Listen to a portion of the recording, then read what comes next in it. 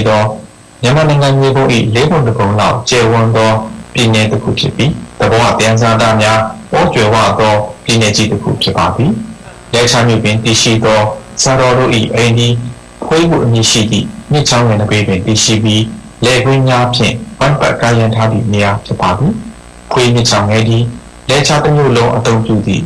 Chang and Dunku and the Kupin Chapabi, Lecha Nubi, Pia Janga, Sadi, Putomiane, Taya Lapa Nedo, Nungeli the Kuchipabi, Lecha Muye, Nando Hangole, Nando Mitasuyama, Jam Option Train Donia, Tanga Shintumia, Budan Tabi Pule, Nindu Yababi. Saro in Mikindi, alone Sigashi to Uchipabi, Lesson Grika and Sukayan Sodi Edward. I imported that day, Sado Leonia Sakamandi, Chipumopi, Pepe Yendaso Adamato outside Yababi, Shindu Bonoji jumping near the Akamaro, Lola be the child of Hello? Hello, Joe, Tomasi, to the Bono Communal. Channel Diawa PHMA, Maybe season Shibare, Sierra Ko teaching, demanded the San Migomago, Miluaga, Channel D, Shias Bolima, Sayona Bobani, Chatavare, Ko Milu, Migomago, he, General, Tomato, Migomana, Telgo, Lesson and Bibiba, General Sierra Capivame. Diawa PHMA, Sierra Migomago, Piani Pijabima, Pipare.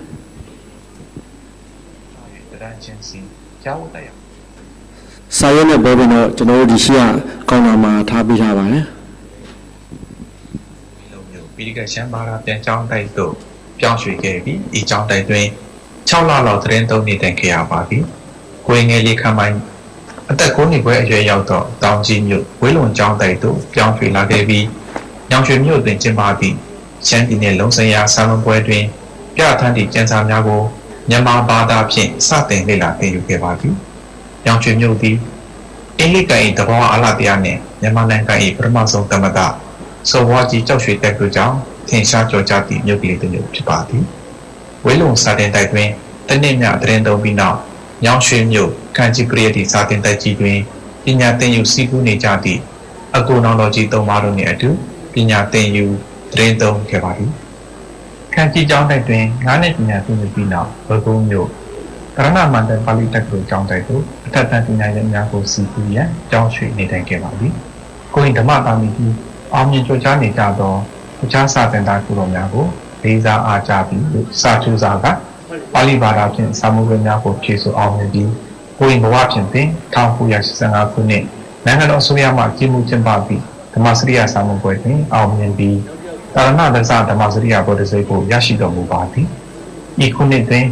Masria, somewhere Amin Jati, Tangaro Amana, going Bowapi, Amin Dotuma, going the Matami, the party that she gave up.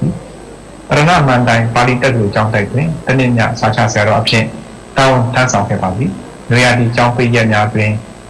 going the Matami, you are to a little Jambe, Yango Twin, Teddy Layaka, English Para the Gago, Penny Shibabi. Any now, Sero the Tainanga, Semanu Netwin, Nanila, so Zabunago, Pali Bata, Penta Baby, Tango to Pisaka, English are Selila Penugin, Aquila Pop Petty Edward, Tom Huyako Sepakuni Twin, Trilinga Nangando, Pina Sibuyan, King Sakebabi, Serobi, Tom Huya Chause Kunima Sabi, Trilinga Twin Chantinema, Laya Pina Tengado, Parmazondo, Yan Tangaro Chipabi. To now, Yamanega Ayaga Tangaromia. Shantinega Tangaromia, Saroi, Chiano de Levy, Yakuti die, Tilinga Nagando, Laya Pina Sibu, Jase, Chapati. Saroi, Tilinga Nagandi, Buddha Saya Parayako, English Barapsin, and in the Kuni, 1 MBA John to John Damago, Southern Beijing, and Phil Burgo on Yashiko Badi. Tilinga Nagandi, Tendo Niki attack, Landa Nubin Tishito, Tilinga Jao. Santa Teresa International Buddhist Center Saroji, Kalaya Yi, Pia Tatini, Kuduyabi, Sarojajima, who Damatami are, England and Gando Pimpin, Tom Kuyakusa Chokune, Landano Bayoga, the Lilinga Saroji, Johnson, Sunday School, Wibatanatia, Romiago, Danger, Pocha Piawapi. Yan was so demanded, Chow down nothing, won't be a body. Saroli, Sunday School in Sapin Satagan. ကျောင်းတိုက်သို့ရောက်လာကြကုန်သောပြည်သူများအားလုံးကိုဝိပဿနာတရားအချင်းပို့ချပေးရပါသည်ဒီချိန်မှာစပြီးအနောက်တိုင်းလူမျိုးများဗုဒ္ဓဘာသာကိုစိတ်ဝင်စားသောပညာကိုစီလျော်အောင်နားလည်လွယ်အောင်ဝိပဿနာလုပ်ပြီးတရားများကိုရှင်းပြပို့ချပေးရပါသည်စာသင်သားရန်တစ်ပါးဖြစ်ပြီးဝိပဿနာတရားကိုလိမ္မာကျွမ်းကျင်စွာရှင်းပြပို့ချပေးနိုင်ခြင်းသည်ဆရာတော်၏စွမ်းရည်ပါရမီတွေဖြစ်ပါသည်ဤသို့လူအများ၏ဓမ္မနှလုံးသားထဲတွင်ဆရာတော်နေရာရရှိလာခဲ့ပါသည်2000ခုနှစ်မတိုင်ခင်အင်္ဂလိပ်ဘာသာဖြင့်ဟောကြားတော်မူအပ်သောဆရာတော်၏ဝိပဿနာအလုပ်ပြီးတရားများကိုစာအုပ်နှုတ်အဖြစ်ထုတ်ဝေနိုင်ခဲ့ပါသည်ဘုရားဘာသာနေအများတို့ဆရာတော်အားဖြင့်ဖိတ်ကားမိဘနှင့်သာသမီများကိုတရားပြခြင်းတရားဟောခြင်းတရားစခန်းဖွင့်လှစ်ခြင်းစသည့်တို့ကိုဆောင်ရွက်ခဲ့ပါသည်အင်္ဂလန်နိုင်ငံတွင်၄နှစ်တရဏပြုပြီးနောက်ဆရာတော်ဥတ္တမသာမီသည်အောက်စဖို့တက္ကသိုလ်ကောလိပ်တွင် PhD ပါရဂူအတန်းတက်ရန်နေရာရရှိခဲ့ပါသည်ဆရာတော်သည်စံတက္ကတာနှင့်ထေရဝါဒဗုဒ္ဓစာပေများဖြင့်နိုင်ငံတကာတွင်လူသိများသော Parmauk Professor which is concrete E ကြီးကြပ်မှုအောက်တွင်19ရာစုမှပြစ္ဆုတ်ပံကာလအထိမြန်မာနိုင်ငံနှင့်ထိုင်းနိုင်ငံအတွင်းရှိဘုံတော်ကြီးနှင့်ဉာဏ်ရေးကျောင်းနှင့်၎င်းတို့သမိုင်းပူတော်ခေါင်းစဉ်ဖြင့်သုတေသနစာတမ်းတင်ကား PhD ပါရဂူဘက်ကိုစုခုရရှိတော်မူပါသည်ပါရဂူကျောင်းသားဘဝနောက်ဆုံးနေ့တွင်ဆရာတော်သည်ဥပညာဝန္တဥမဟာတိနာဥပတ္တိယဝေမာဆုံချိုင်ဝေမာစိရဖန်တုဝေဆုမရတို့နှင့်အတူအောက်စဖို့ဗုဒ္ဓဝေရာကျောင်းတက်ကိုဒီထောင်ကအောက်စဖို့ဆရာတော်ဟုလူသိများခဲ့ပါသည်ကျောင်းဆိုတော့လည်းအိမ်သေးသေးလေးတစ်လုံးကို9ရိုင်းစီကျောင်းအဖြစ်ပြင်သုံးရပါပြီဆရာတော်သုံးသင်ဟောကြားတော်မူသောဘုရားဓမ္မကိုလာရောက်နိုင်ကြပြီးတရားမှများဖြစ်ချင်းများပြလာခဲ့ပါသည်ဤသို့ဖြင့်လူသိများလာသောအခါအခမ်းအနားပါသောအိမ်ကိုဝယ်ယူသည့်ကျောင်းအဖြစ်သမုတ်ကပထမပြုခဲ့ရပါသည်ဒီတမကပဲကျောင်းတိုက်တက်ခွင့်များကိုစင်ကာပူနိုင်ငံမလေးရှားနိုင်ငံကွာလာလမ်ပူမြို့မြန်မာနိုင်ငံရန်ကုန်မြို့စသည့်တို့တွင်တိုးချက်ကပထမပြုလုပ်ငန်းများကိုဆောင်ရွက်လက်ရှိပါသည်ပေလို့ဖြင့်တာမညာတော့ကိုရင်ဘဝမှာနေချမ်းမှုချမ်းအထင်ကြီးဆရာတော်ဖျားကြီးဖြစ်ပြီးရောက်ရှိလာတဲ့လေလို့မေးလို့ရှိကြပါသည်ဆရာတော်၏နှွေးထွေးသောမေတ္တာတရားကျင့်နာသောကုရံတရားနှင့်ရှင်နဲ့လွယ်ကူစွာဟောကြားပေးအပ်သောဓမ္မတရားတို့ကြောင့်လူအများ၏နှလုံးသားကိုငြိမ်းချမ်းစေခဲ့သည်ကိုသိရှိခဲ့ရပါသည်ကျောင်းတိုက်သို့ရောက်ရှိလာကြကုန်သောလူအများအလုံးကိုဆရာတော်အမြဲမိန့်ကြားလေရှိပြီးမှတရားဓမ္မအဆုံးပြီးမှအနောက်တိုင်းအရှေ့တိုင်းဗမာပြည်ထိုင်းပြည်လင်္ကာလာအိုရှန်ကလာလူမျိုးဘာသာနေရဲ့အဓိကများမတွေ့တဲ့လူသားတိုင်းအတွက်ဖြစ်ပြီးမိန့်လေရှိပါသည်ချက်တမ်းလာခဲ့သည့်ဘဝတစ်ချောင်းအဆိုဆရာတော်ဒေါက်တာဓမ္မသာမီကြီးအစစ်နဲ့အခန်းတစ်နှစ်ပညာရပ်မှာအစဉ်တစိုက်လေ့လာအလေးထားသူတူဖြစ်ပြီးကမ္ဘာကုလသမဂ္ဂကောင်စီအဖွဲ့မှကြီးမှုကျင်းပသည့်ကဆုံလာပြည်ဗုဒ္ဓနေ့များကိုစီစဉ်ပေးခြင်းအတွင်းရမှုချုပ်အဖြစ်တာဝန်ထမ်းဆောင်ခြင်းအပြည်ပြည်ဆိုင်ရာ conferences များကိုစီစဉ်ပေးခြင်းသုတေသနစာတမ်းတင်သွင်းဖတ်ကြားခြင်းဗုဒ္ဓဘာသာအသင်းကြီးများတည်ကြသောအပြည်ပြည်ဆိုင်ရာဗုဒ္ဓတက္ကသိုလ်များအသင်းကြီး IAPU နှင့်အပြည်ပြည်ဆိုင်ရာထေရဝါဒဗုဒ္ဓတက္ကသိုလ်များအသင်းကြီး AKPU တို့ကိုတည်ထောင်ပေးခြင်းအတွင်းရမှုတာဝန်အဖြစ်ထမ်းဆောင်ပေးခြင်းများကိုဆောင်ရွက်တော်မူပါသည်ဤကဲ့သို့သောပြည်တွင်းပြည်ပကမ္ဘာ့တမန်ပြုလုပ်ငန်းများကြောင့်2012ခုနှစ်တွင်မြန်မာနိုင်ငံတော်အစိုးရမှအကမပရမဇောလိကတစ္ဆာဘောဓိစိတ်သောထိုင်းနိုင်ငံမာဆူလာလုံပန်ဗုဒ္ဓတက္ကသိုလ်မှဂုဏ်ထူးဆောင်ပါတော်သူဘက်ကိုဆရာတော်အားဆက်သက်တော်မူပါသည်2014ခုနိုဝင်ဘာလ23ရက်နေ့ရှမ်းပြည်နယ်တောင်ကြီးမြို့တွင်ရှမ်းပြည်နယ်ဗုဒ္ဓတက္ကသိုလ် SSBU ၏အုပ်မြင့်ချပွဲကိုနိုင်ငံတော်အကြီးအကဲများနှင့်အတူကျင်းပပြုလုပ်ခဲ့ပါသည်ရှမ်းပြည်နယ်တွင်ဗုဒ္ဓဘာသာဆိုင်ရာသင်ကြားရာတက္ကသိုလ်စင်တာကြီးတစ်ခုဖြစ်ဖို့အတွက်ရဟန်းတော်များလည်းအားကျိုးမှန်သက်ဆောင်ရွက်ခဲ့ကြပါသည်တက္ကသိုလ်၏စာကြည့်တဲ့အတွက်လည်းအောက်စဖို့ဆရာတော်ကြီးကမ္ဘာတော်ဝန်ရှိစာအုပ်ကောင်းများကိုပို့ပေးသည့်အတွက်စာအုပ်တော်များများကိုစုဆောင်းမိတဲ့ရှိပါသည်ဆရာတော်ကြီးမွေးရစာကြည့်တွင်နွေရာသီဗုဒ္ဓဘာသာသင်တန်းကျောင်းများဖွင့်လှစ်သင်ကြားနိုင်ရန်ကုညီပံ့ပိုးတိုက်တွန်းတော်မူပြီးလူငယ်များ၏ပညာရေးတွင်အထောက်အပံ့ဖြစ်စေရန် Scholarship Foundation ကိုလည်းတည်ထောင်ပြုတော်မူပါသည်ဆရာတော်၏နှစ်90ပြည့်ရွှေတူဝင်းနေ့ကို2015ခုဒီဇင်ဘာလမှာကျင်းပပြုလုပ်ခဲ့ပါသည်ပြုခဲ့မှုသောဆရာတော်၏ကျေးဇူးများကိုအနည်းတုံ့ပြန်သောအဖြစ်ရွှေတူဝင်းနေ့ပွဲကိုကျင်းပခွင့်ပြုရန်ဆရာတော်အားလျှောက်ထားသောအခါလက်ချမြို့သူမြို့သားများအားလက်ချမြို့ပြည်သူစည်းရုံးကိုဝင်းနေ့ပွဲအထိမ်းအမှတ်ဖြစ်ကရင်တရားဆန့်စည်းရုံးတဲ့နှင့်ခင်မီတိုးတက်သောစက္ကရိယာများတက်ဆင်ပြီးပြန်လည်တည်ဆောက်ရန်မိန့်ကြားတော်မူပါသည်ဝင်းနေ့အထိမ်းအမှတ်ဖြင့်နိုဝင်ဘာလနဲ့ဒီဇင်ဘာလအတွင်းအခမဲ့မျက်စိသွားနှင့်အထွေထွေစေကုသမှုများကိုလူတန်းပြုလုပ်သွားခဲ့ပါသည် မွေးစားတီကျောင်းတော်အတွက်နှစ်ထပ်ဓမ္မယုံကျောင်းကြီးနဲ့မိသားစုပိုင်မျိုးကိုရက်ွက်ဓမ္မယုံအဖြစ်စလုပ်လူတန်းသွားခဲ့ပါသည်အဆုတ်ဆရာတော်ဒီတဘောနဲ့တစ်ပင်များကိုတန်ဖိုးထားမြတ်လို့တော့ဆရာတော်တစ်ပါးဖြစ်ပါပြီ။ရွှေသူမွေးနေ့အထိမ်းအမှတ်ဖြင့်တစ်ပင်ပေါင်း9000ကျော်ကိုလက်ချမြို့နယ်တွင်စိုက်ပျိုးစေခဲ့ပါပြီ။ဆရာတော်မိန့်ကြားမှုဒီမှာတစ်ပင်များကိုမြေပေါ်တွင်မစိုက်ပျိုးခင်မိမိတို့နှလုံးသားထဲတွင်ရှင်တန်အောင်အရင်စိုက်ပျိုးရပါမည်။ထို့မှသာလျှင်တဘောပတ်ဝန်းကျင်ကိုတန်ဖိုးထားချစ်မြတ်နိုးနိုင်သောစိတ်ကြီးပို၍အားကောင်းမှုဖြစ်သည်။2014ခုဒီဇင်ဘာလတောင်ကြီးမြို့တွင်လည်းဆရာတော်ဤမွေးနေ့ကိုပူဇော်ဂုဏ်ပြုသောအဖြစ်အပြည်ပြည်ဆိုင်ရာပါဠိကွန်ဖရင့်အစည်းအဝေးကြီးကိုလည်းကျင်းပပြုလုပ်သွားခဲ့ပါသည်ဆရာတော်ဒီ2009ခုနှစ်တွင်ပါဠိဘာသာစကားကိုနိုင်ငံတကာထေရဝါဒဗုဒ္ဓဘာသာပညာရှင်များအကြားပြန်လည်အသုံးပြုသည့်ဘာသာစကားဖြစ်လာနိုင်စေရန်စတင်ကြိုးပမ်းအားထုတ်သည့်ဆရာတော်တစ်ပါးဖြစ်ပါသည်ဤအစည်းအဝေးကြီးတွင်လည်း9နိုင်ငံ16တက္ကသိုလ်မှပါဠိပညာရှင်များဆရာတော်ဤမွေးနေ့ကိုဂုဏ်ပြုသောအဖြစ်၎င်းတို့ဤပါဠိဘာသာဖြင့်ရေးသားထားဓမ္မမစီတွေကကျွန်တော်တို့လိုအားလေးလိုပါတယ်ခင်ဗျာအမျိုးသား9ယောက်လောက်ကျွန်တော်တို့ကိုယ်ဆုံးမဖို့အတွက်လိုအပ်ပါသဖြင့်ဝိုင်းဝန်းကူညီကြပါရန်တိုက်တွန်းအပ်ပါတယ်ကျွန်တော်9ယောက်6ဆိုရပါတယ်ခင်ဗျာတာရု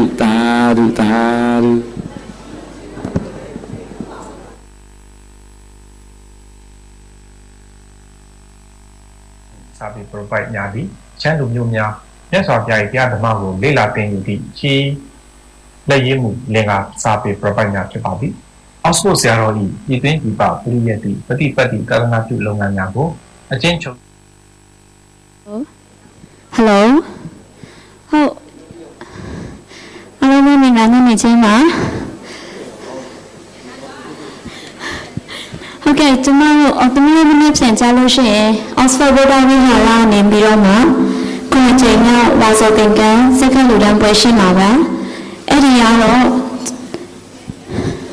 ဒီနေ့ကျွန်တော်ပြောနေရတာ397 Topayo Road 2 SFCCA building မှာဖြစ်ပါလိမ့်ရှင်Topayo နဲ့ Border MRT ကြားမှာရှိပါရဲ့ရှင်ဒီနေ့ဒီစိတ်ထမှကြောပြပေးပါမယ်။မြတ်ချန် Oxford ဘုရားဝိဟာရရဲ့ခုနှစ်ကြိမ်မြောက်ဝါဆိုသင်္ကန်းစိတ်ကူတန်းပွဲကိုအောက်ပါစီစဉ်တိုင်းကျင်းပမှာဖြစ်ပါတယ်။မနေ့9နာရီခွဲရနေညနေ3နာရီဖြစ်ပြီးတော့နေရာက397 Topayo Road 2 SFCCA building ဖြစ်ပါရဲ့ရှင်။အနည်းဆုံး MRT ကတော့ Topayo နဲ့ Border MRT ကြားပဲဖြစ်ပါရဲ့ရှင်။အားလုံးလည်းလာရောက်ပြီးတော့မှ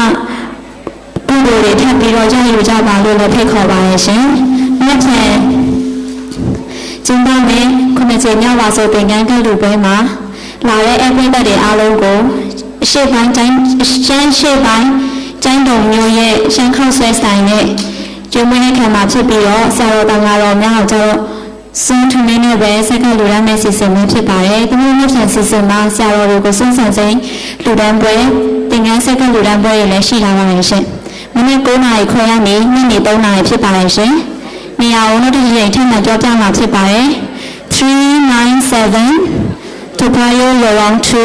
SFCCA building ဖြစ်ပါတယ်ရှင်။ကျေးဇူးတင်ပါတယ်ရှင်။ Good evening, ladies and gentlemen. Tomorrow, we are going to have our 7th Vasa Robes offering ceremony by also Buddha Via Singapore, and the ceremony will be held at 397 Topayo Road 2 SFCCA building, and the timing will be 9:30 a.m. to 3 p.m. And all are invited to come and share the good deeds and merits together with us tomorrow again. Once again, everybody, I like to wish everybody good health, good wealth, and thank you very much for giving us time to come and attend and share the good merits with us today. Thank you very much.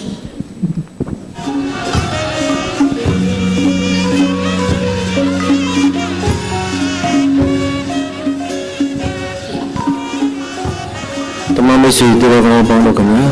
siapa biara kono nai tiri ma Dhamma kama tunu jaya lama pipara.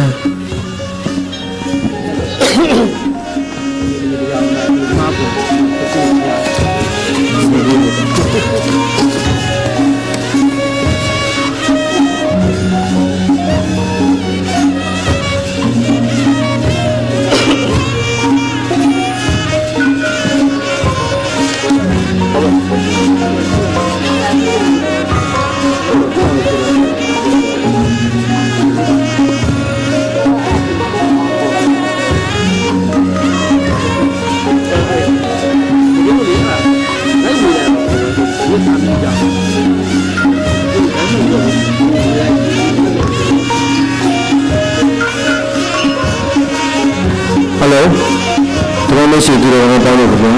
ကျွန်တော်တို့ဆရာတော်ဘုရားတရားဝဲပြီးတဲ့အချိန်မှာအဆန်းကွက်ရှင်အစီအစဉ်လေးရှိပါတယ်ဒါကြောင့်မို့ကျွန်တော်တို့ဒီနေ့ညီမလေးတွေလေးများကဆရာများလိုက်ယူပါမယ်မိချင်တဲ့မိကုန်းများကိုစိုက်တဲ့ရည်ရည်ကျွန်တော်တို့ပြန်ပေးပါကျွန်တော်တို့ဆရာတော်ဘုရားရှောက်ထားပေးပါမယ်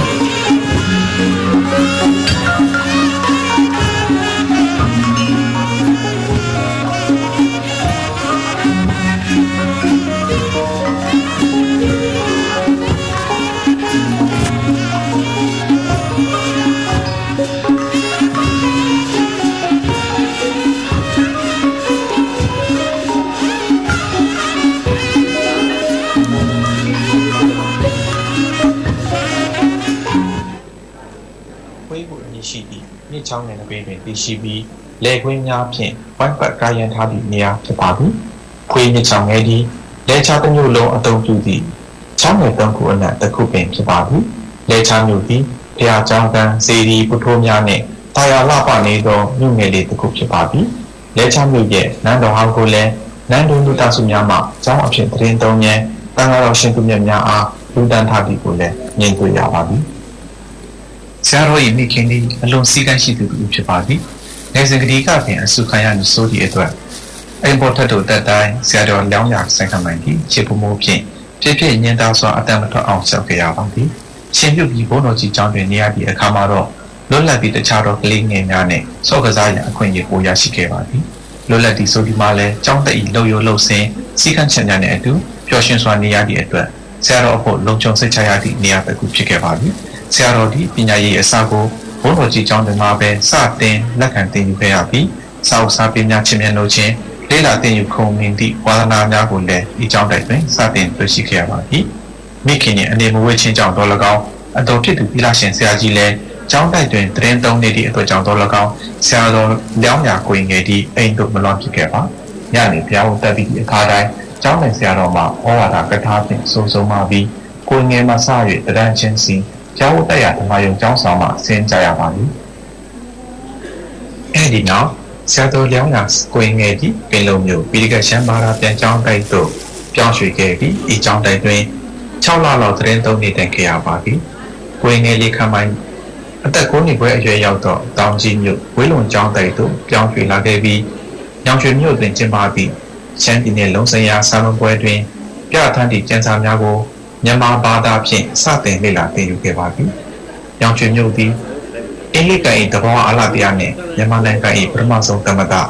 စောဝါကြီးကျောက်ရွှေတက်တို့ကြောင့်ထင်ရှားကျော်ကြားသည့်မြို့ကလေးတစ်မြို့ဖြစ်ပါသည်။ဝေးလုံစာတင်တိုက်တွင်တနေ့မြတရင်သုံးပြီးနောက်ညောင်ရွှေမြို့ခန့်ကြီးပရိယတ်စာတင်တိုက်ကြီးတွင်ပညာသင်ယူစီးပူးနေကြသည့်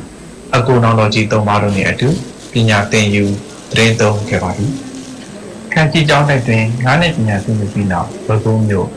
ကရဏမန္တပါဠိတက္ကသိုလ်ကျောင်းတိုက်သို့အထက်တန်းပညာရေးများကိုစီးပူးရန်ကျောင်းရွှေ့နေထိုင်ခဲ့ပါသည်။ကိုယ်ဓမ္မတာမီပြီးအောင်မြင်ကြိုးစားနေကြသောတခြားစာသင်သားကျူတော်များကိုလေးစားအားကြပြီးစာကျူစာကပါဠိဘာသာဖြင့်စာမှုပွဲများကိုဖြည့်ဆို့အောင်မြင်ပြီးကိုယ်ဘဝဖြင့်ပင်1985ခုနှစ်နိုင်ငံတော်အစိုးရမှကြီးမှုကျင်းပပြီးဓမ္မစရိယစာမှုပွဲတွင်အောင်မြင်ပြီးတာရဏဒသဓမ္မစရိယဘောဓိစိတ်ကိုရရှိတော်မူပါသည်။ဤခုနှစ်တွင်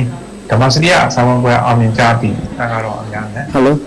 မမမရှိသေးတော့ဘောလို့ခင်ဗျာဆရာပြဓမ္မသဘင်ခမ်းမတွင်ကိုကြားရလာပါပြီ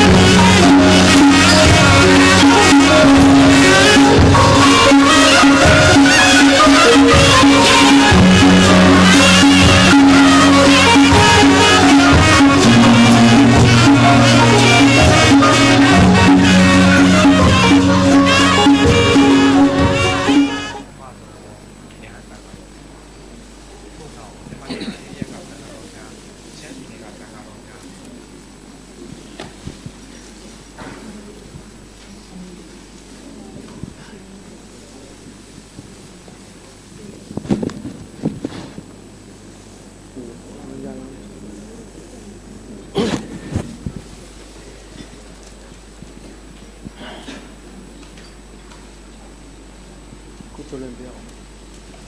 My cleaner Jibo.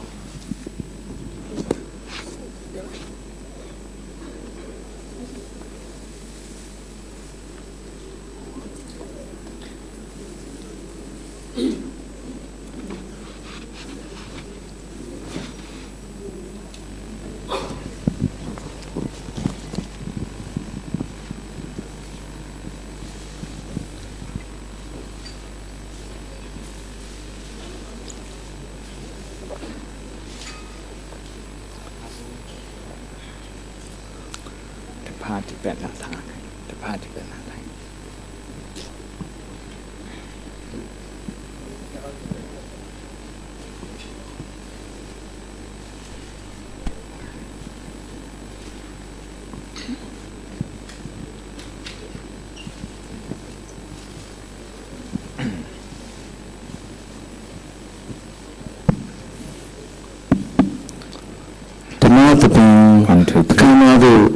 Joy Chinjado, Sarah Shin to Mene, Diana Peter Bow, to the Ranocamia. Jenny, Tabana Hip, the Tamaya Nasa Kugu, Nama Taki, Tantona Kunasa Konaku, to the Wazulazan Koje, Krine, the Tansama Gume, Julana Nasanaye, Samini Yeni Janche, Single Man, Arena Kani Gladwin. Dhamma download Midazuma, seeing Jempa, Pilu Adi, Dhamma the Ben Kana season Yagu, Pia the Video, Paja, Shoutago and Pibabia. Season D, Namotata, Donja Yusuyi, Dhamma the Ben Kana Pulichin. A season me, also Buddha Uyara, Yuki, Singapore, Malaysia, Yango Nyai. Nayaka, Sierra, Parmauk, Dhamma Tami, Sierra Shinduyama, Diarama, Chini Beijing. Season though Dhamma Mipi, a season Kana, Pipalepia, a season Lee, Sierra Pia, Dhamma Buza, Ludogo, Saka, Ludan Jene, Ludan Suzugo, Amiatan Beijing, a season Buddha Tadana, Siran, Depedu, Donjan Yusuyi, the Mataban Kanago, Yutan Jeno, Pibalabia. The Mataban Kanado, Joya, Chiminjado, Sierra Shin Tuyane, Diana Peter Bow, Tudo Gaulo Kamia, a season Tia, Namotata, Donjan Yusuyi, the Mataban Kanago, Pule Bibaya. Shooting Panja, shout out about the Pia. Namo Tata, Tadevado, Yado, Dhamma, Tambo, Tata,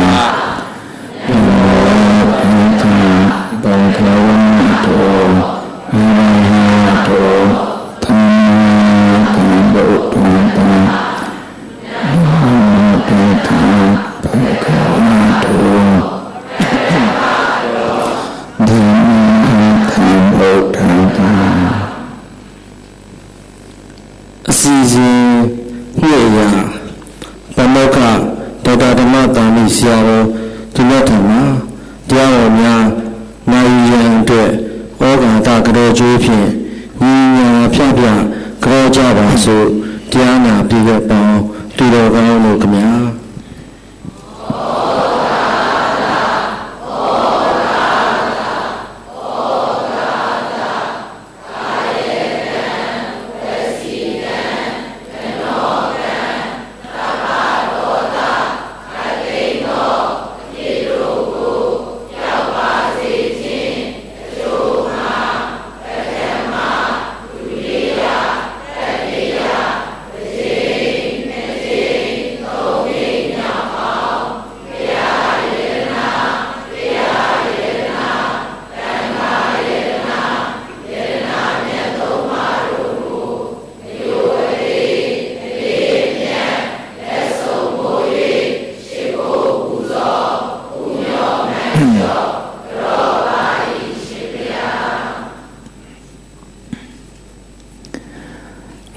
ချီမှုရှိခိုးပူဇော်ဘုံတော်မှန်လျှောက်ကြကြသော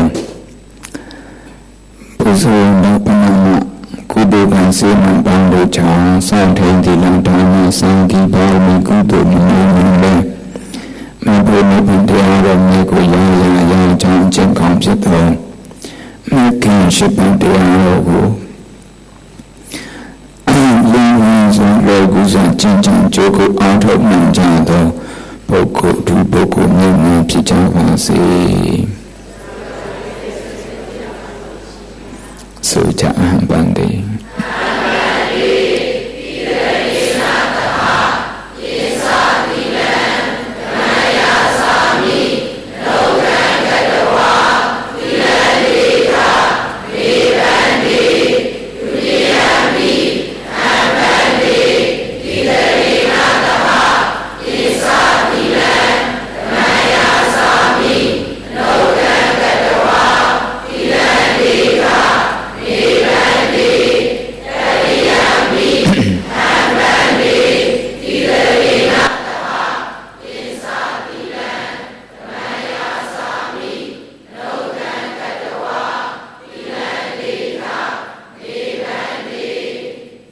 ယမဟံဝဒာမိတံဝတိထံ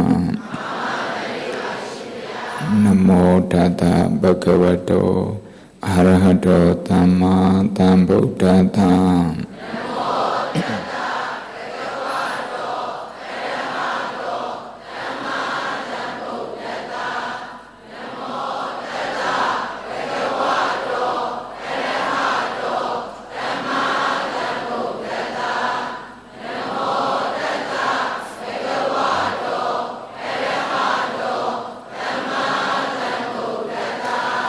ဗုဒ္ဓံတရဏံကိသာမိဓမ္မံတရဏံကိသာမိ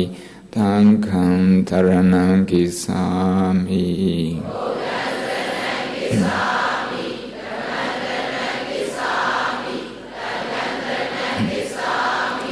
ဒုတိယံဘိဗုဒ္ဓံတရဏံကိသာ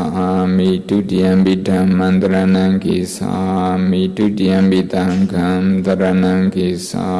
မိ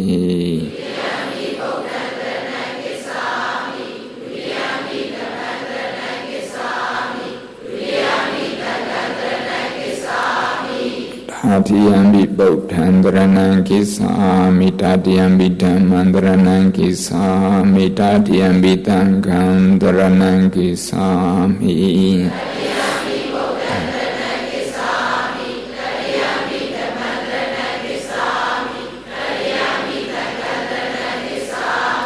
တိတရဏကမနံပရိပုဏ္ဏံအာနာတိပါဒာဝေရမဏိတိခာပဒံသမာတိယာမိ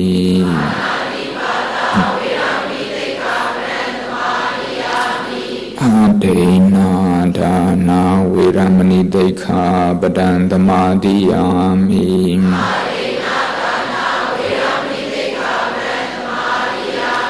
ကာမေတုမိသာသာရာဝေရမဏိတိခာပဒံသမာတိယာမိ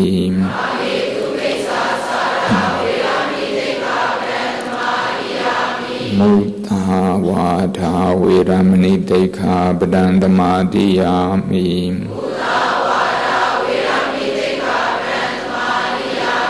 သူရာမေရယမိစ္ဆပမာဒထာနာဝေရမဏိတိခာပဒံသမာတိယာမိ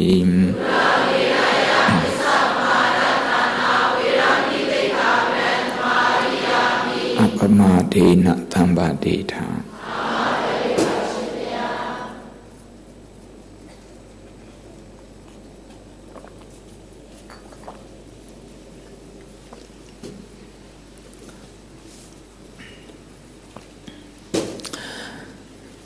ဒီနေ့ညတရားကိုအင်္ဂလိပ်မြန်မာနှစ်ဘာသာရောပြီးတော့ဟောချပေးမယ်ဒီနေ့ညဟောမယ့်အကြောင်းအရာတော့အစာတောက်အကြောင်းအာဟာရအကြောင်းပါ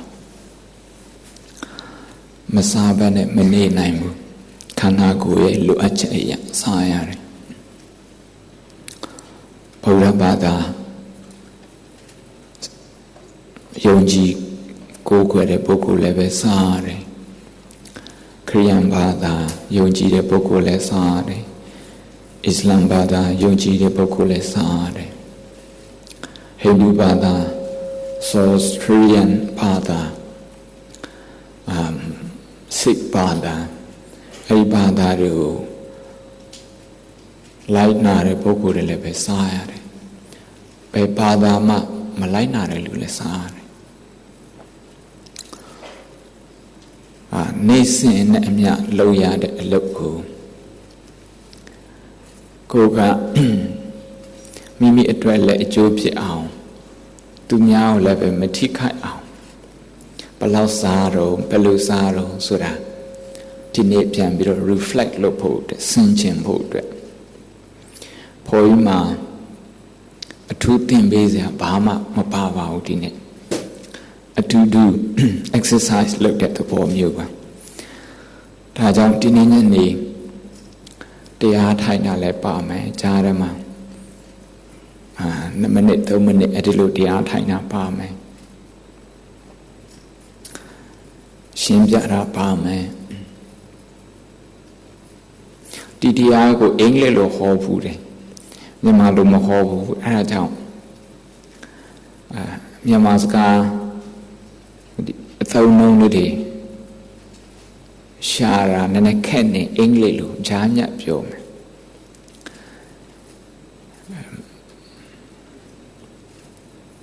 နောက်ပြီးတော့အဆုံးမှာ questions and answer မေးလို့ရတယ်ဒီနေ့ညနေဟောတဲ့တရားနဲ့ပတ်သက်တဲ့ဟာရောဒီနေ့ညနေဟောတဲ့တရားနဲ့မပတ်သက်တဲ့ဟာတွေရောမေးနိုင်တယ်ဒီတရားနဲ့ပတ်သက်တဲ့ဆိုရင်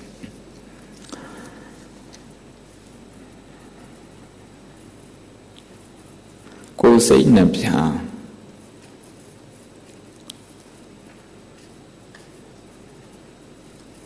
အန္တရာယ်မဖြစ်အောင်ကိုယ်စိတ်နှပြယောဂမဖြစ်အောင်ကိုယ်စိတ်နှပြကျမ်းမာအောင်ကိုယ်စိတ်နှပြအစိတ်မသိအောင်စားဖို့ဆိုတာဒါအရေးကြီးတဲ့အချက်လေးပါ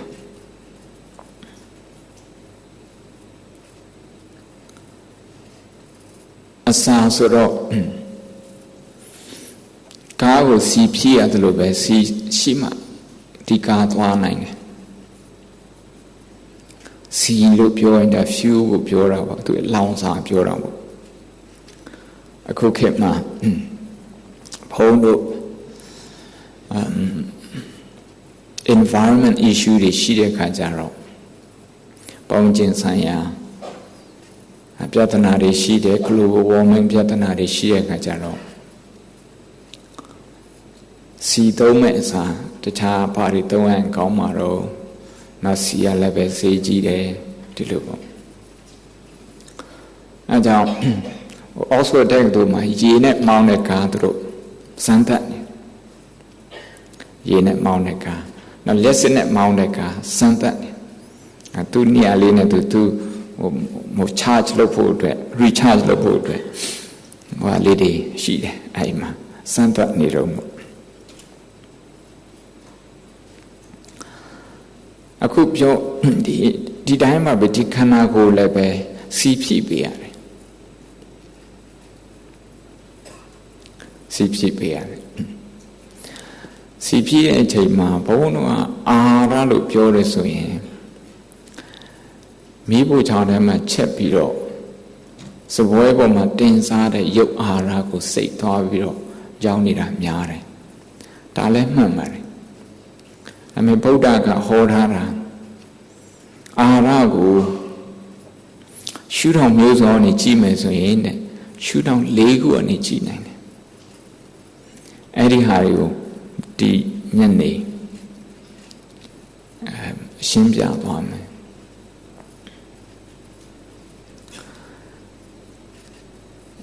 မစခင်မှာ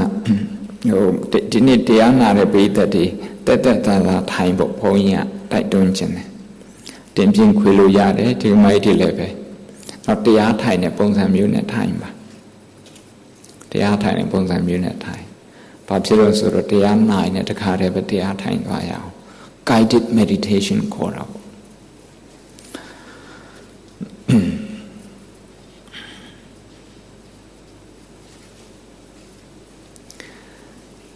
အစားအသောက်ကိုလိုအပ်တဲ့စားရင်ပို့ပြီးတော့ထုတ်လုပ်တဲ့ပုဂ္ဂိုလ်လည်းပို့ပြီးတော့ထုတ်လုပ်ရတယ်မြေပေါ်မှာထုတ်လုပ်တယ်ဆိုရင်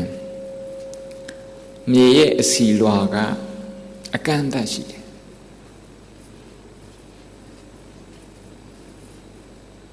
အင်ဂျင်နီယာတွေ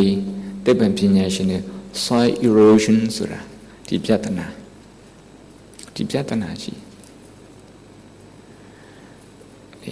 မြေဩဇာသိပ်မကောင်းခင်တော့ဆိုရင်တောင်ယာလှုပ်ရှားတဲ့လူတွေ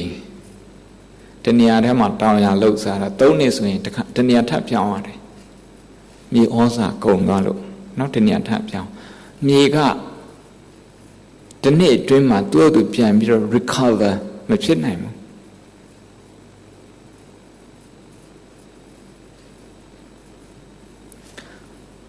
recover မဖြစ်နိုင်တဲ့ခါကျတော့အဲ့ဒီတောင်ယာလှုပ်တဲ့လူတွေဆိုရင်၃နှစ်ဆိုရင်တစ်ခါတနေရာထပ်ပြောင်းလဲလှုပ်တဲ့ပုဂ္ဂိုလ်တွေကြတော့အရင်တော့နောက်ကြီးဘာတွေထဲ့တယ်နောက်ဒီကောက်ရုပ်အပင်တွေလက်ထွန်တဲ့ခါကျအဲ့ကောက်ရုပ်အပင်တွေပြန်ပြီးတော့မြေဩဇာဖြစ်အဲ့နဲ့မြေကြီးကအစာစားရတယ်မြေကြီးကိုယ်တိုင်အစာမစားတဲ့အခါကျတော့သူအားနေနေတဲ့အချိန်မှာလူသားတွေအတွက်အစာသူမပေးနိုင်ဘူးသွားပြီးတော့စိုက်ဖြိုးရင်လည်းပဲကောင်းမထွက်ဘူး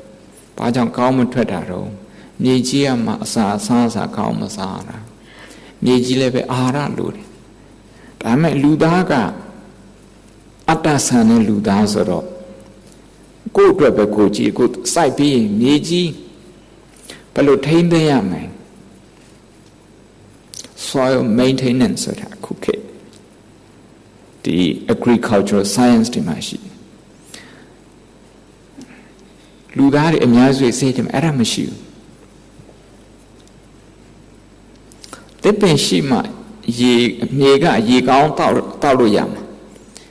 မိုးရွာတဲ့အချိန်မှာတစ်ပင်အမြစ်ကနေပြီးတော့မြေကြီးကရေတောက်ရတယ်တစ်ပင်တွေပိုက်ဆံဖြစ်ရင်ပြီးတော့ဆိုပြီးတော့ခုတ်ပြီးတော့ရောင်းလိုက်တယ်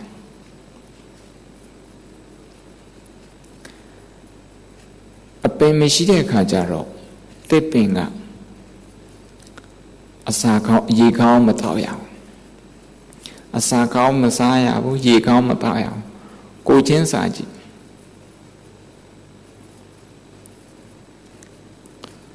ဘုရားလေချောင်းပြဿနာရှိတဲ့ပုဂ္ဂိုလ်ဆိုရယ်ဆရာဝန်တွေကဒီနေ့ကိုရေ2လီတာဖုံးခိုင်းတယ်အဲ့ဒါကြောင့်မလို့မိုးရွာတဲ့အချိန်မှာရေကောင်းမတောက်ရတဲ့မြေကြီးဘုရားကိုချင်းစားတယ် dehydrate ဖြစ်တယ်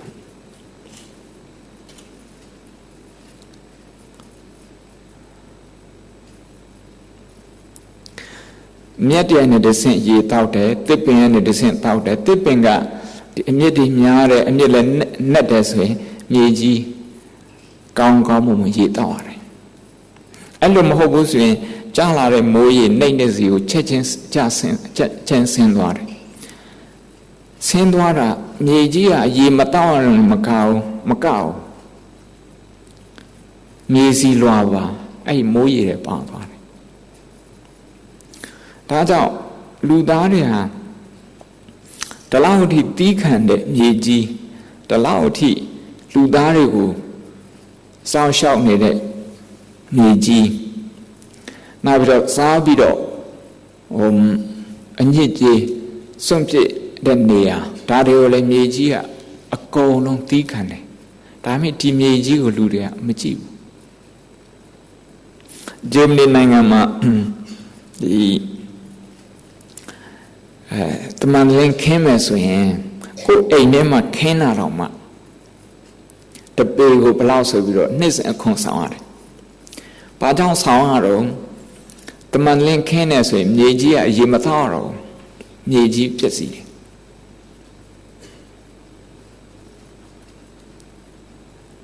Antilo Bonham Yun and Yeji to P. Yesi Lua, own water so yen. Pono Pelu. Oh, a sata, she now by my sata below below. Side pew jammer. England and Imperial College car. London Imperial College car. Tapen Pinashin, Parmauk, Sir Gordon Conway to Yera is out. A million hungry, how do we feed so this out? The Bilkit car, a young child this out. To go right blood to cook ye beat her. This our Paco Palmer, the 2012 bigger Tonica. This is a payload to lecture to an art town. This is our jump to an art town. Kababoma. A sa a town a butler beetle. Total need a book report. Farming load by Pipsy, the Joe, Sando, Saparo, side view the book with the Pipsy.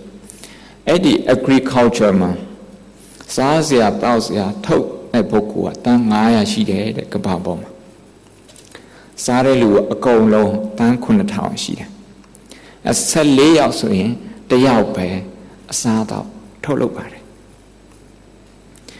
Era Midazu de Suma, said lay out she has so in day out by side pure day, the Midazu low, times are.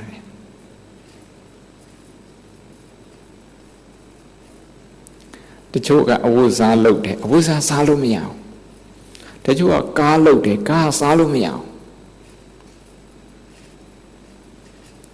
The choga ain't out there, ain't a salomia, ain't a salomia.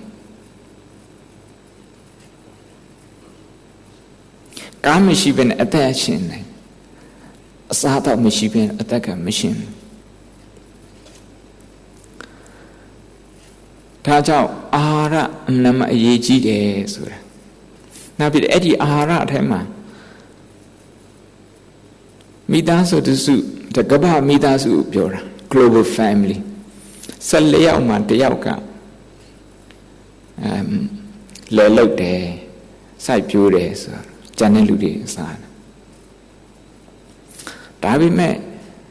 Eddie le the marker ya low bido yalades the tamin low tema tamin low dine low nandema the cell layout yet low our body. The choa ain't sound day. The choa they both sound ye transport back man. The choa the sound out they go. Tô long that go down, tô long hip bema. The two jaro the assault out the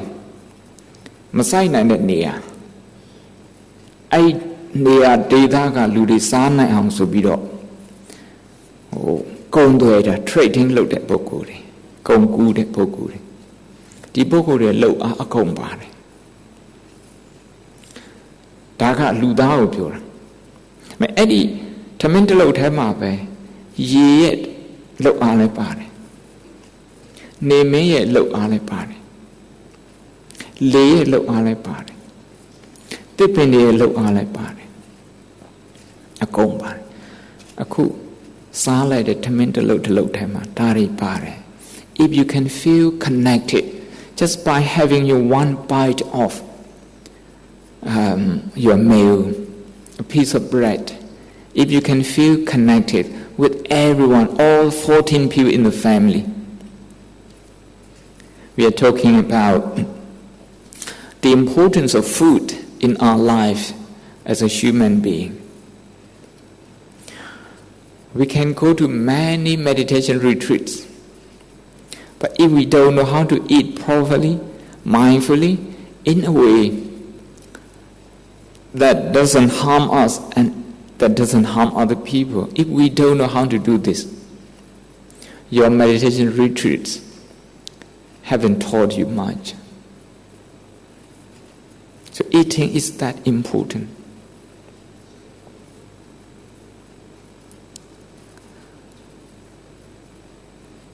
When we talk about eating, usually we talk about satisfying our body. We don't think much about environment. You buy something, plastic, is packed with plastic.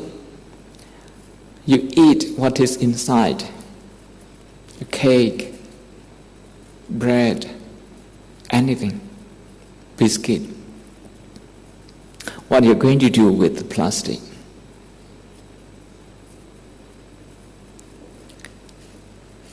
You're going to throw it in your dustbin. Very nice, very tidy. Singapore is very clean. But that's not the end of it. The life of that abandoned plastic, that's not the end of it. The rubbish collectors, the municipal, they have to arrange to come and collect it from your house. You don't know how to dispose it. Even if you know you don't have time. But it's not just one day. Then where the municipal, is going to dispose the plastic. We're just talking about one piece of plastic. If you're going to put it, if you're going to bury it,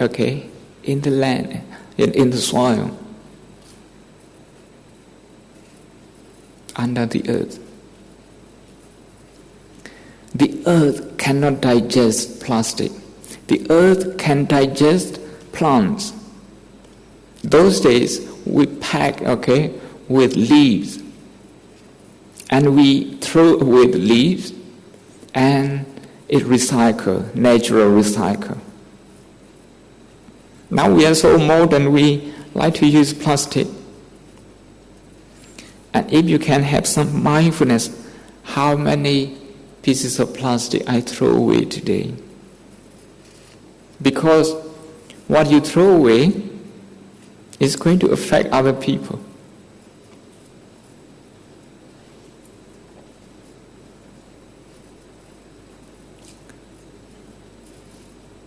In Yangon, in Dhamma, you can see a huge heap of, refuge. But I think those days the plastic formed just maybe less than half of it. But from now on, the plastic is going to form the majority of what we throw away. So think about the Mother Earth. The Mother Earth, we are like naughty children. We call Mother Earth. We are like naughty children. We don't actually look after the earth. We don't know. Most of us, we don't know. We destroy the trees, a lot of logging. And when you don't have trees, the earth, doesn't get enough drink. When you have rain, the rain will flow to the lower ground, because it's the roots of the trees, that help the earth to drink water, to hydrate itself. And this is one thing. Another thing is when we grow food on the soil, the Mother Earth has to give a lot of its energy so that our plant, our food can grow strong. You call this fertilizer, natural fertilizer. You imagine, okay, one woman, one mother giving a birth to a child. You need time to recover. In the same way, the Mother Earth needs time to recover. But if you don't look after the Mother Earth, the earth may not recover. Worse, if you put a lot of chemical, okay, on the soil, you're going to destroy the soil very soon.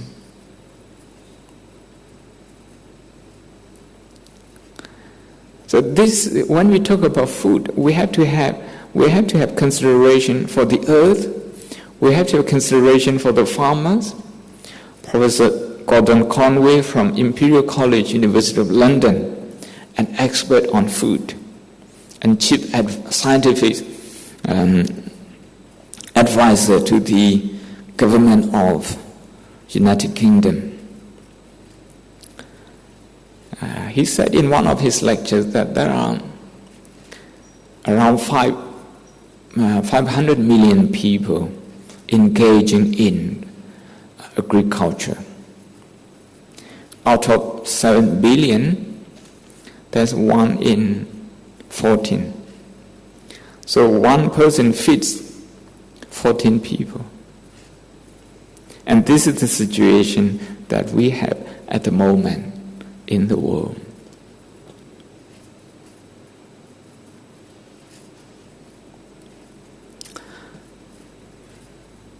ဒါကြောင့်မို့လို့အစားအသောက်နဲ့ပတ်သက်ပြီးတော့မြတ်စွာဘုရားကရုပ်နဲ့ပတ်သက်တဲ့အစားအစာပါဇက်ထဲမှာစားတဲ့စားတော့ဒါ24ရာခိုင်နှုန်းအနေနဲ့ပြောမယ်ဆိုရင်ဒါ25ရာခိုင်နှုန်းပဲ just a quarter of our food 95ရာခိုင်နှုန်းအာဟာရက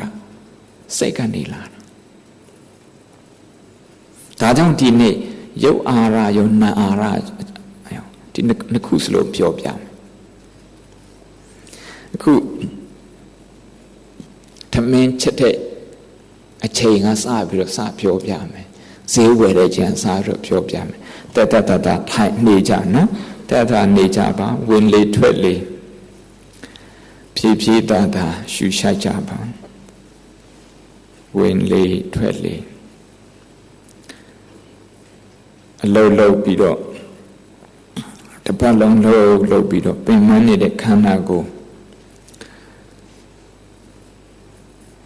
တင်းနေတဲ့ကြွက်သားတွေအဲ့ဒါတွေကိုသတိလေးနဲ့ကပ်ထားပြီးတော့ဝင်လေထွက်လေကြာနာရှူရှိုက်ပေးပါ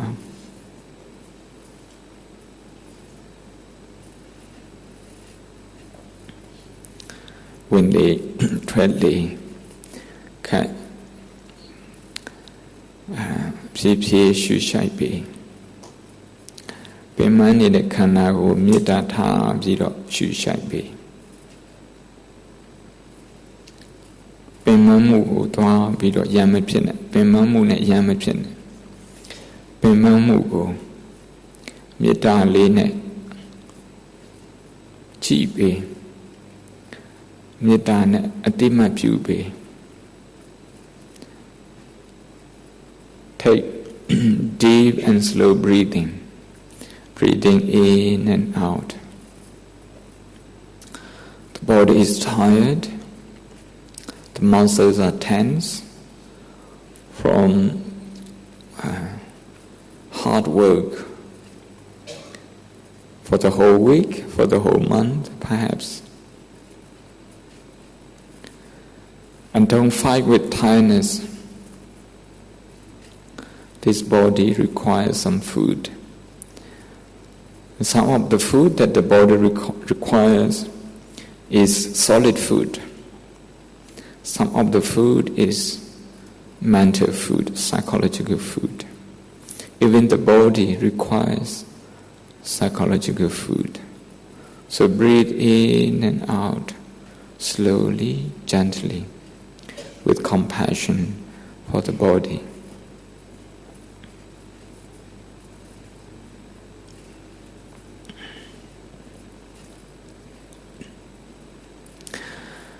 နောက်အစားအသောက်ကြောင်းပြန်ဆက်မယ်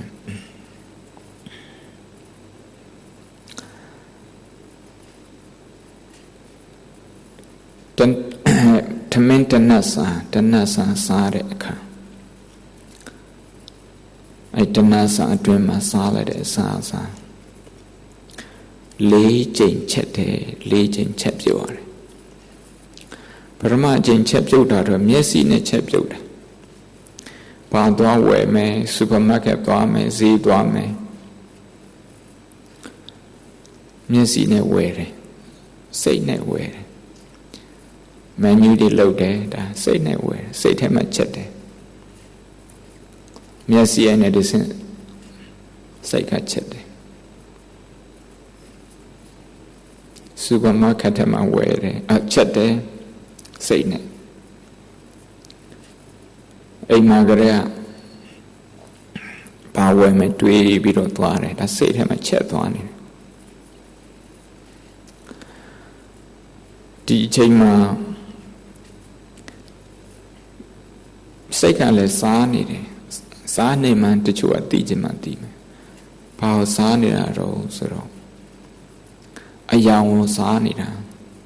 အစားတောက်အယောင်ကိုကြည့်ပြီးတော့အယောင်ကိုအဓိကထားပြီးတော့ဝယ်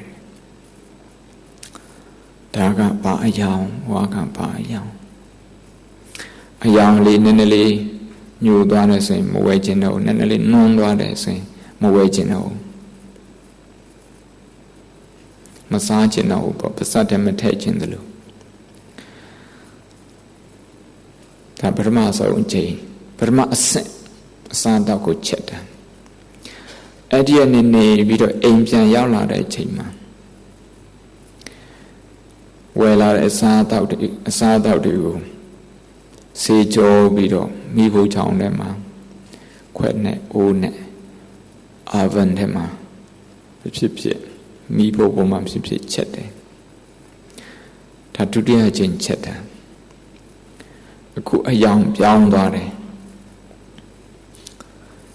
ပြောင်းသွားတဲ့အယောင်လက်ဆက်ဆက်မဟုတ်တော့တဲ့အယောင်အတွက်ဘာနဲ့ထပ်ပြီးတော့ဖြီးပေးတော့ဘာအစားတော့ထပ်ပြီးတော့ဖြီးပေးတော့ဆိုတော့အနံ့လေးမွေးနေတာပဲ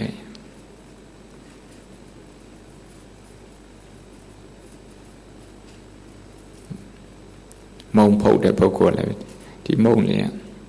အနံ့မွေးလိုက်တာဟဲ့ထမင်းတော့စားတယ်ဒီလိုမပြောကြဘူးလားတရားနာပိဋကတို့အဲ့ဒါခဏနေတော့ကမျက်စိနဲ့စားတယ်စိတ်နဲ့စားတယ်အတွေးနဲ့ imagination စိတ်ကူးရင်နဲ့စားတယ်အခုကျတော့နှာခေါင်းနဲ့ပါစားတယ်တဲ့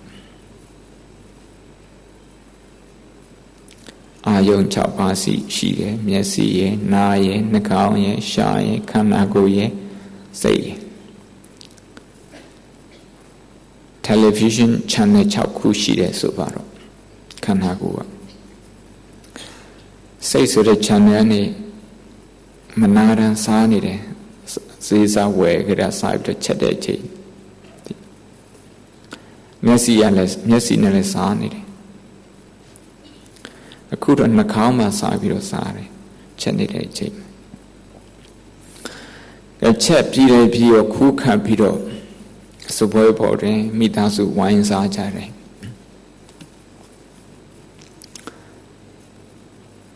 သူလှုပ်ပါစတ်ထဲထည့်တယ်တတိယကျိန်တာပါစတ်ထဲမှာချက်တယ်ပါစတ်နဲ့ချက်တယ်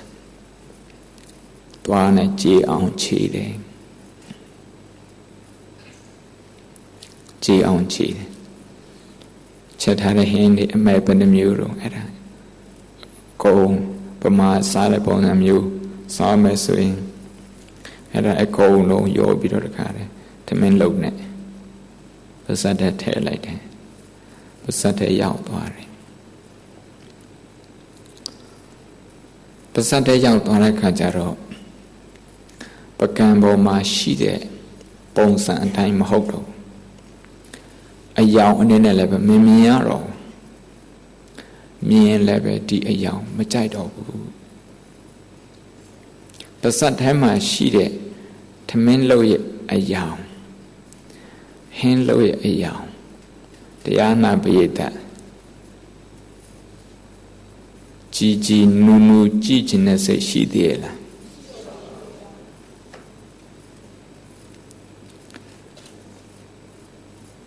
a coup Bane Sane, Yada Bane Kansane, Shane Sane, Bane Sane, Tamentalo Hope, Brahma so, say Kuyin Nesare, Miasi Nesare, Namnakau Nesare, Kujaro, Shane Sare. Ware. The Jujaro,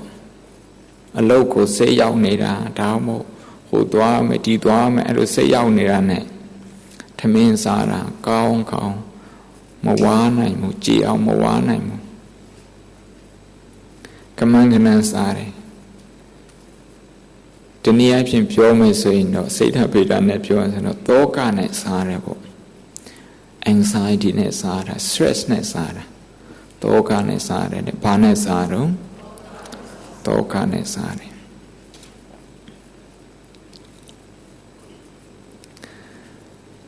New child like the let down no yout body, let down alcohol yout body. By them a yout came out go, beside out go. Lemma, the lemmas are sand wine levity, a sa talker. Po bido. At the Zandauka Yunsha Savoy Pilare Yunzia Pilare, the Zandau. New lighter lay down my bed, didn't it? Won't help me out there. The sound the yard, the down to sound here down, the Zandau Piambido. Thuê à mẹ suy đi ra tạo pian sa chuyện đi là khả năng thì đâu mà giàu la để số bị đội duy tha đây hả ai đi giàu chi chuyện đi là chuyện này đây chuyện nó đi anh này mua lại đã số bị đội khu rồi ai đi anh của gia chuyện đi là ta đi ăn xem mà Shane Sare Dwane Ware Ayada Lego Shane Kanzanira A Kupian Bido Tree Lade Tree like the Sasa Tui Ayada Piambido Mijin Dilla Mijino Ta le down no yaw dwara lemma the lemma na lemma sa la ba shi thi de ayan ji cha ma twa de u aw ko ma yaw de u ta ayan yun se amana ma yun se ya kaung ne bi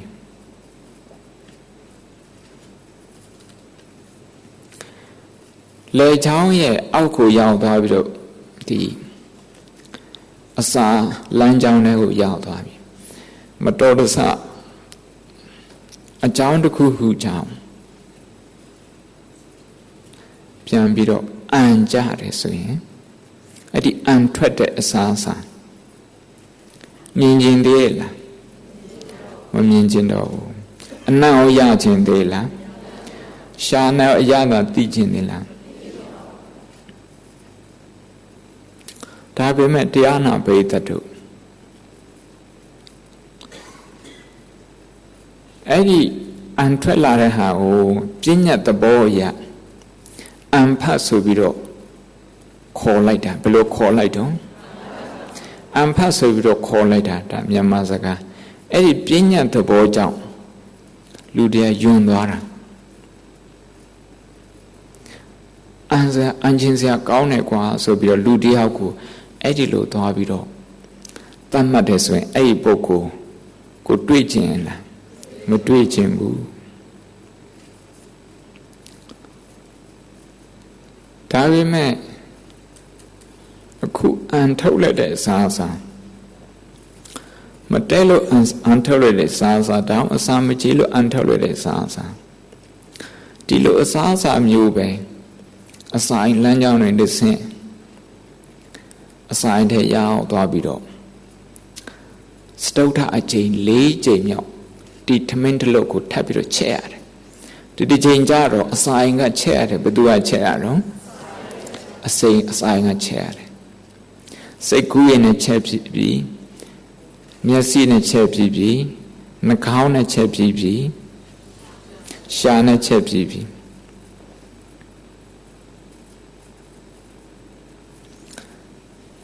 ရှာနေပြီးတော့ဒီပစက်ကိုလည်းထိတယ်ရှာလည်းထိတယ်လက်ချောင်းလည်းထိတယ်အောက်လည်းထိတယ်အဆိုင်လမ်းချောင်းလည်းထိတယ်ဒါတည်းခန္ဓာကိုယ်ထိနေတာပါဠိစကားအရဒါကာယခန္ဓာကိုယ်ခေါ်တယ်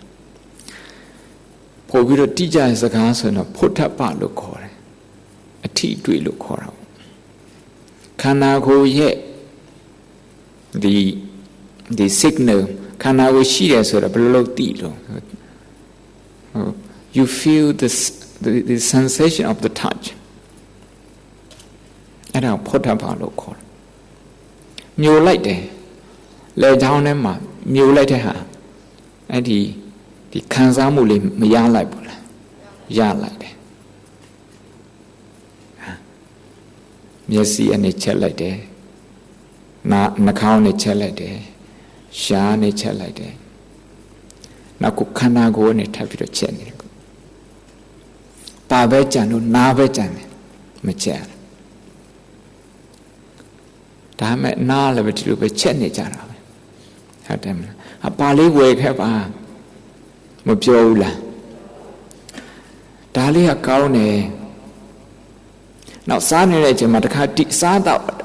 အကြောင်းနဲ့ပြောတာမဟုတ်ဘူးဒီစားတော့တခုတဲ့တပကံလုံးကိုအောင်စားရညင်းငွေလာ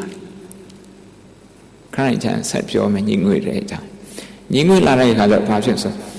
တခြားအလုပ်အကြောင်းတွေပြောတယ်သူများအကြောင်းတွေပြောတယ်မနေ့ပြန်အကြောင်းတွေပြောတယ်အဲ့ဒါထမင်းစားနေတဲ့အချိန်မှာနားကနေပြီးတော့ချက်ပေးအစာချက်ပေးနေရတာဖြည့်ပေးတာပေါ့ supplement လုပ်ပေးတယ် supplement food ခေါ်တာပေါ့ဒါကြောင့်အာယုံ6ပါးနဲ့စားလိုက်ကြတာ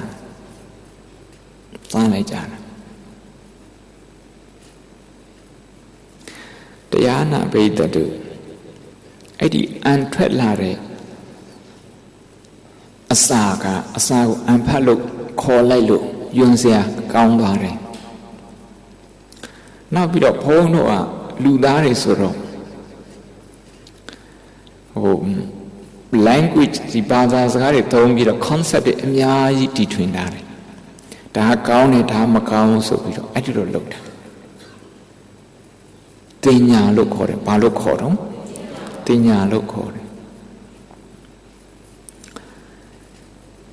ဘာသာစကားမသုံးနိုင်တဲ့ဒိဋ္ဌိဆန်တွေကြတော့သူတို့ရဲ့အံဖတ်ကိုသူတို့ပြန်စားတာသူတို့ဘာမှဝင်မလေးဘူးလူအနေနဲ့အဲ့ဒါသွားကြည့်ပြီးတော့သူတို့ကိုအထင်သေးတယ်ဟုတ်တယ်မလားဒါပေမဲ့ဘုန်းကြီးတို့ဒကာကြီးတို့ဒီမကြီးတို့စားလိုက်တဲ့စားလေဝမ်းပတ်ထဲရောက်သွားတာအဲ့ဟာကအဲ့ဒီအံဖတ်နဲ့ quality ချင်းတူတူပဲ the same quality ဘာမှမထူးအဲ့ဒီကနေပြီးတော့ nutriment တွေခန္ဓာကိုယ်စုပ်ယူရတာအဲ့ဒီအံဖတ်နဲ့တူတဲ့အဲ့ဒီအစာရှိလို့အဲ့ဒီအစာကဝန်းပိုက်ထဲမှာရောက်သွားပြီးဝန်းပိုက်ထဲမှာနေလို့အခုလို့ဘုန်းကြီးလာပြီးတော့တရားဟောနိုင်တာ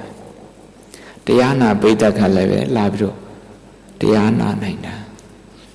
ဝေဝိဇ္ဇလုပ်တဲ့ဓမ္မထောင်းလို့ဖွဲ့သားများလည်းပဲအဲ့ဒီဝေဝိဇ္ဇတွေလုပ်နိုင်တယ်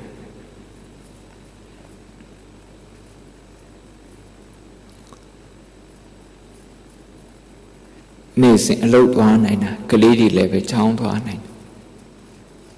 မိသားစုအတူတူနေနိုင်တယ်ဒီစားကြောင့်ဒီစားတောက်ကြောင့်ယုံစရာကောင်းတဲ့ဆိုစားတာကြောင့်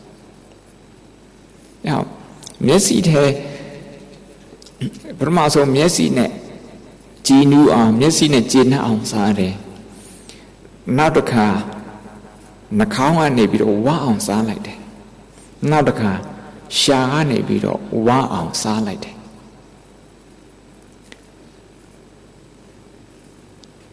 နောက်ဆုံးအဆင့်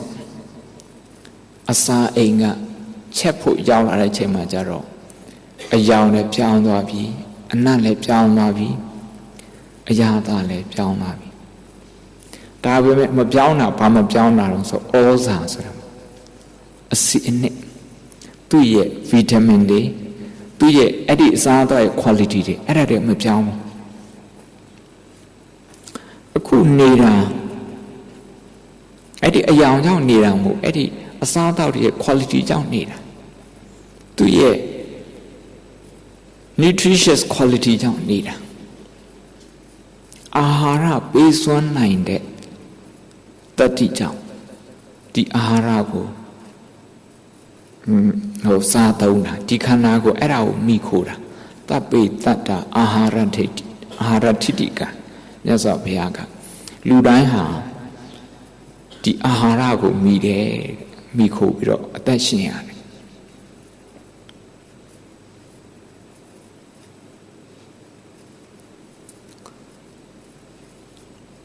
အင်္ဂလိပ်လိုပြောပြန်တယ်အင်္ဂလိပ်လိုပြောပြရင်9မိနစ်လောက်တရားထိုင်မယ်ဒီထမင်းစားတဲ့အကြောင်းတော့ကိုယ့်အကိုပြန်ပြီးတော့တွေးဈေးဝယ်တယ်အဲ့ကိုဝယ်ထားတဲ့ဟာစူပါမားကတ်တီရှက်ပေါ်မှာရှိတဲ့ဟာကြီးတယ်လိုက်ပြီးတော့ကြီးတယ်ရိုးတန်းပြီးတန်းကြီးတယ်ကန်ကြီးတယ်ပြန်ချတယ်ကန်ကြီးပြန်ချတယ်နောက် trolley ထဲထည့်တယ် check out counter ရောက်လာတယ်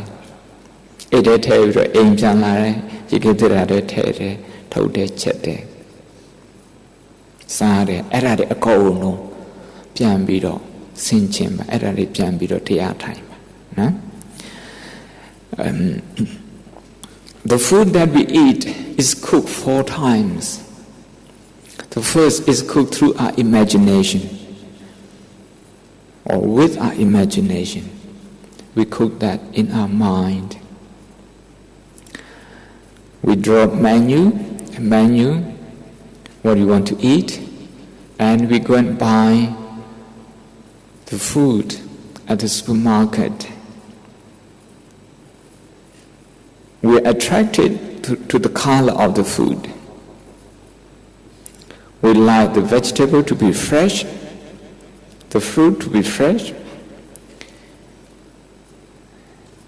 If you think it's not fresh enough,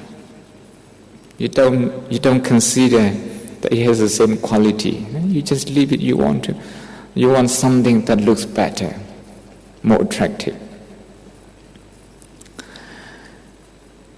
The second cooking takes place at home, in the kitchen, in pots and pans, in the oven. This time, you also go for fragrance. Oh, it's very nice smell, you would say.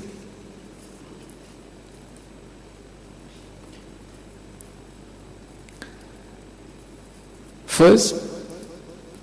in the first cooking, you eat the food with your mind. And you eat your food through your eyes, not through your mouth yet. In the second cooking, when you're still cooking in pots and pans,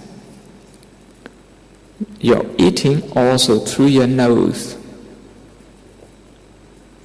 And the third cooking is happening through your mouth. When you put the food into your mouth and you start chewing.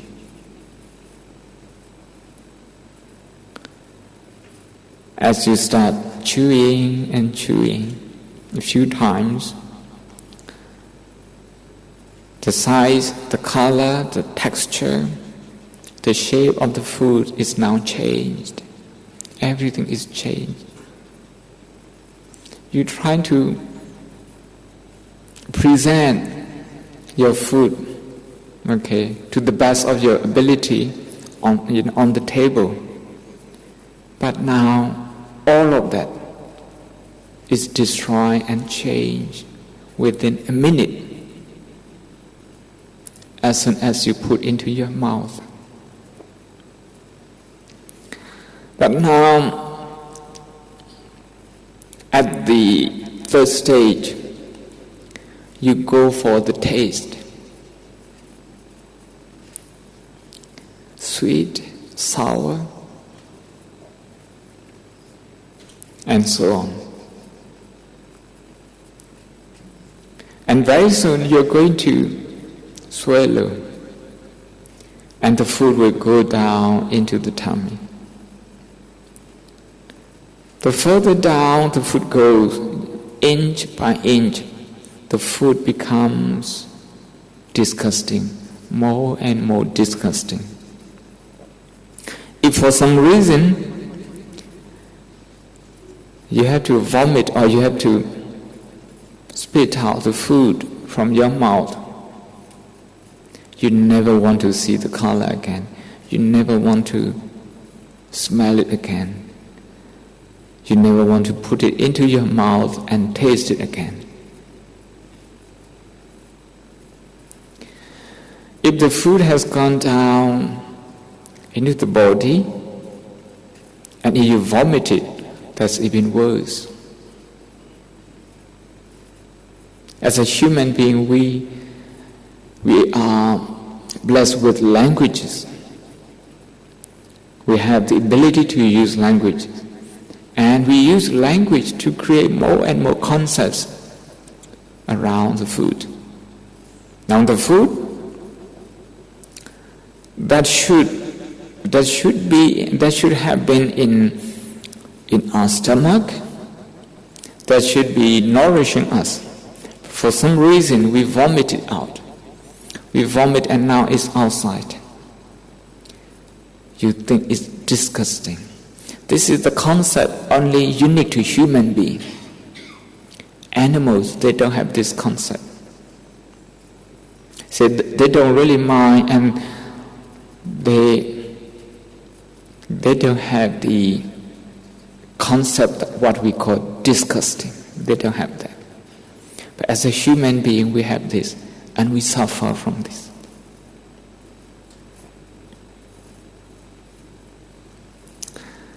So I want you to reflect on this, to meditate on this process of food, process of eating, process of preparation of the food, eating it, chewing it, and digesting it.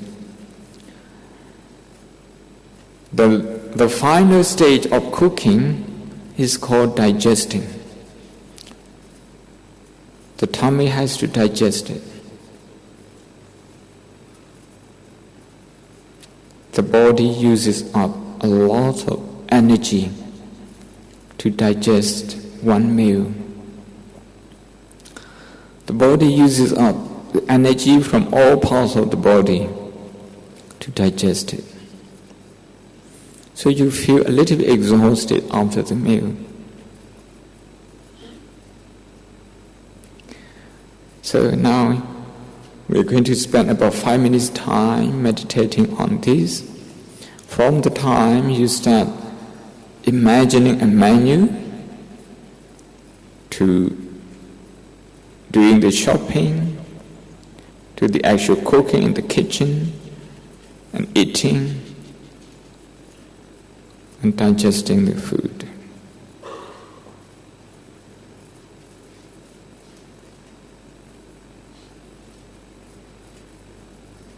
Win le twet le,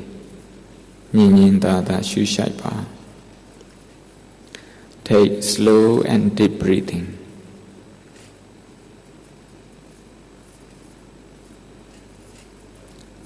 Di nay sa de sa taw takku.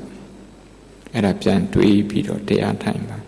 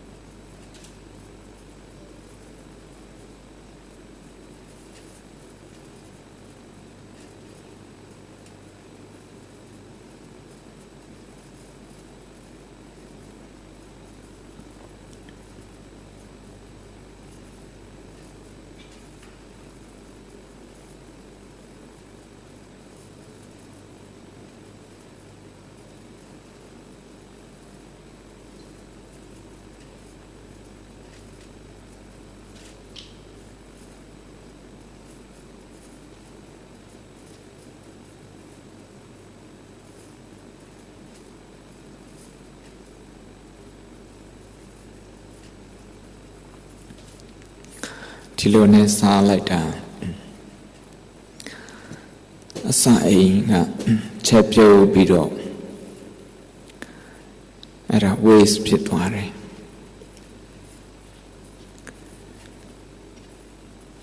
ကျင်ကြီးဖြစ်သွားတယ်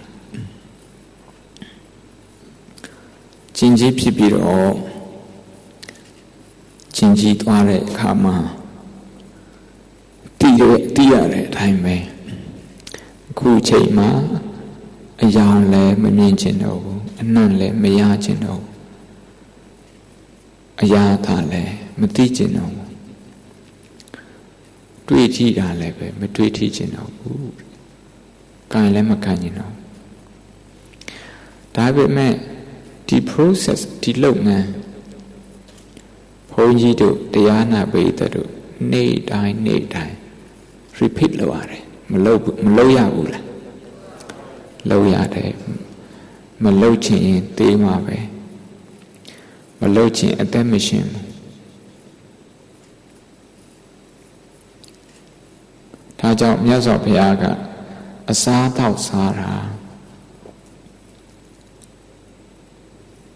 ခန္ဓာကိုယ်တည်မြဲဖို့အတွက်ဒီခန္ဓာကိုယ်ယောဂမဖြစ်အောင်ဒီခန္ဓာကိုယ်ကျန်းမာအောင်နောက်ပြီးတော့မိမိအကျိုးမိသားစုအကျိုးလူလောကအကျိုးတည်ပိုးနိုင်အောင်သာသနာအကျိုးတည်ပိုးနိုင်အောင်ဆိုတဲ့အမြင် attitude နဲ့စားမယ်တချို့ကအဲ့ဒီလိုမဟုတ်ဘူးဘိုက်ကမစားဘူးဒါပေမဲ့စိတ်ကပြင်းလို့ you eat something just for fun crispy ဖြစ်တဲ့ဟာလေးကိုနည်းနည်းခက်ကြွကြွဟာလေးဝါလိုက်အောင်မယ်အတိတ်တော့စားရတော့မဟုတ်ပါဘူးဟိုနည်း chocolate ခိတ်လေးစားလိုက်အောင်မယ်ဟောလေးစားအဲအကြောင်းမြတ်စွာဘုရားကအစား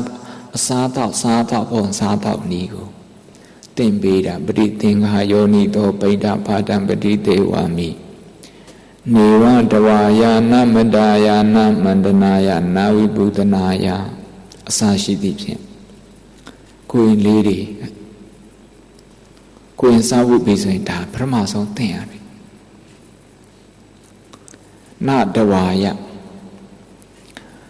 we are not eating it for fun the right attitude of eating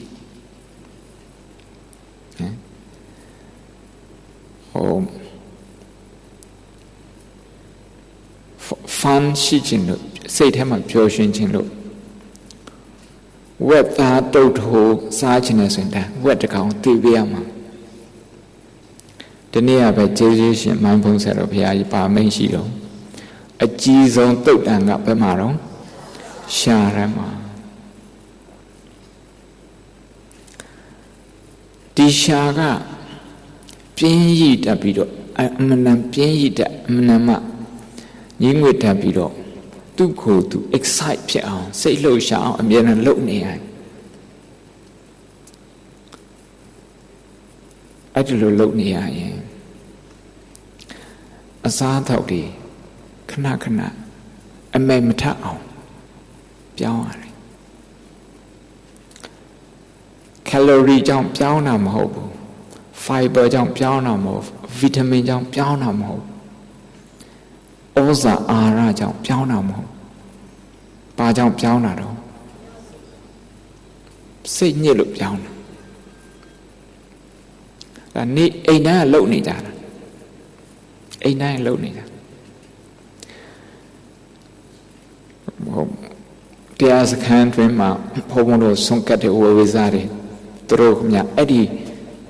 right attitude မရှိတဲ့အခါကျတော့အိမ်မှာချက်တဲ့အတိုင်းသူတို့ကတွေးတာဆရာတော်တွေစွန့်စားတာဟင်အမေမထအောင်ဆိုဘယ်လိုလုပ်မှစကားတည်းလိုက်ပြီးတော့တွေးတယ်ဗီတာမင်အရေးကြီးတယ်ဆိုတာအဲ့ဟာတွေးတာထက် အမေမထအောင်တွေးတာအဲ့ဒါအရင်တွေးသူတို့ကိုယ်တိုင်အမေမထအောင်စားတယ်คุกกี้မုံကိုကြိုက်တဲ့ပုဂ္ဂိုလ်ဘုံคุกกี้မုံပေးမယ်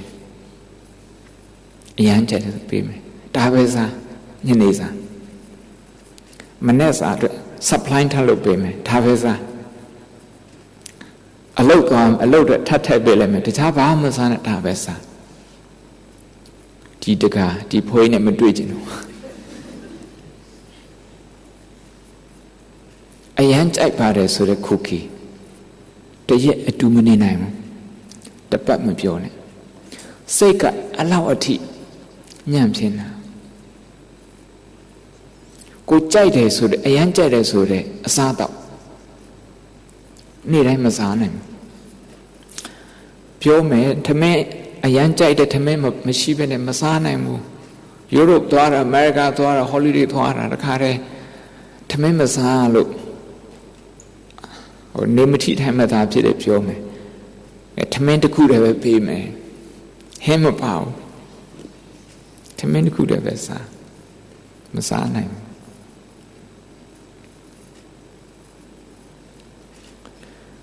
คุกกี้စားလိုက်တယ်ပထမတနက်စားရတယ်နော်အရန်အရသာရှိတယ်ဒုတိယအကြိမ်အရသာနည်းနည်းကျသွားတတိယအကြိမ်တခြားစားစရာမရှိတော့လားဒါပဲရှိလားမေးမှာคุกกี้အရသာပြောင်းသွားပြီလားမပြောင်းသေးဘူးဘယ်သူကပြောင်းတာတော့စားတဲ့လူကပြောင်းတာစိတ်ကပြောင်းတာဒါကြောင့်မို့လို့တုတ်တန်ဆိုတာဒီရှားရတုတ်တန်လို့ပြောတာဘုန်းတခါမှမကြားဘူးကျေးဇူးရှင်မိုင်းဘုန်းဆရာတော်ကအရန် spot on တကယ်ထိမိမိဆုံးမသွားတယ်ဒါကြောင့်ဘုန်းကြီးကဒီနေ့ညဒီတရားကိုလာပြီးတော့ဟောတာတုတ်တန်ဆိုတာဒါပါငါးတွေကတတ်ပြီးတော့စားတာမဟုတ်မြေကြီးကိုပဲတတ်တာမြေကြီးအသက်မရှိဘူးမြေကြီးရေမတောက်ရအောင်တစ်ပင်တွေခုတ်ပစ်တယ်မြေကြီး recover ကောင်းကောင်းမလုပ်နိုင်အောင်အစားတော့ဒီထမင်းဒီစပါးဆိုင်တယ်ဆိုတော့တစ်နှစ်တစ်ကြိမ်စိုက်တဲ့ဟာအခု6လတစ်ကြိမ်စိုက်တယ်4လတစ်ကြိမ်စိုက်နေရလဲရှိတယ်အဲ့ဒီလိုဖြစ်အောင်ဘာလုပ်တော့ chemical တွေအဲ့ဒီ chemical တွေကဒါရေတူအတွက်ပဲကောင်းတာမြေကြီးပြည့်စည်တယ်ဒါကြောင့်မို့အခု organic farming ပြန်ပြီးတော့ပြန်လာတာသိပ္ပံပညာကပြည့်စည်ထားတဲ့ဟာသိပ္ပံပညာကပြန်ပြီးတော့ဖြည့်ရှင်းတာရပါမလားမသိဘူးအချိန်မီပါမလားမသိဘူးသုံးလိုက်တဲ့မြေဩဇာကြောင့်ပြည့်စည်သွားတဲ့မြေအခုပြန်ပြီးတော့ဒါကိုဒီပြဿနာပြန်ပြီးတော့ဖြေရှင်းနေတာရပါမလားဘာဖြစ်လို့ဒီလိုလုပ်ချင်လို့ဆိုတော့အစားဒီအဝတ်စားလဲလူတာတဲ့ပို့လူအပ်တာတဲ့ပို့လို့ချင်တယ်အစားတော့လည်းပဲလူအပ်တာတဲ့ပို့လို့ချင်တယ်ဒီနေ့လွင့်ပြတဲ့အစားတော့နဲတာမဟုတ်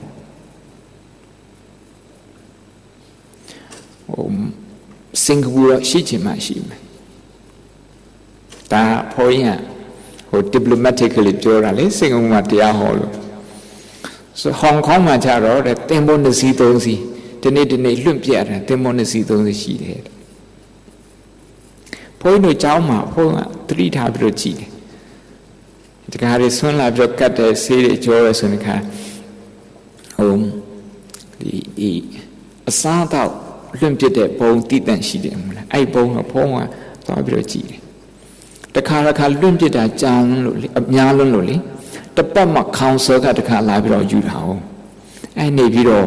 ပိုးတွေဖြစ်ပေါက်လာတယ် ပိုးတွေပေါက်လာတယ်ပိုးဟတ်တွေဖြစ်လာတယ်ပိုးဟတ်ရှိတယ်ဆိုရင်တီးတယ်မလားဒီလိုစင်ကာပူလိုနိုင်ငံမျိုးအင်္ဂလန်လိုနိုင်ငံမျိုးကခေါင်းဆိုးသွားပြောရတယ်လေမြူနီစပယ်သွားပြောရတယ်လေဒါလိုအပ်တာတဲ့ချက်လို့လိုအပ်တာတဲ့ဝယ်လို့လိုအပ်တာတဲ့ပကံထဲမှာထည့်လို့လိုအပ်တာတဲ့ပထမဆုံးစိတ်ကနေစားတာစိတ်ကူးရင်နဲ့စားတာနောက်လိုအပ်တာတဲ့မျက်စိနဲ့စားတာလိုအပ်တာတဲ့နှာခေါင်းနဲ့စားတာနောက်လိုအပ်တာတဲ့ရှားနဲ့စားတာဘိုက်ကသူ့ limit ရှိတယ်သူ့ measure ရှိတယ်ဘိုက်ကလက်မခံနိုင်တဲ့အခါကျတော့ကြံတဲ့အစားအစာလွန့်ပြရတယ်သူ့မှာ expiry date ရှိတယ်လေ expiry date မရှိလည်းပဲဒီအစားအစာမကုန်သေးလည်းပဲစိတ်ကသူ့ကိုစွန့်ပြတာမစားချင်တော့ဟင်းအမေထပ်တယ်ဆိုရင်ဒါအမှန်ကြီးတဲ့အကုသိုလ်လုပ်မိတဲ့အတိုင်းပဲဟုတ်တယ်မလား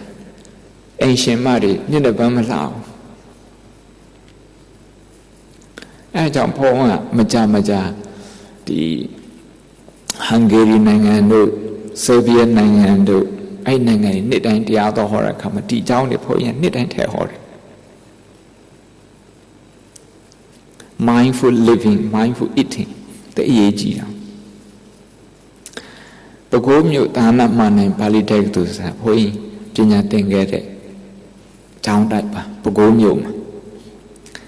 အသက်15နှစ်ခန့်နေပြီးတော့နှစ်20ဒီအသက်20ဒီ9နှစ်နေခဲ့တယ်အဲ့မှာကိုရင်ဘဝနဲ့ဓမ္မစရိယအောင်ခဲ့တယ်စာချဘုန်းကြီးယဟန်ဝမရခင်မှာစာချဘုန်းကြီးလုပ်ခဲ့တယ်တာငါအပါ3-400ရှိပါတယ်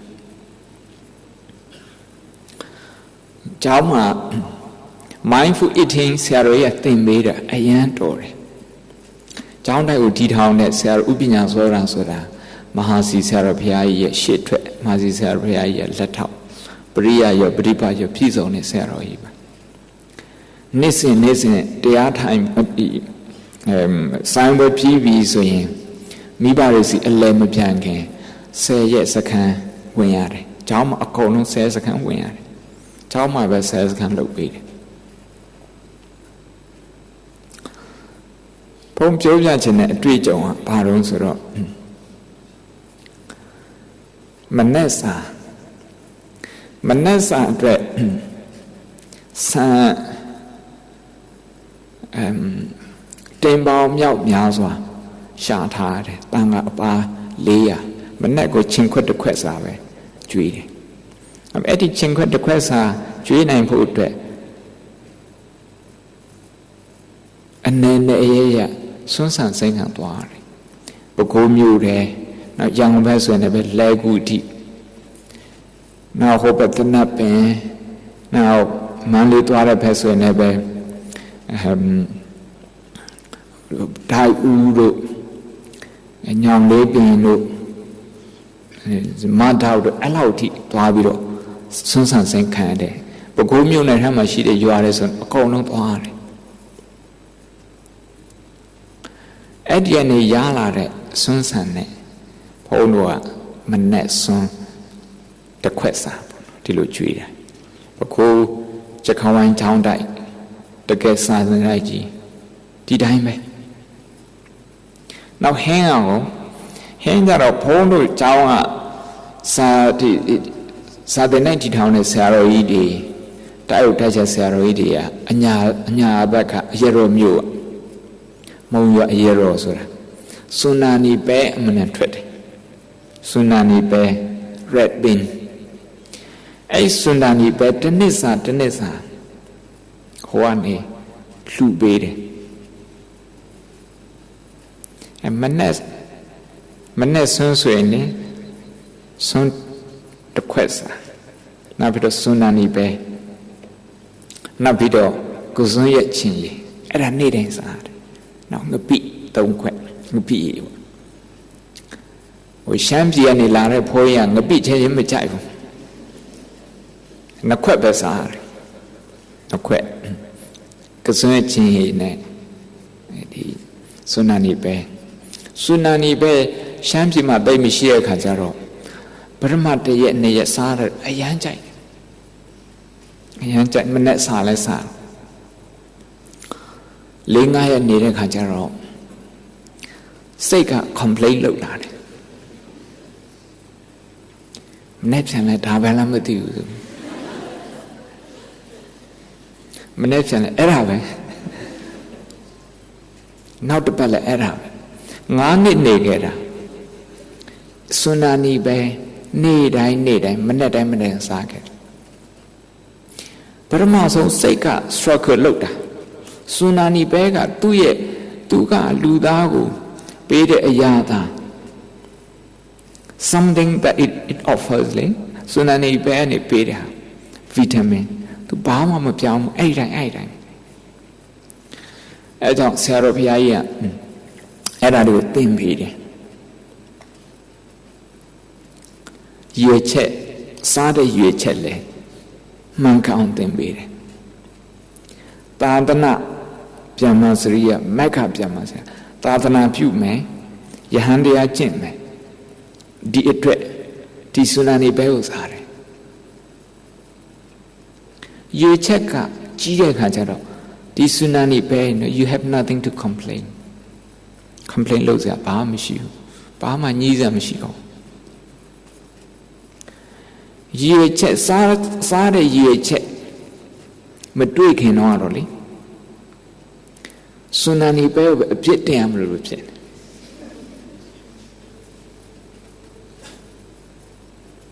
ဒါကြောင့်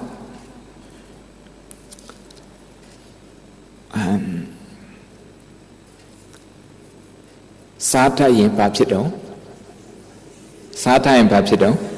ဆေးဖြစ်တယ်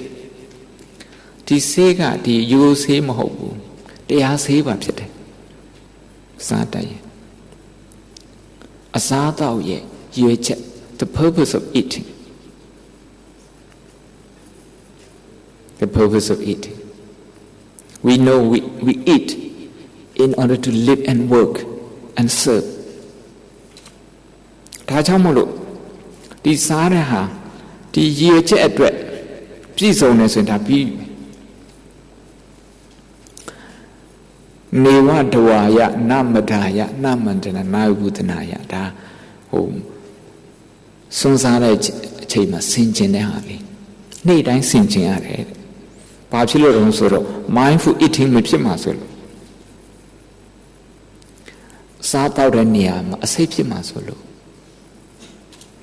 တရားနဲ့မစားတတ်ရင်အစိတ်ဖြစ်တယ်အစိတ်ဖြစ်လို့ခုခီတောင်းကြိုက်ပါရဲ့နဲ့4-5 ရက်ကြာလာတဲ့ခါကျမစားနိုင်တော့ခုခီကရုပ်ပိုင်းဆိုင်ရာအစိတ်ဖြစ်တာမဟုတ်ဘယ်ပိုင်းဆိုင်ရာအစိတ်ဖြစ်တာတော့စိတ်ပိုင်းဆိုင်ရာအစိတ်ဖြစ်နေပြီ toxic ဖြစ်နေပြီ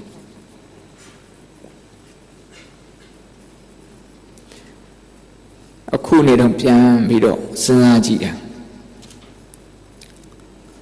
ကျေးဇူးရှင်ဆရာတော်ကြီးတွေပရမဆရာတော်အခါမှာဗန္ဒီရဆရာဥပညာဇောရဒုတိယဆရာတော်ခုလက်ရှိအဘိဓဇမရထဂုရုဆရာတော်ဥတ္တံဝရအယံကျေးဇူးတင်တယ်စွန်းစားတတ်အောင်သင်ပေးလို့ထမင်းစားတတ်အောင်သင်ပေးလို့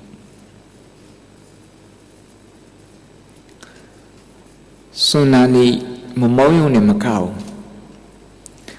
စွန်းနာနီအယံချစ်တယ်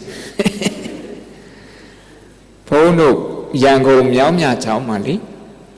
ပဝရဏပွဲလုပ်တဲ့ခါကျတော့ဟင်းတွေချက်ကြတာပေါ့နော်အသားငါးတွေလည်းချက်ကြတယ်ဟင်းတွေအများကြီးချက်ကြတယ်မကြခင်အဆုံးသွားတဲ့ BBC ရဲ့ဥနေဝင်သူကစွန်းနာနီပဲချက်လာတယ်သူလည်းပဲဆရာတော်တွေတိတ်ကြိုက်မှမထင်ဘူးရောက်လာတဲ့ခါကျတော့ဆရာတော်အကောင်လုံးကလည်းအဲ့စွန်းနာနီပဲဟိုဘက်ကမ်းလိုက်ဒီအဲ့စွန်းနာနီပဲတလဲလုံးလှဲ့မပြီးနိုင်ဘူးအဲ့နဲ့တာငါးတွေချက်လာတဲ့ဒီမိုင်းတွေကနည်းနည်း jealous ဖြစ်ပြီးတော့ဆရာတော် Dalia Paro, Pangaro, was Colani Lare, Ali Salmon. That's Salmon Ava, Pelo, anything county, Saroria, Sunani Besan.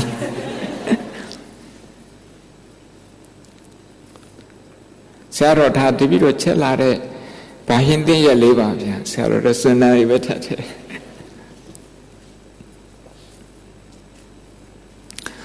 Sunani Satayi, the Chahin a gone long, appreciate looked at it, Dambushi.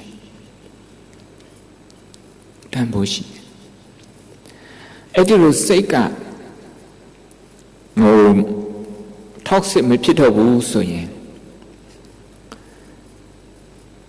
Yingwilu the mere Sara Yingwilu, Namechet. The mere Sara Yingwilu. Mechet, limit and armechet. At a canagulu achet, say a lu achacul, libio, like chet. Ngam you chet as we, side a lu ngam you sire. Table lu ngam you tabuare. Ngajin tabuare. Tabura canjaro, any car and a twelare. Mikunan exotic, no? At a pollution environment. Ta mental locani pilare environmental destruction. Allowed it to be. The two the two mighty a poingula pure. Do you are I look a showed. Kaledi le Jam be the church, Kaledi Jam be. Kali in our job, if you are meeting near the they are out of Chemiado. Come, Bobby. To me, Sarah, hemp and a man at Saro.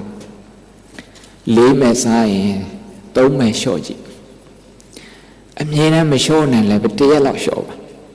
Show that name as Seka. I don't them, complain them. I don't let a Seko, like it a thief, Seka. I don't get needed, Seka, Sanabia needed. Say a Sanabia needed.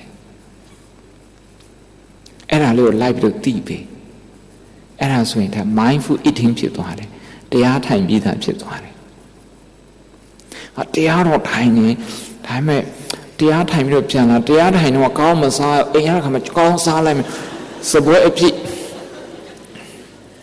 Tiny tiare ain't jump lao.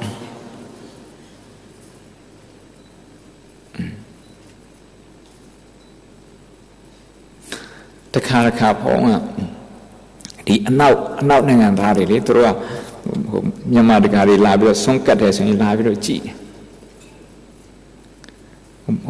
Some a poet and a shed. He made him young. The aim with the quite you loud. Sundays when Louis Lara Mianagas or him may have a few like Charles and the Aromachiro. I look at the Kanjaro, mindful living Pierre La, so that's Sansaji.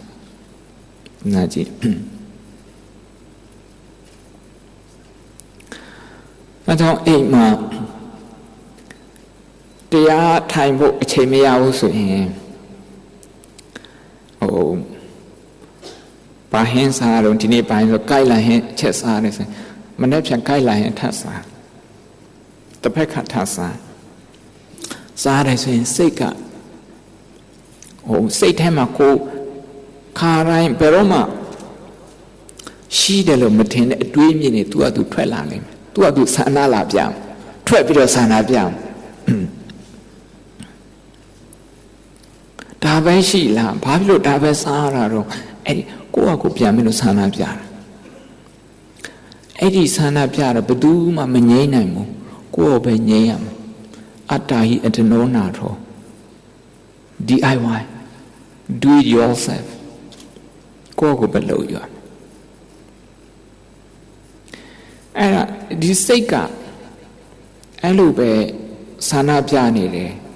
Ninguelo. Sana Piare Suyin, English boredom quarter, Palilo Odisa. Odisa ho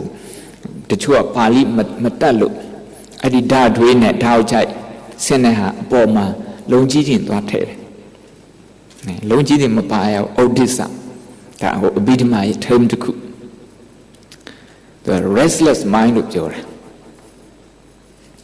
restless pit there bored pit there restlessness boredom to record English say Lilwin there say Matinamu say Nimu there say Pin to the body yard Kali Sajek Kalos and Machain or Lugia Sue declare Pianus of it go up piano hint a me to me with a me down with a chanera go piano piano Matilo awaysa Matilo Sabiro Pione Tinkara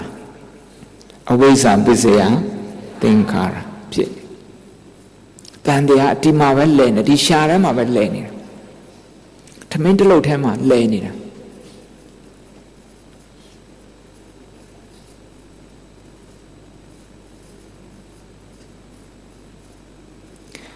A young child so that me Henko Pesa like that. A young use the account so we don't believe. Jamjovia. How to mana? Pasata Yakware Pasada and a topido. Patuma Machichim. Patuma Machichim. You haven't finished the process. The Sare process can be the Kundera, the Kanago Ara Mayadi, the Kanago Mayadi Nandi. New Charm. New Charm, so not the Sauka to get use out of Chipom. Yunes or a baga tamadaro, Yasina tamate, Nakauna tamate. Shana Tamat. Dada, Jewish mindful Sarah, Piaye, they are with cherry pure message. Messia leve to a totan way. Nakauna leve, totan way. Shaka leve, totan way. The near pin, the nane, chide swing, Tamamune, chide, restless mind. Chide, Odisa said, Chide sway. Dimesiha, Tatotan. Tina Kaunga lepe. The Kubi to a Piaunjin now. Piaunjin now. To lepe totan. And the Mias of Yaga Ahare particular thing. Ahare machine, Machide. The Oza Ahara, the Ma, Nasin Satoya, the Oza Ahara. Particular thing, Yunzia Kaune, so the Mat Haba. Yunzia Kaune, so the Mat Haba. Edilo Mamat Habu so in Luria, a Sata on a part of Pianjar. But do our opinion, by Sata. No, to Sabu Villa. Immediately, the Sabu Villa. A young county, the sign would join our beer. It was Masadi, I may do a hope sign, those Sabu, hope sign, a young county, Macanjin rejoice. Not Madaya, so a changing Sansiaku, Mamma Napi on La Loju. Mamma Napi on Loju.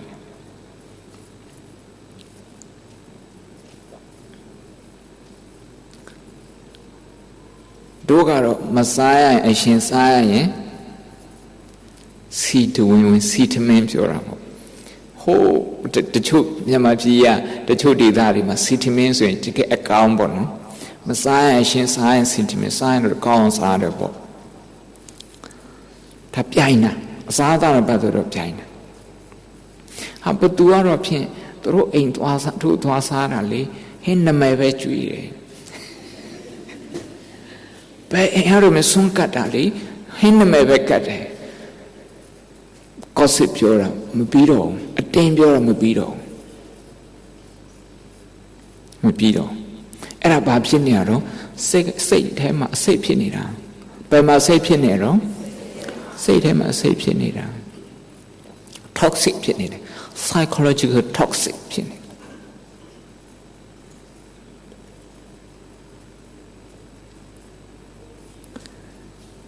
တော့ရဆရာတော်ကြီးပတ်တပိုင်ဖုံးပေးတယ်ဆိုတာအစားအသောက်အားလုံးကိုအကုန်လုံးမှုပြီးတော့ဓမဲတဲ့အနေနဲ့စားတယ်အင်္ဂလိပ်တော့ရဆရာတော်ကြီးအင်္ဂလန်မှာအမရာဝတီကျောင်းသူတို့ကျောင်း၄-၅ကျောင်းလောက်ရှိတယ်အဲ့ကျောင်းကိုဘုန်းရဲ့တပည့်မြန်မာကလေးဟိုမှာပေါက်တယ်မြန်မာကလေးတွေသူတို့ခေါ်ပြီးတော့ဘုန်းသွားပြတယ်ဘုန်းတို့တပိတ်နဲ့စားတယ်အဲ့ထက်အကုန်ရောတဲ့မှုပြီးတော့စားလူကြီးကြတော့ဒီလိုမစားဘူးလေပုံစံမပြတ်အောင်စားတယ်ဘုန်းကြီးကပုံစံပြတ်အောင်စားတယ်အဝတ်စားအသိတစ်တယ်ဆိုရင်မြတ်စွာဘုရားကဒုပ္ပန္နကရဏယဒီမှာအကန့်လေးတွေရှိတယ်မလားသင်္ကန်းမှာအဲ့ဒါဒီအစင်းလာတော့ဖြက်ရတယ်အယုတ်ဆိုးအောင်လှုပ်ပြီးတော့မဝတ်ရတယ်အစားတောက်လည်းဒီတိုင်းမှုပြီးတော့စားအဲ့ဒါနဲ့အဲ့ဒီအင်္ဂလိပ်ဆရာတော်တွေကအဲ့ဒါအကုန်ထက်ရေခဲမုံလာပြီးတော့ ice cream လာပြီးတော့လှူတယ်ဒီခါတည်းထည့်တယ်ကောင်လေးကဖုံးနဲ့လိုက်ထားတဲ့ကောင်လေးကအခု city ဆိုတော့ banking မှာလုပ်နေတာပေါ့နော် bank ကလုပ်နေဖုံး how can you do that ဆိုအရင်ဘသူစိတ်ဆိုးမှမတူသူစိတ်ဆိုးနေဖို့ဒီဆိုနေမှာရေခဲတဲ့ထဲလိုက်ရေခဲမုံထဲတယ် how can you do that you can't do that ဘာကြောင့်သူမပြောနိုင်ဘူး you can't do that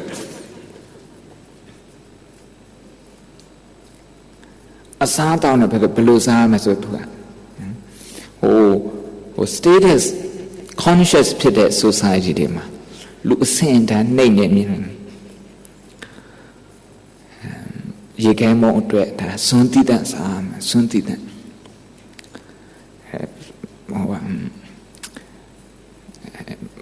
ဘယ်လိုဟင်းဆိုရင်ဒါဘယ်လိုပကံနဲ့မှဇွန်းဆိုရင်ဘယ်လိုဇွန်းနဲ့မှထောပတ်ဟိုတဲ့အတွက်ဆိုရင်ဘယ်လိုဓာတ်နဲ့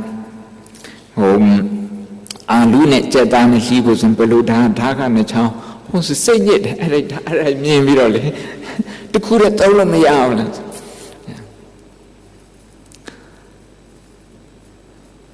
အဲ့တော့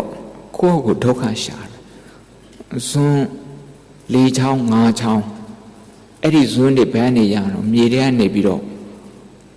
ဓာတုတွေဒူးယူရတယ်လူတယောက်ကိုဇွန်း၄ချောင်းဒီစိတ်ပါတယ်၅ချောင်းဆိုရင်နောက်ဟိုလက်ဖိတ်ဖြိုတာနောက်တစ်ချောင်း6ချောင်းဒီပေါ်မှာလူ100ဆိုရင်ဒါဇွန်းချောင်း600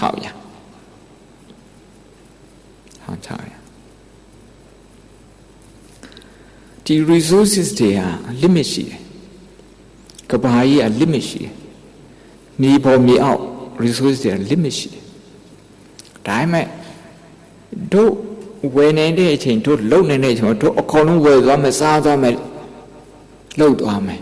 လူတွေကဒီလိုအတ္တစိတ်နဲ့နေကြတာဒါကြောင့် mindful eating ကောင်းကောင်းစားတတ်အောင်စားတယ်ဆိုတာဒါအနတ္တလေ့ကျင့်နေတာအနတ္တမြင်အောင်လုပ်နေတာပါပဲနေ့စဉ်ဟင်းတမဲတဲ့ကဲနှစ်ရက်သုံးရက်စားဆိုတခါမရှိဘူးထင်တဲ့အတ္တချက်ချင်းထွက်လာတယ်ထွက်ပြီးတော့ဆန္ဒပြတယ်ဒါမစားခြင်းဘူးဒါမချိုက်ဒါမလို့နောက်ဟင်းတမဲနောက်အသက်ရှာပေးပါဒါမျိုးတွေသူက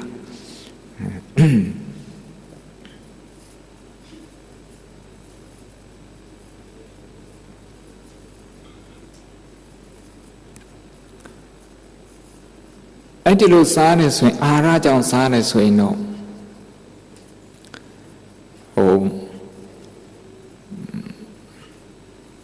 ညင်းညူတတ်တဲ့စိတ်ကစားလို့ မျိုးပေးရတာမျိုးမဟုတ်ပဲနဲ့ခန္ဓာကိုယ်ကလိုအပ်ချက်ကြောင့်ရည်ရွယ်ချက်ရှိရည်ရွယ်ချက်မှန်မှန်နဲ့စားရတယ်ဆိုရင်အစားတော့ရွေးတဲ့နေရာမှာလည်းပဲမှန်သွားတယ်ဘာဗီတာမင်တွေလိုတယ်ဘာဓာတ်တွေလိုတယ်ဖိုင်ဘာတွေလိုတယ်ကယ်လိုရီတွေလိုတယ်အဲ့ဒါအဲ့ဒီလိုလုပ်တယ်ဆိုရင်စားလဲလျှော့စားမယ်စီလဲလျှော့စားမယ်အချိုးမုံဆိုပြောနေတော့မစားတော့အချိုးမုံထဲမှာဘာဗီတာမင်မှမပါဘူးဘာအာဟာရမှမပါဘူးဒါပေမဲ့ရှာကို illusion ဖြစ်အောင်လုပ်ထားတယ် illusion ဖြစ်အောင်မျက်လက်ပြထားတာရှာ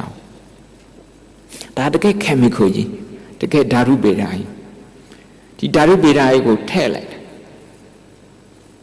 ထည့်ပြီးတော့ဆွဲသွားတော့သူမပါရင်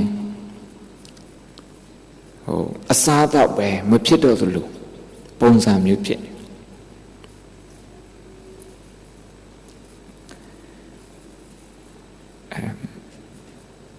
အချိုးမုံ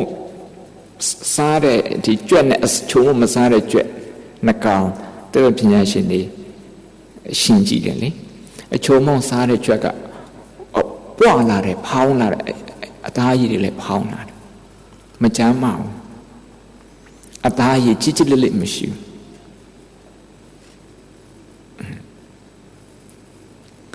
ဒါကြောင့်ဘုန်းကြီးကချက်ချင်းရချက်ဒါမှမဟုတ်အချိုးမုံမထဲနဲ့ဆိုတော့နေရာတိုင်းမှာပြောတယ်အချိုးမုံစားတယ်ဆိုရင်ပါစကချက်ချင်းသိတယ်သူကလုံးမမလိုအပ်တာမလိုအပ်ဘူး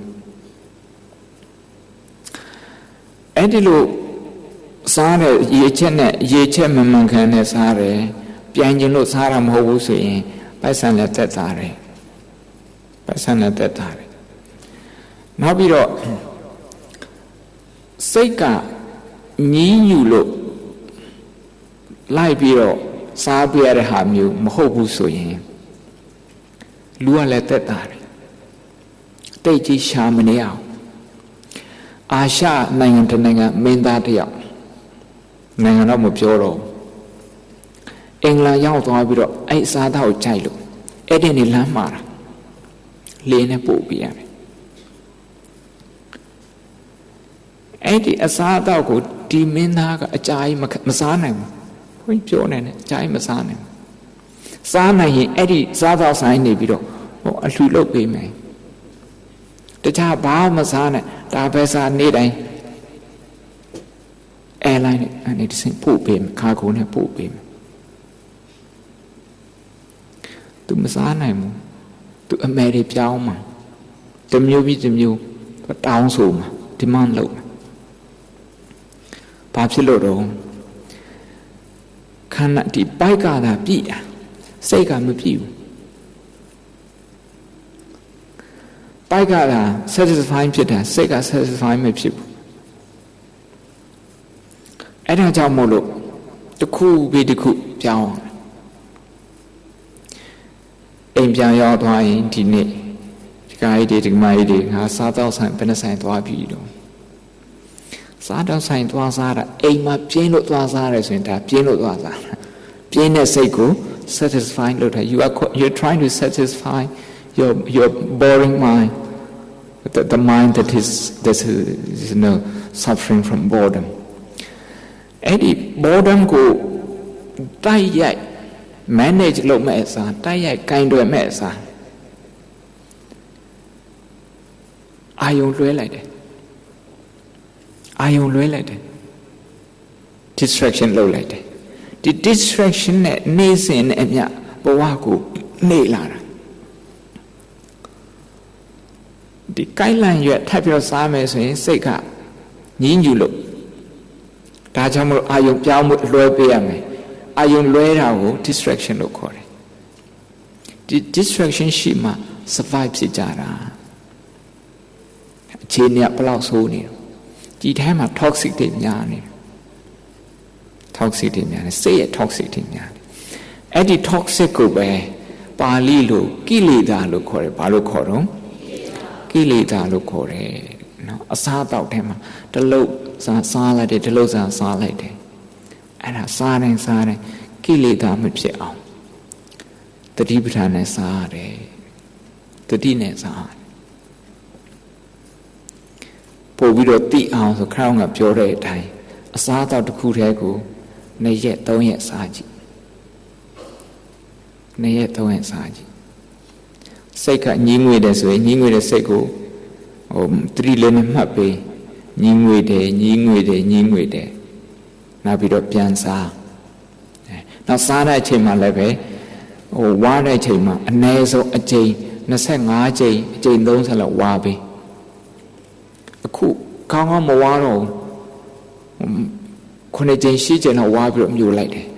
အစာကကောင်းမကြည့်သူမြို့လိုက်တယ်အစာအိမ်ပို့ပြီးတော့အလုပ်လုပ်ရတယ်4ကြိမ်ချက်တာတော့မကောင်းမကြည့်သေးဘူးအစာက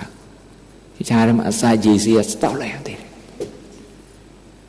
ဟုတ်တယ်မလားတောက်လိုက်ရသေးတယ်ဘာဖြစ်လို့လဲဆိုတော့စိတ်ကညှင်းငွေလွယ်တာဟို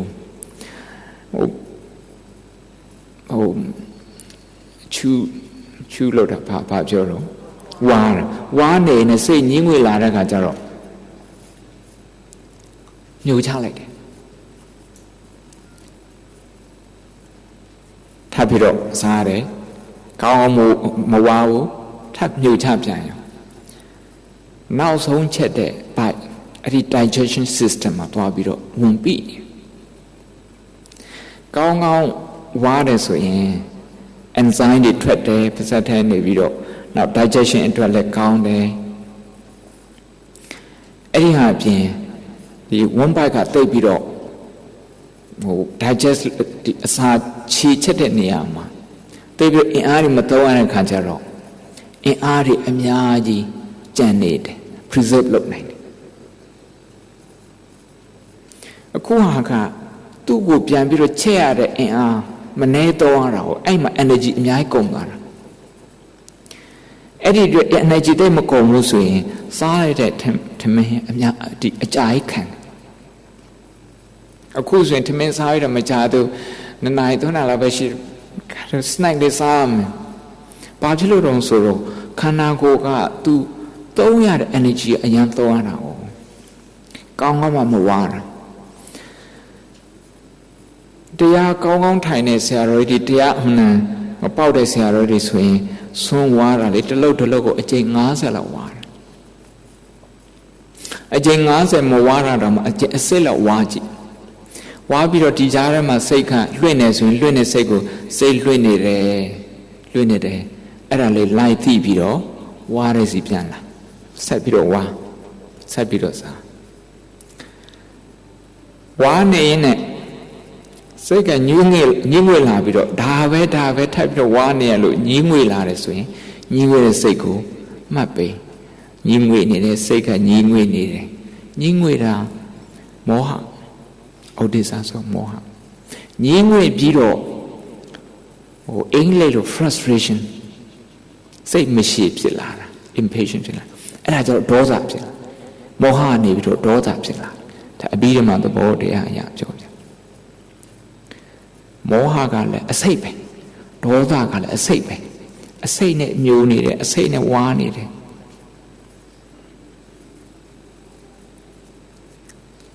ဒါကြောင့်စားနေတဲ့အချိန်မှာညင်းငွေတဲ့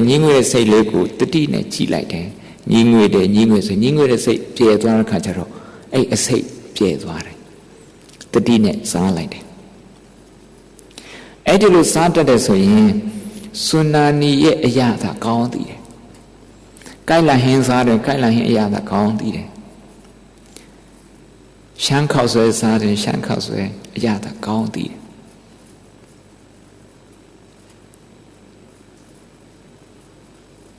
ကောင်းဝါတာအဲ့ဝါတဲ့ဟာကတရားထိုင်တဲ့သဘောနဲ့ပြောမှဆိုရင် तू ကမူလအာယုံထွက်လေဝင်လေဆိုတဲ့မူလအာယုံဒါမှမဟုတ်ဖောင်းနေပိန်နေဆိုတဲ့မူလအာယုံအဲ့မူလအာယုံကြီးနေနဲ့ဘာအာယုံတွေပေါ်တတ်တုံဆိုတော့ညောင်းတာညာတာပေါ်တတ်တယ်ဝေဒနာစိတ်ဟိုသွားဒီသွားတဲ့ဟာတွေစိတ်ဓာနုပတ္တနာအတွေးတွေပေါ်တတ်တယ်ဒေါသတွေဖြစ်တတ်တယ် အဲ့ဒီဟာတွေကိုလိုက်ပြီးတော့သိနေလိုက်ပြီးတော့သိနေသိဖန်များတဲ့ခါကျတော့ပညာဖြစ်လာတယ်ဒါကြောင့်စားတာပညာနဲ့စားတာခုပညာနဲ့စားတော့တာ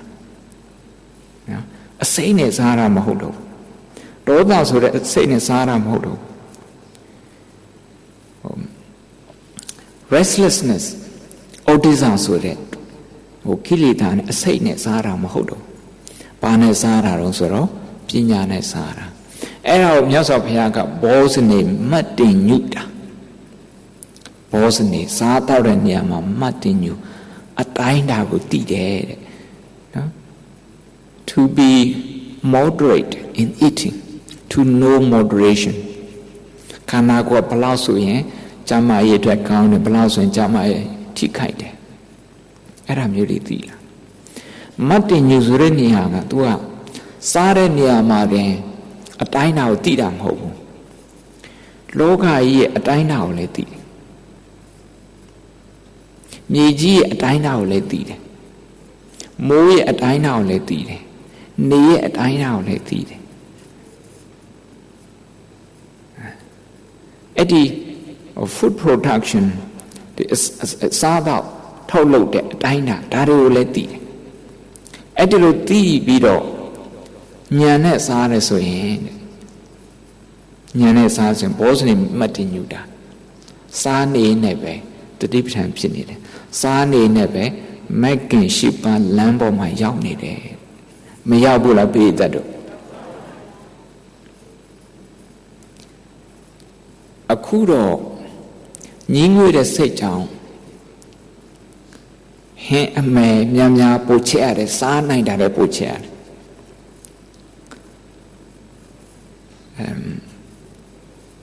ချက်နိုင်အောင်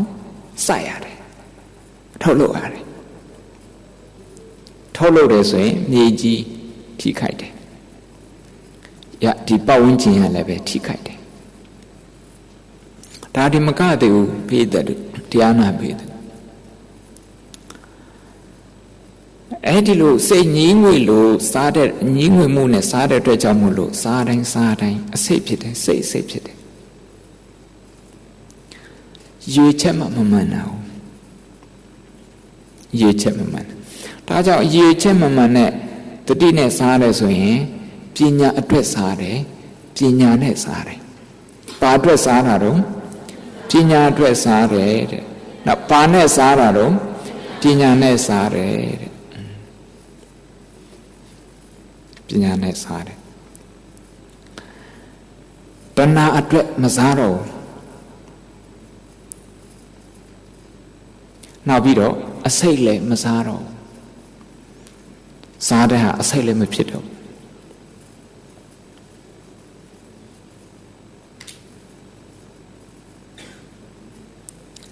ဒါကယုတ်နဲ့ပတ်သက်တဲ့အစာအာဟာရယုတ်အာဟာရဒါပေမဲ့ဒီယုတ်အာဟာရကိုနာအာဟာရလာပြီးတော့အများအားချုပ်ချယ်တယ်ဆိုတာအများရှင်းပြသွားပြီနောက်အာဟာရတစ်ခုကဒီအာယုံ6ပါး six senses အာယုံ6ပါးနဲ့ဒီအာယုံ6ပါးအလုံးလုံးတဲ့နေရာမှာဒီအာယုံ6ပါးလည်းပဲသူအစာစားရမှာအလုံးလုံးနိုင်တာမျက်စိကအဆင်းကိုမြင်ပြီးတော့အဆင်းကသူ့ရဲ့အစာပဲနားကအတန်ကိုကြားတယ်အတန်နဲ့မှသူကအတန်စားပြီးတော့နှာခေါင်းကအနံ့စားတယ်ရှားကအရသာစားတယ်ခန္ဓာကိုယ်ကအထီးတွေ့စားတယ်စိတ်ကအတွေးစားတယ်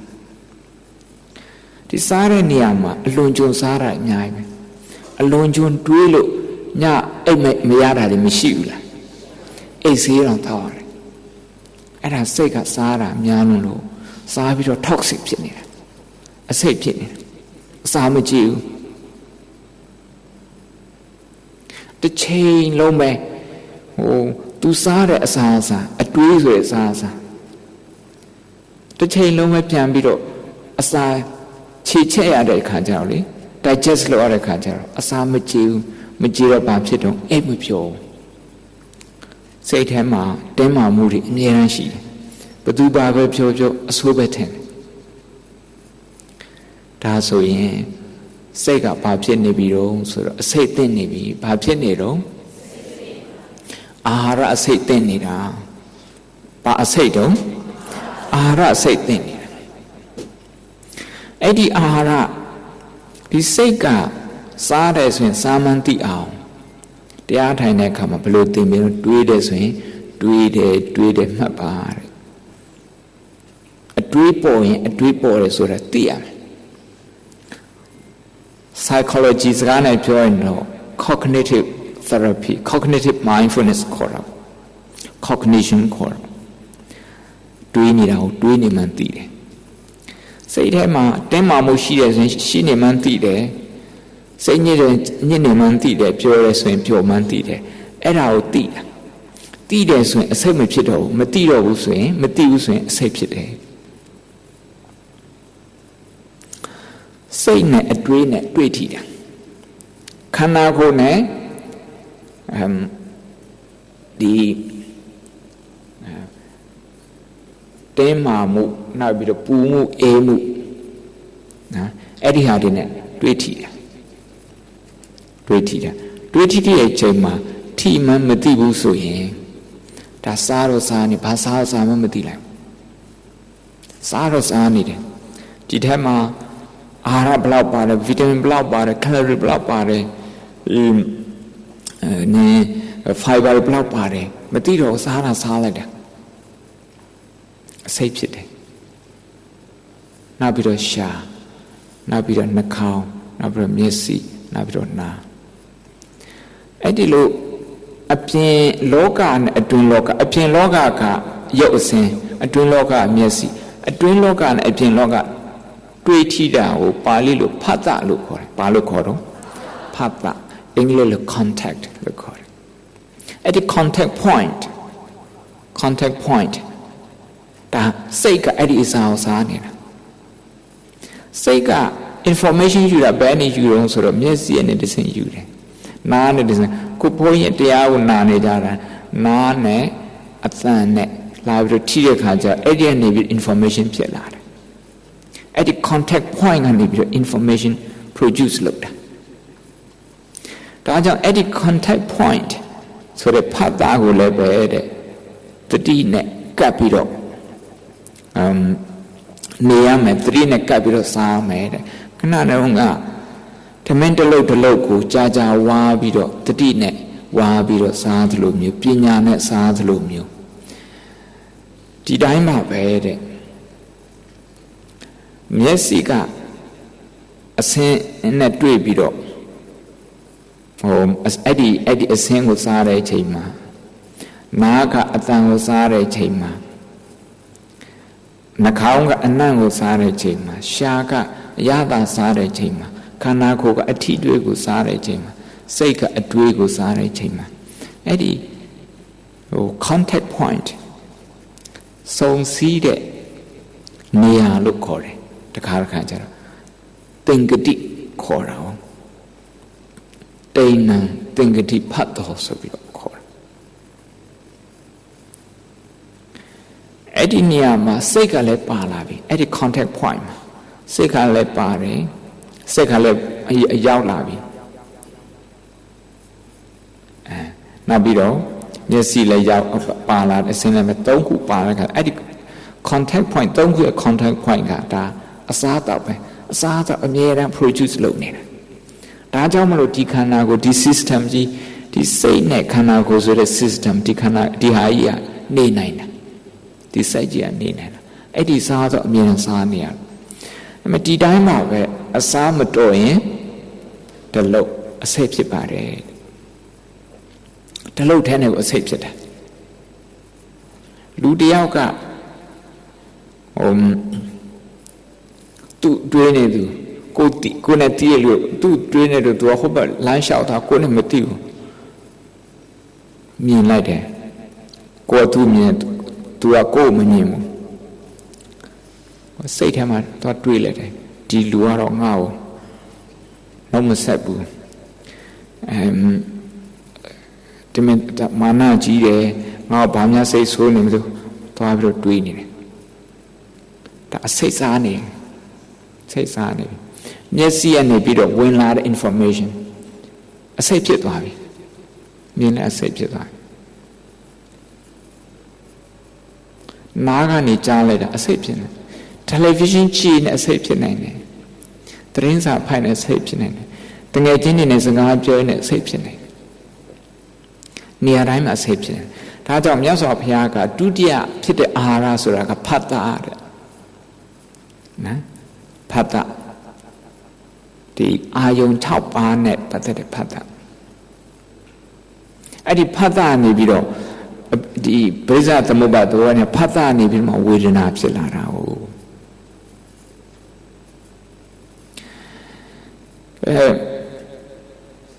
မျက်စိကနေပြီးတော့ information ယူလိုက်ပြီးဖတ်တာအဆင့်ရောက်သွားပြီကျန်တဲ့အဘိဓမ္မာသဘောနဲ့ပြောရင်တော့စိတ်စစ်တဲ့သိတွေပေါ့သူကစပြီးတော့အလုတ်လုတ်တယ်စပြီးတော့အလုတ်လုတ်တဲ့အထဲမှာ intention လှုပ်ချင်တဲ့ဆန္ဒအဲ့ဒါကထိတ်ဆုံးနေလားအစားတော့စားဘာကြောင့်စားချင်တယ်နော်တချို့ကဒီစိတ်boredom စိတ်ငြင်းငွေ့မှုကြောက်အောင်ဆိုပြီးစားတယ်ဒါသူတို့ရဲ့စေတနာသူတို့ရွေချက်တချို့ကတော့အိမ်နီးနားချင်းကိုကြွားအောင်ဆိုပြီးတော့စားတယ်ဟုတ်တယ်မလားကြွားအောင်ဆိုပြီးတော့စားတာတို့ကမလကာကဒွင်းဒီမှာစားတာ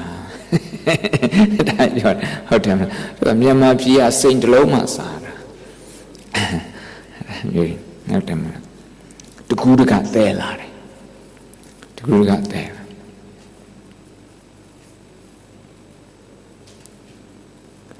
အဲ့တော့စေတနာကအဲ့ဒီလိုဖြစ်သွားတယ်အဲ့လိုဖြစ်သွားတော့မြတ်စွာဘုရားဘာအမိန့်ရှိအောင်လို့စေတနာဒီ intention ကတည်းရေးကြည့်တယ်တဲ့ဒါရခြင်းနဲ့ဟိုကရခြင်းနဲ့ဟိုကလိုခြင်းနဲ့အဲ့ဒီ intention တွေကိုသတိနဲ့ကတ်ကြည့်ပေးရမယ်အဲ့ဒီလိုမဟုတ်ဘဲနဲ့ဥဒိစ္စကခိုင်းလို့ဖြစ်လာတဲ့စေတနာဥဒိစ္စဆိုတာအကုသိုလ်အဲ့ဒီအကုသိုလ်ကနေခိုင်းလို့ဖြစ်ပေါ်လာတဲ့စေတနာကတော့ကုသိုလ်စေတနာဖြစ်မလားအကုသိုလ်စေတနာဖြစ်မလားအကုသိုလ်စေတနာပဲဖြစ်တယ်အဲ့ဒီစေတနာလည်းပဲသူကအာဟာရတစ်မျိုးတဲ့အာဟာရတစ်မျိုးအဲ့ဒီအာဟာရအဲ့ဒီစေတနာမတန့်ရှင်းဘူးမမှန်ကန်ဘူးဆိုရင်နေ့စဉ်အစိတ်စားတော့နေတာအစိတ်စားနေအလုတ်သွားတယ်စေတနာမမှန်ဟုတ်တယ်မလားပြိုင်ခြင်းလို့သူများကားကောင်းဝယ်တာသူတို့ကားနဲ့ပြိုင်ခြင်းလို့အဲ့ဒီလိုပြိုင်ခြင်းတဲ့စိတ်မျိုးနဲ့နမဒါယဆိုတာကပါဠိစကားပြိုင်ခြင်းလို့မာနမာနနဲ့စားတာတောက်တာပိုက်ဆံရှာတာအဲ့ဒီလိုဟာမျိုးဆိုရင်တဲ့ရည်ရွယ်ချက် intention မမှန်အဲ့ဒီ intention ထဲမှာအစိတ်ပါတယ် toxic intention ဒါကြောင့်မြတ်စွာဘုရားကလူသားတွေရဲ့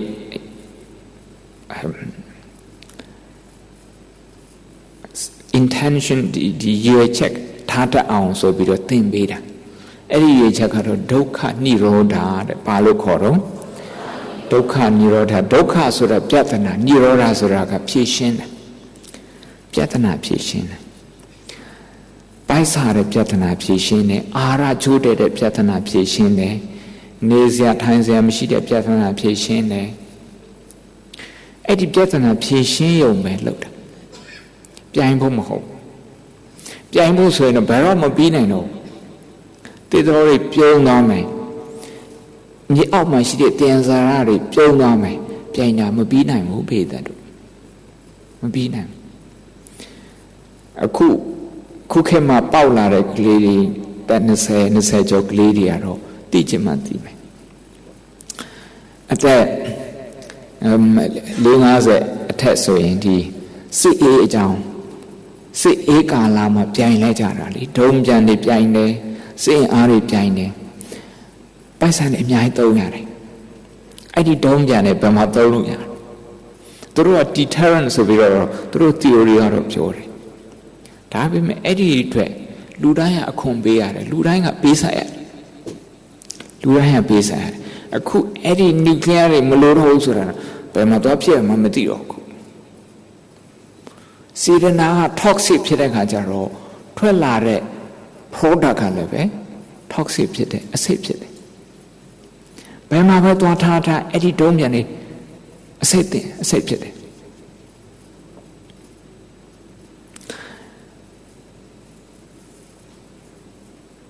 Nga Paisan ya in pure, not rich in pure, but two did in the day my pure sure. Atta Sidinane. Atta a chicken at Sinane. Low later. The two name, the near Guardians, England, the Guardian drinks are them, Pyra. The OP Mare. The town where she's a lake when inside the point be later. Sale the 9 polar. A lady who Pepito sale the load. Time we say Namamaneka Jaro. Ediane say on the any twelare, and yet jerily. So Tarubira 9 bar. Lude, let her wing. A Yenoa, the Savadi cider, ye gone ye done a sire. Eddie Jiha, Louis Adeco set there. Eddie Tamene, Louis Adeco said, a Kujaro, the Yeria, a Satan a Yeri Suro. Adeco set it, a need honey below, Adeco piete, a need hapietare. Bear is out of Mara on Suro. Intention is out Mara. Tajam Yaso Piaga, Sidana, Pickwick, Gamadami, Gandia Surare. Sidana Hopiora. Gandia sort of a low pure. The load a low die, Mimi a low day to impact sheet. Consequence day sheet. A Joe sheet. A Joe sheet. The load a low go a good piano town you are man. Responsible person piano. Edit the law of responsibility go Gandia Lucora. Ludai. Go low kind sat out and Niama, Tao Shishine. Low kind sat out that on Yasopia Thimbida, Tao Be, Gamma Wara, Lucora, Palocorum, Gamma Wara, Gauna Loye, Gauna Piete, Macauna Loye, Macauna Piete.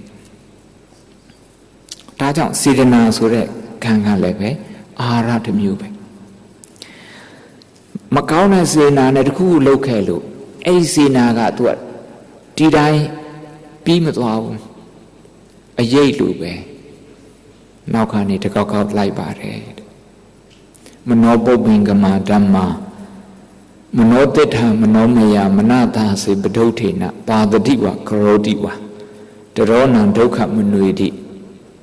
Sakawa waha dobedan. Noa yet nauku. Me and Nauko, Bay, touch up Mokwa, light low bay. Mimi load harder, Loja yet Nauko,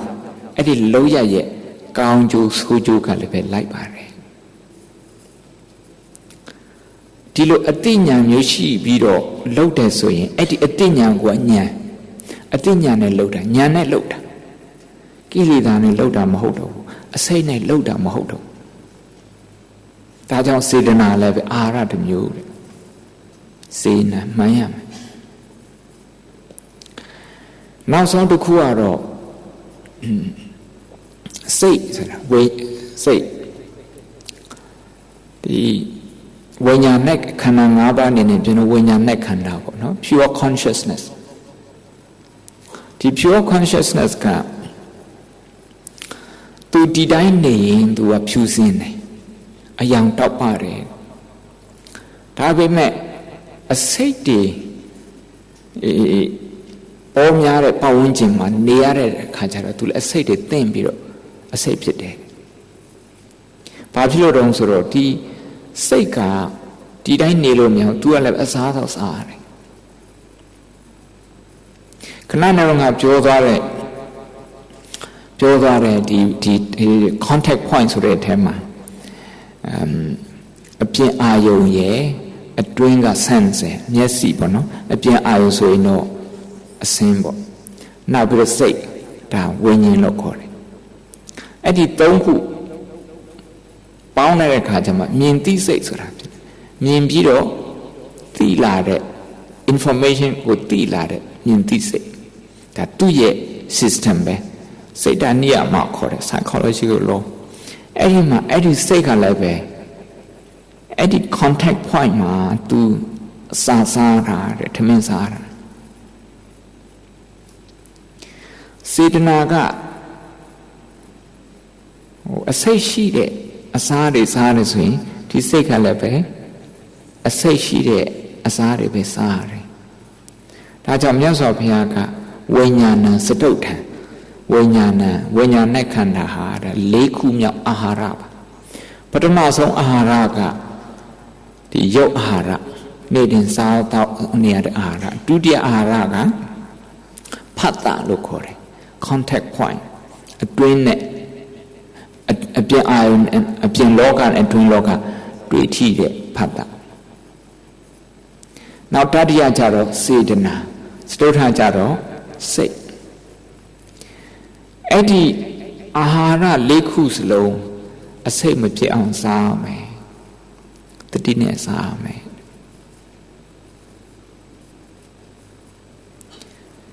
အဲ့ဒီအာဟာရ၄ခုစလုံး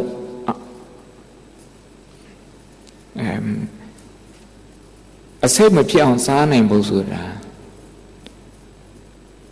တရားမပါဘဲဝိပဿနာတရားမပါဘဲနဲ့ဘယ်လုံးမှမစားနိုင်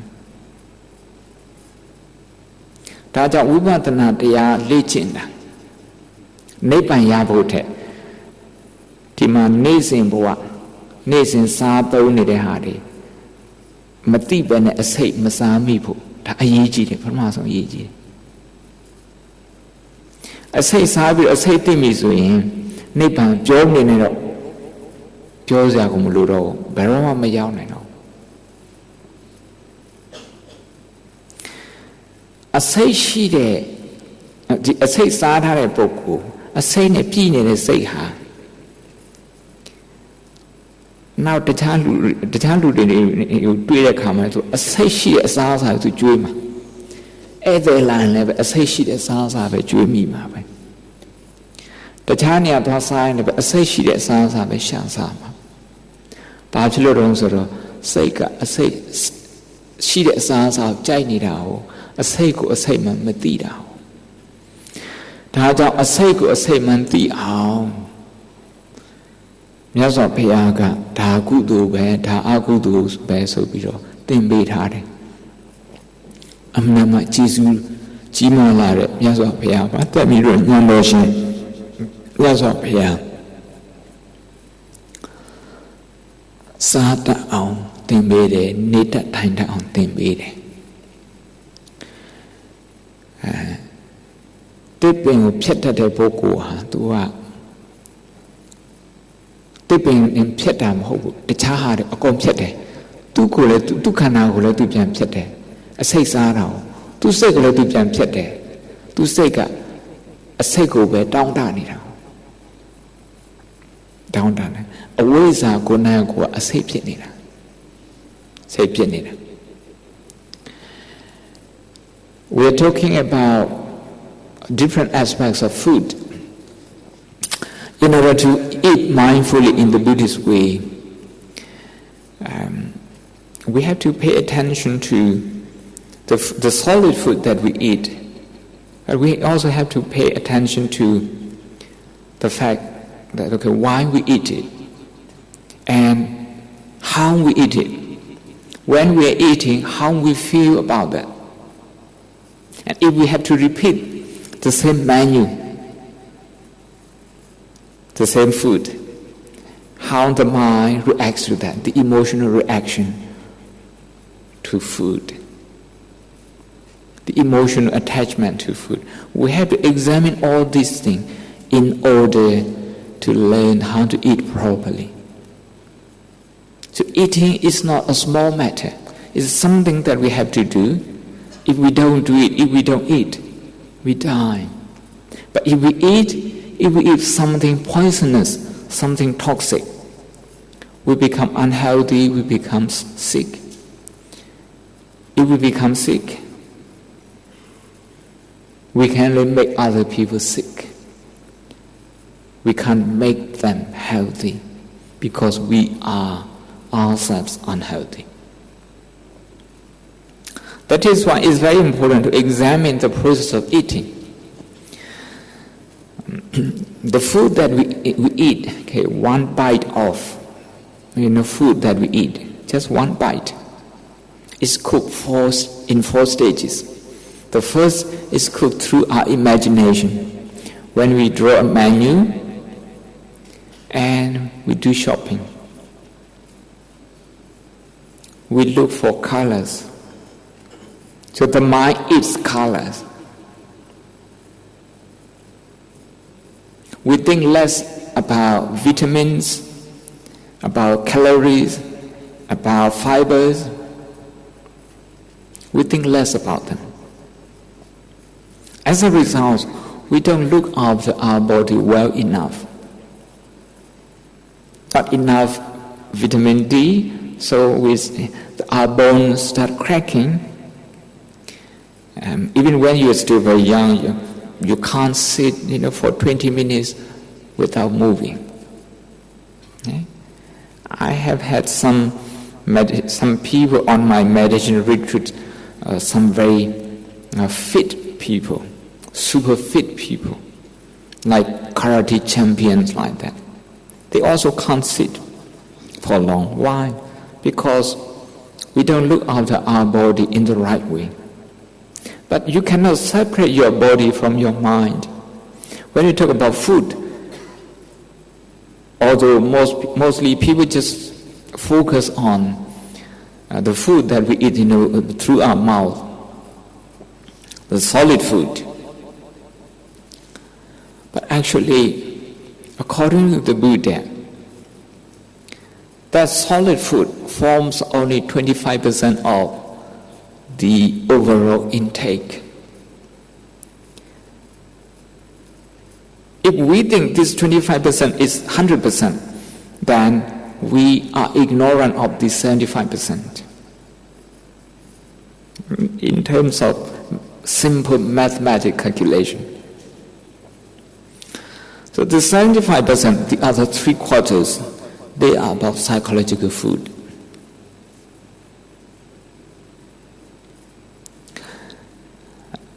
Let's talk about the solid food first, which is physical.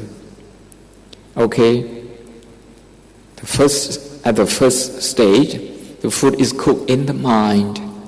When you draw your menu, you're already cooking in your imagination. You go for nice colors, attractive colors. In the second stage, you cook the food in the kitchen, in porcelain pans, in the oven. Now, in addition to the color, you add the smell, the fragrance. Now the nose also starts working, starts functioning, starts eating, starts taking food. After that, the third cooking is done in our mouth when we eat and chew. Now we go for the taste. After we have put the food into our mouth, we never want to see its color again. Never again the smell also. We are more concerned with the taste. If for some reason you have to spit it out, the food from your mouth, the first reaction is disgusting. If somebody else does that, if somebody else is doing that, you think that person is very rude. These are all human concepts. The animals, because they don't have the ability to use language, they don't have this kind of concept, and they don't suffer from this concept. And you swallow the food, you swallow down inch by inch, and the further down the food goes, the more disgusting it becomes to the human mind, according to the human concept.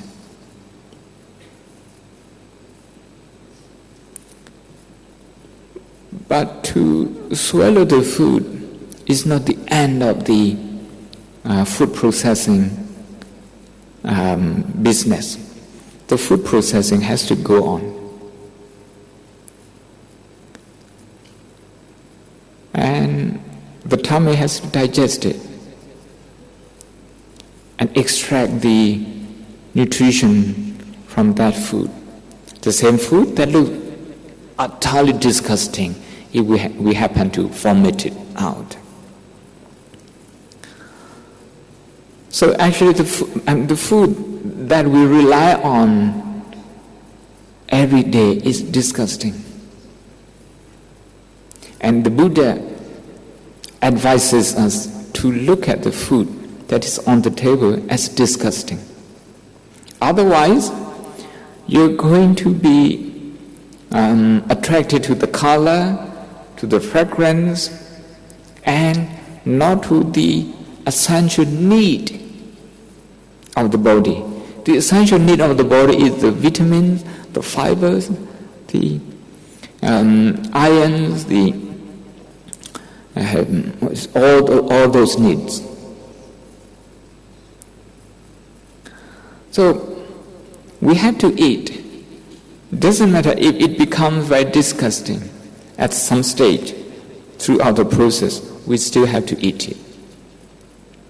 Why? Because we can't just survive without food. Sabbe satta ahara titika, the Buddha said. All beings live on nutrition. The Buddha didn't say live on food, he said live on nutrition. Not on the color, not on the fragrance, but on the nutrition. So we have to eat with that right intention, right attitude. Usually, people are not like that. Just take one example. If you have to eat the same dish, meal after meal for 2-3 days, you would think that something is wrong with you, something is wrong in the family. You may think a disaster is happening. Why? Because you have to eat the same dish. You have to repeat the same menu. Repeating the same menu, and not many people can do this. Why? Because they have very strong boredom and restlessness. They need to excite themselves all the time with more and more menu, with new menu. So you go extra length, miles and miles, in order not to repeat menu at home. If you like cookie, I give you cookie and have cookie for your meal, for your breakfast, your lunch, your dinner for 2-3 days. You will get totally fed up with cookie. You will never want to look at it again. But the cookie hasn't changed. Who has changed? You have changed. The mind has changed. The mind has changed. The attitude has changed. The mind is so conditioned with restlessness and with boredom. So we are being dictated by boredom and restlessness all the time in search of more and more food, Okay, more and more variety. Even if you have eat the same thing, you want to go for a new style, just to excite yourself, just to satisfy the bored mind, the restless mind. So you can see, boredom is very toxic.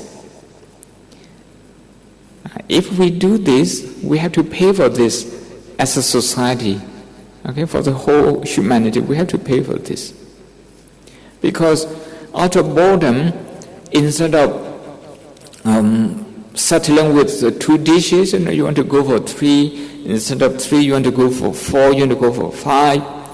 And you want more variety. That means, we need to produce more foods, more varieties. And to do that, we have to grow. But the earth, the Mother Earth, is given no time to recover. Okay? Because there is very short time, very short gap, very small gap between crops, the first and the next crop. So what happens is that we have to use chemical fertilizer. When we use chemical fertilizer, we destroy the earth. I don't need to talk about this because organic eating, organic farming is now very popular. It's a very good education. But we are back to square one. We have been totally organic before, 40, 50 years ago. Now we have gone more modern. We use a lot of chemicals, and now we go back to square one, back to organic farming, and it's very expensive. Very expensive. But the earth cannot afford this. If you need to do more farming, you need to cut more trees. If you cut more trees, the earth cannot drink enough water. It cannot, drink sufficient water, because when the rain comes, the water will flow to the lower ground immediately, because there are no trees to suck the water into the soil. If the water itself is not if the earth itself is not well fed, not well looked after, you cannot expect the earth to look after human being as it used to do. Because we, as a human being, as a community, we have not been that responsible. We are driven by selfishness, by greed, and we eat just to satisfy our greed, just to satisfy our boredom, just to suppress our boredom, which is not the right attitude for eating,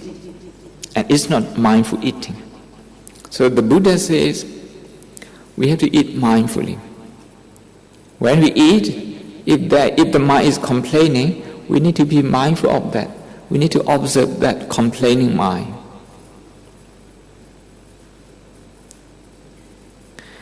In Europe, I repeat this every time. But this is the first time I'm talking about this in Singapore. I'm talking about my monastery, my training in a monastery in Baku, a city about 50 miles from Yangon. Tadana Mandai Pali University Monastery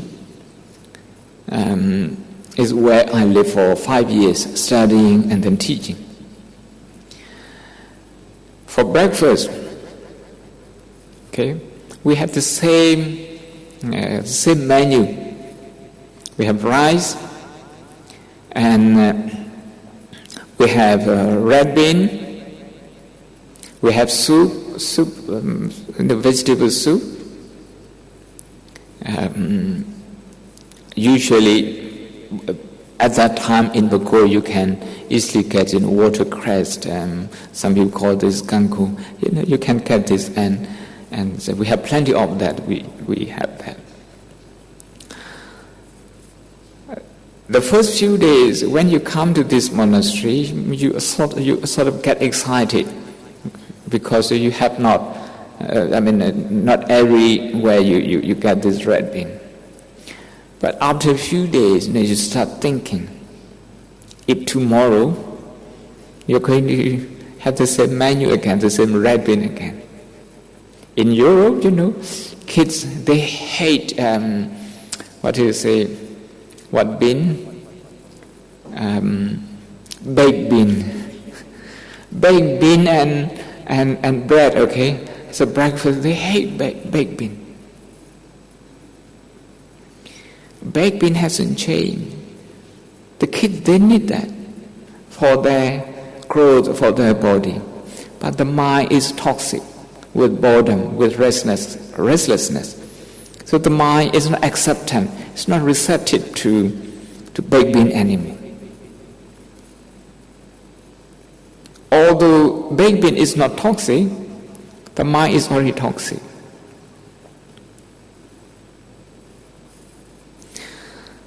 So we have to, all the students have had to face this reality of the same menu. For me, 5 years. For some people it could be, living in hell, having to repeat the same menu 5 years. But if you work on your mind, if you work on the complaining mind, if you work on the mind that feel bored because you have to repeat the same menu, if you work on that, and if the mind no longer complains, then you will enjoy even though it's the same menu every day. If you can enjoy the same red bean every day, you can enjoy every food. Meaning, you have more ability to enjoy food.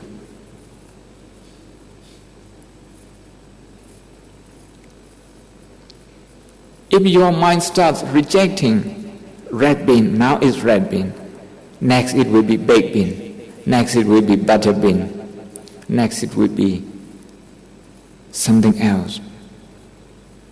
The mind will not stop at rejecting things because it has become toxic already. That is why mindful eating is at the heart of Buddhist meditation practice, at the heart of Buddhist way of life, at the heart of Buddhist practice. And we have to eat mindfully, and you should chew as many times as you can, at least about 25 times, one bite. When you have to do that, because you're not used to doing it, the mind will get bored. So you have the opportunity of observing boredom. You have the opportunity of observing toxic mind, and you have the opportunity to deal with that there and then. Otherwise, you're going to keep feeding this toxic mind. So if you observe that boredom, you deal with that boredom. If you can bring that boredom under control, then you're going to appreciate your red bean, your baked bean, your butter bean very much. In Burmese we say mayo nai no. How do we say it in English? You will never fed up with that. You won't feel down with that. Okay. So, if you are able to be at peace with the same thing, with the same red bean, this is an enormous quality. It's a real blessing. Because in life, you cannot keep changing like you keep changing the menu. You can't keep changing your partner. your spouse, your school, your car, everything is very expensive, everything is very costly. So boredom is very toxic psychologically. And you can defeat this through mindful eating. If you have to grow less because your mind demands less, you only have to satisfy the needs and the requirements of the body, then what we have in the world is enough for the whole humanity. Otherwise, nothing is enough. In Burmese, we have a saying, the Modaya Wandatwa. We used to believe that the ocean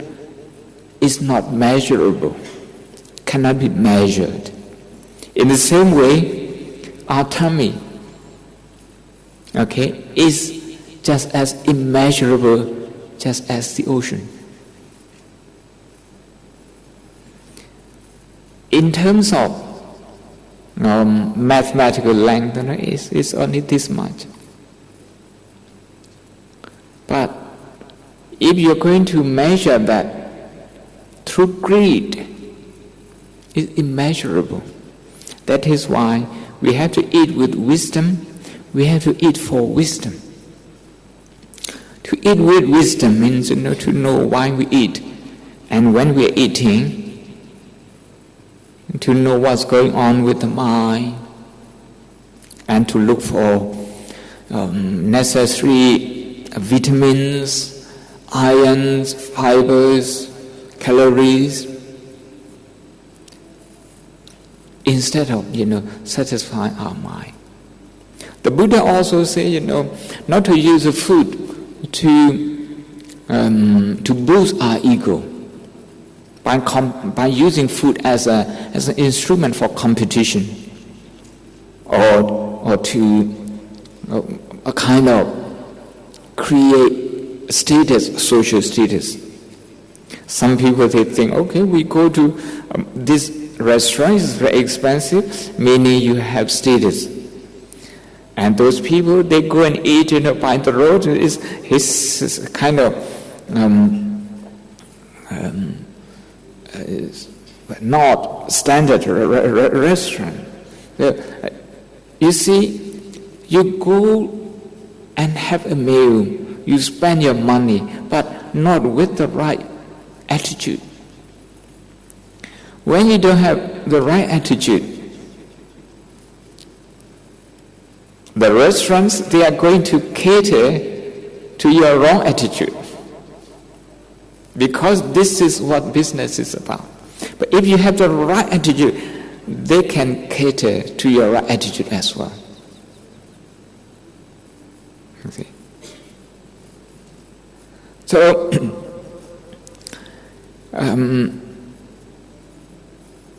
eating is such an important activity that we do. We can stop study, or we can live our life without going to school, or just half. We can stop at half of the journey with our study. Even spouse, you can leave your spouse and live alone, but you will never be able to leave food. Food is very essential. Food is life. So knowing how to eat means knowing how to live. Knowing how to eat means knowing how to care. How to care about your body, how to care about your family, how to care about the environment. Because if your mind is bored easily, is restless easily, and you have to change your menu, you have to in order to satisfy your greed. If you need more and more food, we have to grow more and more food. But the world has its limit. we have limited resources that we need to share. We need to share. Out of greed, if we have to go for food, okay, one after another, and more varieties, we become uncaring towards the earth, towards the environment, towards the trees. In order to grow more, we need to cut trees. We need more farming lands. If we have less trees, the earth becomes dehydrated. The soil erosion happens at a quicker rate.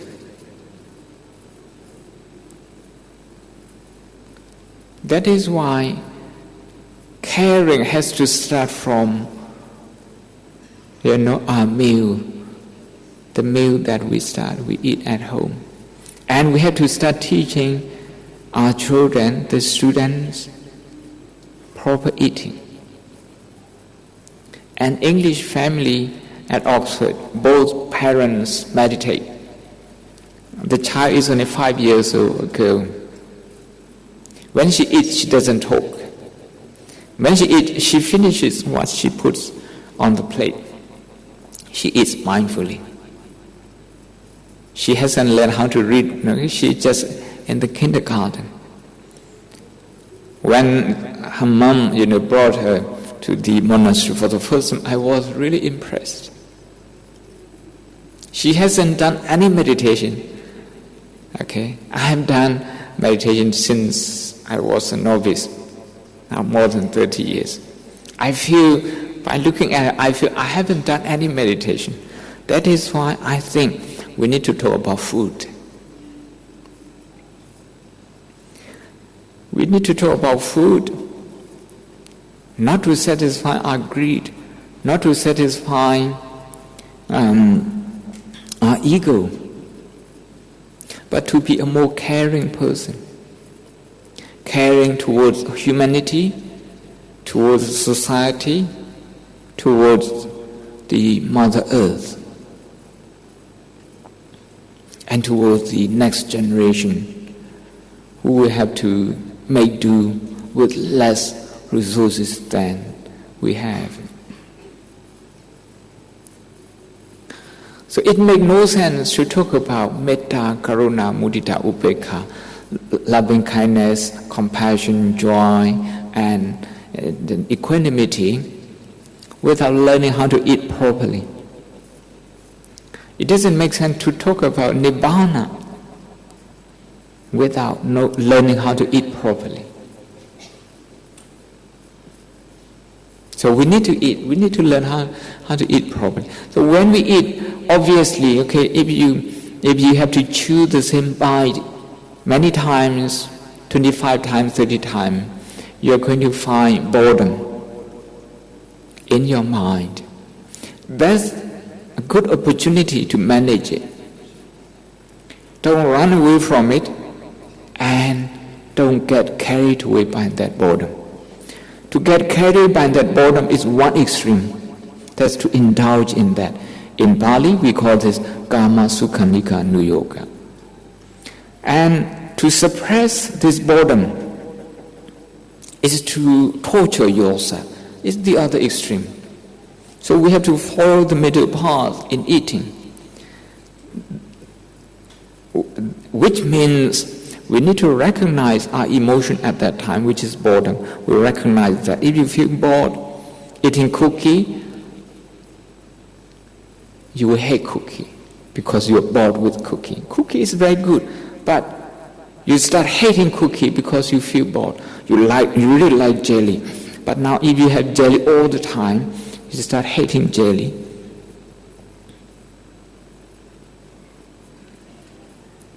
Hatred is poison. So, jelly hasn't changed, cookie hasn't changed, but you have changed. Your attitude has changed. Your reaction, your psychological reaction has changed. So what you have to fix is your psychological reaction, not cookie, not jelly. not the food. My own mother, throughout her life, I never noticed, I never observed. My sister told me she took only about 5 or 6 kinds of dishes all her life. I never knew that. I took her to Portugal on pilgrimage. I brought her here to Singapore for a visit, to Thailand. And I noticed, she didn't like tom yum in Thailand, and in India she didn't like any spicy food. She was so used to that. I think that dislike element is something that she could work on. The positive thing is that, she doesn't demand a lot of varieties. So she could be a self-sufficient person because her need wasn't that much. She lived up to 82 years. 82 years. And she had been to the hospital for the first time 6 months before she died, when she was diagnosed with cirrhosis. Before that, she was so healthy, she never had to go to hospital. Self-sufficient, simple way of life. In other words, she knew a lot better than me how to eat. She had mindful eating.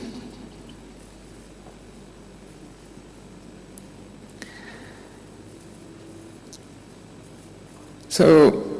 I like to suggest that if you like to try mindful eating, if usually you have 3 dishes at home, trying to reduce 1 dish.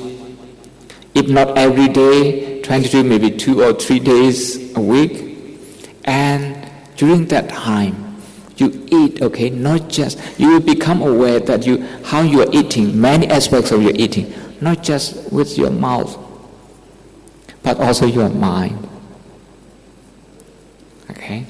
When you reduce the number of the dishes, and the mind will start complaining, meaning the mind is eating frustration, is eating anger, is eating dissatisfaction. But when you have 3, you're happy. You're even happier when you have 4. When you can afford to have 4. Now you're eating the solid food through your mouth. You're also eating through your mind. Greed, you eat greed, lobha. So we eat greed or frustration, dosa, anger all the time. That is why our body is very toxic. Our mind is very toxic. And meditation that the Buddha teaches is detoxification. You can detox yourself. And in order to do this, you can use mindful eating as part of the practice. You eat. When you eat, trying to chew as many times as what, about 20 times, 25 times. When you're bored, tell yourself, this is boredom. Don't say, I am bored. Don't put I. Boredom is not you. Boredom is not me. Boredom is not Tom. Boredom is not John. It's not Sarah. It's not Lucy. Boredom is not. Boredom is a universal property. And anybody can suffer from that. So if you look at that way, you're going to use a third person description. This is. I is the first person, you is second person. This is the third person description. This is boredom. This is frustration. This is complaining mind. You look at the complaining mind as if you are watching a show as a spectator. So you register that boredom, that complaining mind once or twice, and you continue eating. If you keep doing this, I suppose for some people, within a few weeks, you will have reduced boredom to a large extent. At least you will not feed your boredom anymore. You will not encourage boredom anymore. If that happens, there is only one thing, that is, you will enjoy your food more, even if you have to repeat the same thing. And you'd have to go extra length to satisfy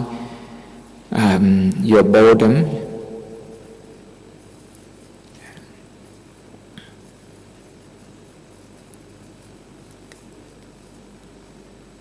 Now we are talking about solid food,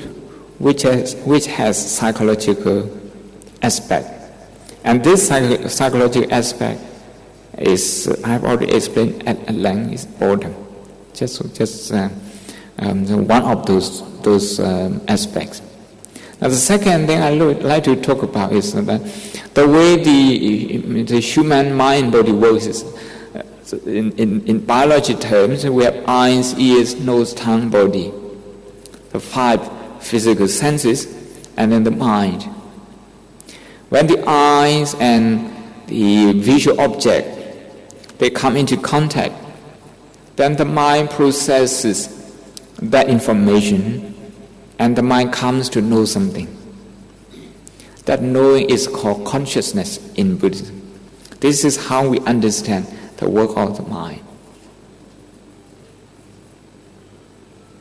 Buddhism has been studying mind for 2,600 years. So Buddhism does have something to say about the mind. On the 30th July, at King's College at London University, we had a Dhamma conference, international conference. One professor from Bristol University, a Buddhist and Abhidhamma scholar, he said, the Buddhists are the only, particularly he said, the Abhidhamma scholars are the only people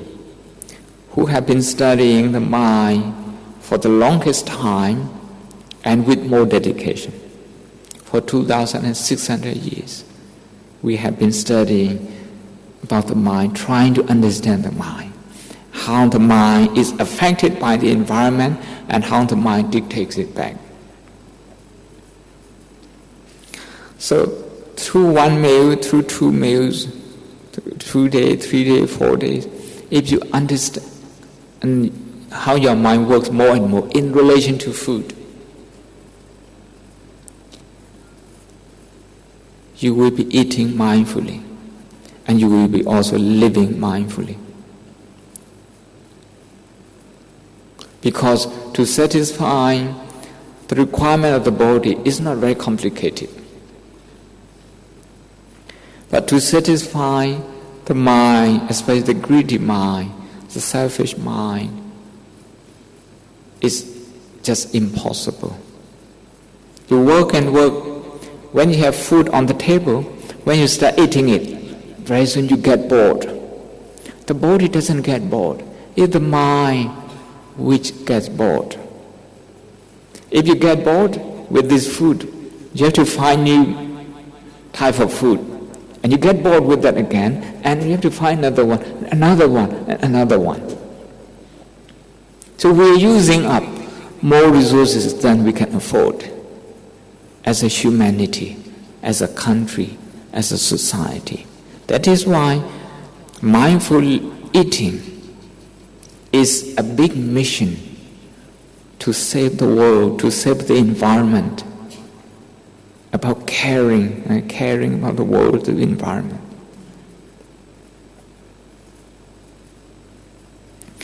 It has psychological aspect there, environmental aspect, environmental concern there, about social issue there. Everything is in there. So the contact that arises there, that we call contact point between the eyes and the visual object, the ears and the sound. A sound, if we like, we say it's a sound or it's a music. If we don't like it, even if it's a music, we say it's a noise. We have all sorts of concepts and the ability to use language to describe our concepts, our boredom, our frustration as a human being. The Buddha says we can do a lot better than this. Not abusing our language ability to destroy the world, but to use it to promote happiness, not just of our generation, but for the generations to come.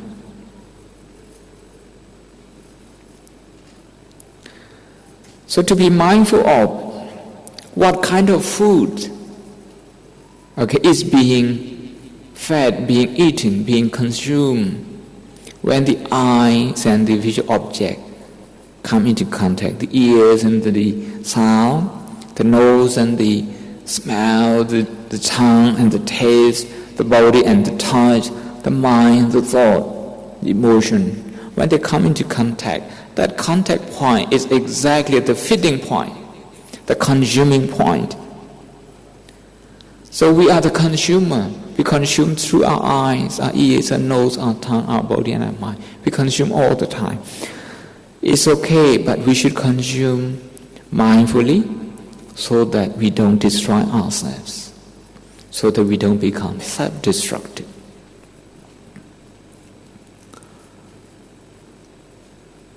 The second type of food is the contact point between the internal and external world, in other words. The third kind of food is intention. Why we buy a certain thing when we buy. Why we eat certain food when we eat. Why we go to a certain place when we go. Why we say a certain thing when we do. There is intention everywhere. And that intention, if it is impure, it is governed by greed, hatred, jealousy, fear, arrogance, selfishness. And this intention is poisonous, it's toxic. And we cannot get away from the consequences of this toxic food. Once you have eaten toxic food, you have to suffer from that physically. Just like that, once your mind, your eyes, your ears, your nose, your tongue, your body, your mind have consumed toxic food, you will have indigestion. Some people have a lot of thought, they can't digest and they can't sleep. Some people, they cannot digest a certain unfortunate incident 20, 30 years ago. They still keep it in mind. It's still dominating, it's still bothering them. Indigestion. Emotional indigestion. If that happens, whatever you think, whatever you say, it can be toxic. So intention. But with pure intention, with good intention, whatever we eat, whatever we think is nutritious. Nutritious emotionally, psychologically, mentally. It's nutritious.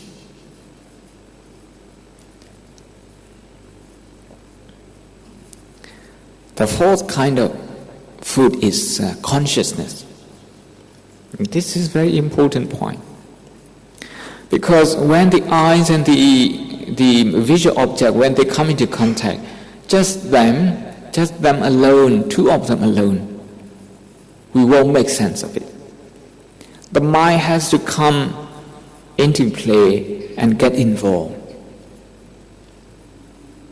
And that mind is called consciousness. Consciousness that arises through the eye is called eye consciousness. Through the ear consciousness. Nose consciousness, tongue consciousness, body consciousness, and mind consciousness. In Buddhist psychology, we analyze consciousness in this way. And this consciousness, just as the contact point can be poisonous, this mind can also be toxic. If you don't eat mindfully. That is why mindfulness is very important. And we don't talk enough about this issue. We don't think enough about this issue. We don't reflect enough this issue. That is why we suffer. We suffer from our own greed, our own boredom, our own restlessness. We serve them. And we're being dictated, by those negative emotions through our life. So, seeing this, the Buddha became very compassionate towards human beings. He became very motivated to teach people mindful eating. He couldn't teach everyone, but if you become a monk, a Buddhist monk, the first thing you know is called Pisavakana Leba in Burmese. 4 kinds of reflection. The first one is clothing. The second one is eating. The third one is shelter. The fourth one is medicine. The 4 essentials. We have to reflect on this every day. We have to learn how to wear with the right intention. If you don't wear if you wear to impress people, and you come here, you wear the best clothes, and you come here, no one takes notice of that, you're really disappointed, because you don't wear with the right intention. The right intention for us is to protect ourselves, from heat and cold, from temperature, extreme temperature, to cover ourselves, to protect ourselves from shame, to have some, to be able to live in a civil world with dignity. And this is the purpose of clothing. The purpose of eating is not to compete with each other, but to meet the requirement of this body, so that this body is healthy, lives long, and can enjoy happiness for us and for other people in the society. In Buddhist term, to achieve enlightenment. For the shelter is to protect ourselves from extreme temperatures as well, from the wind, from cold, from the heat, and from the animals, starting from insects. Medicine, this is also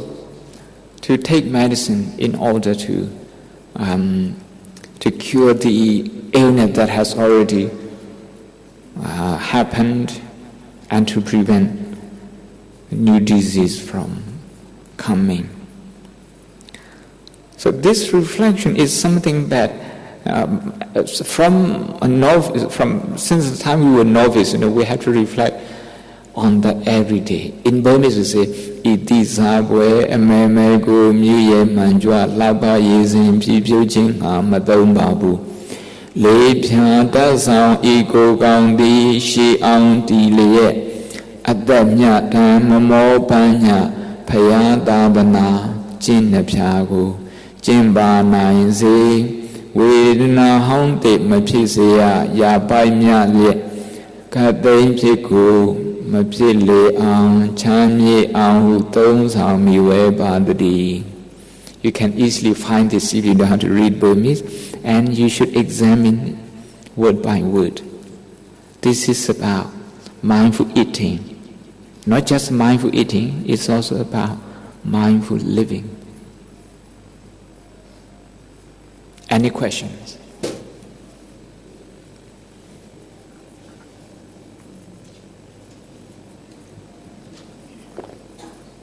Sierra Pia Satali do Migomio,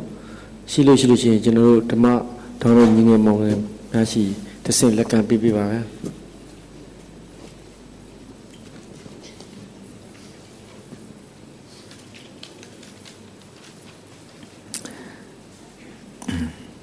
Please,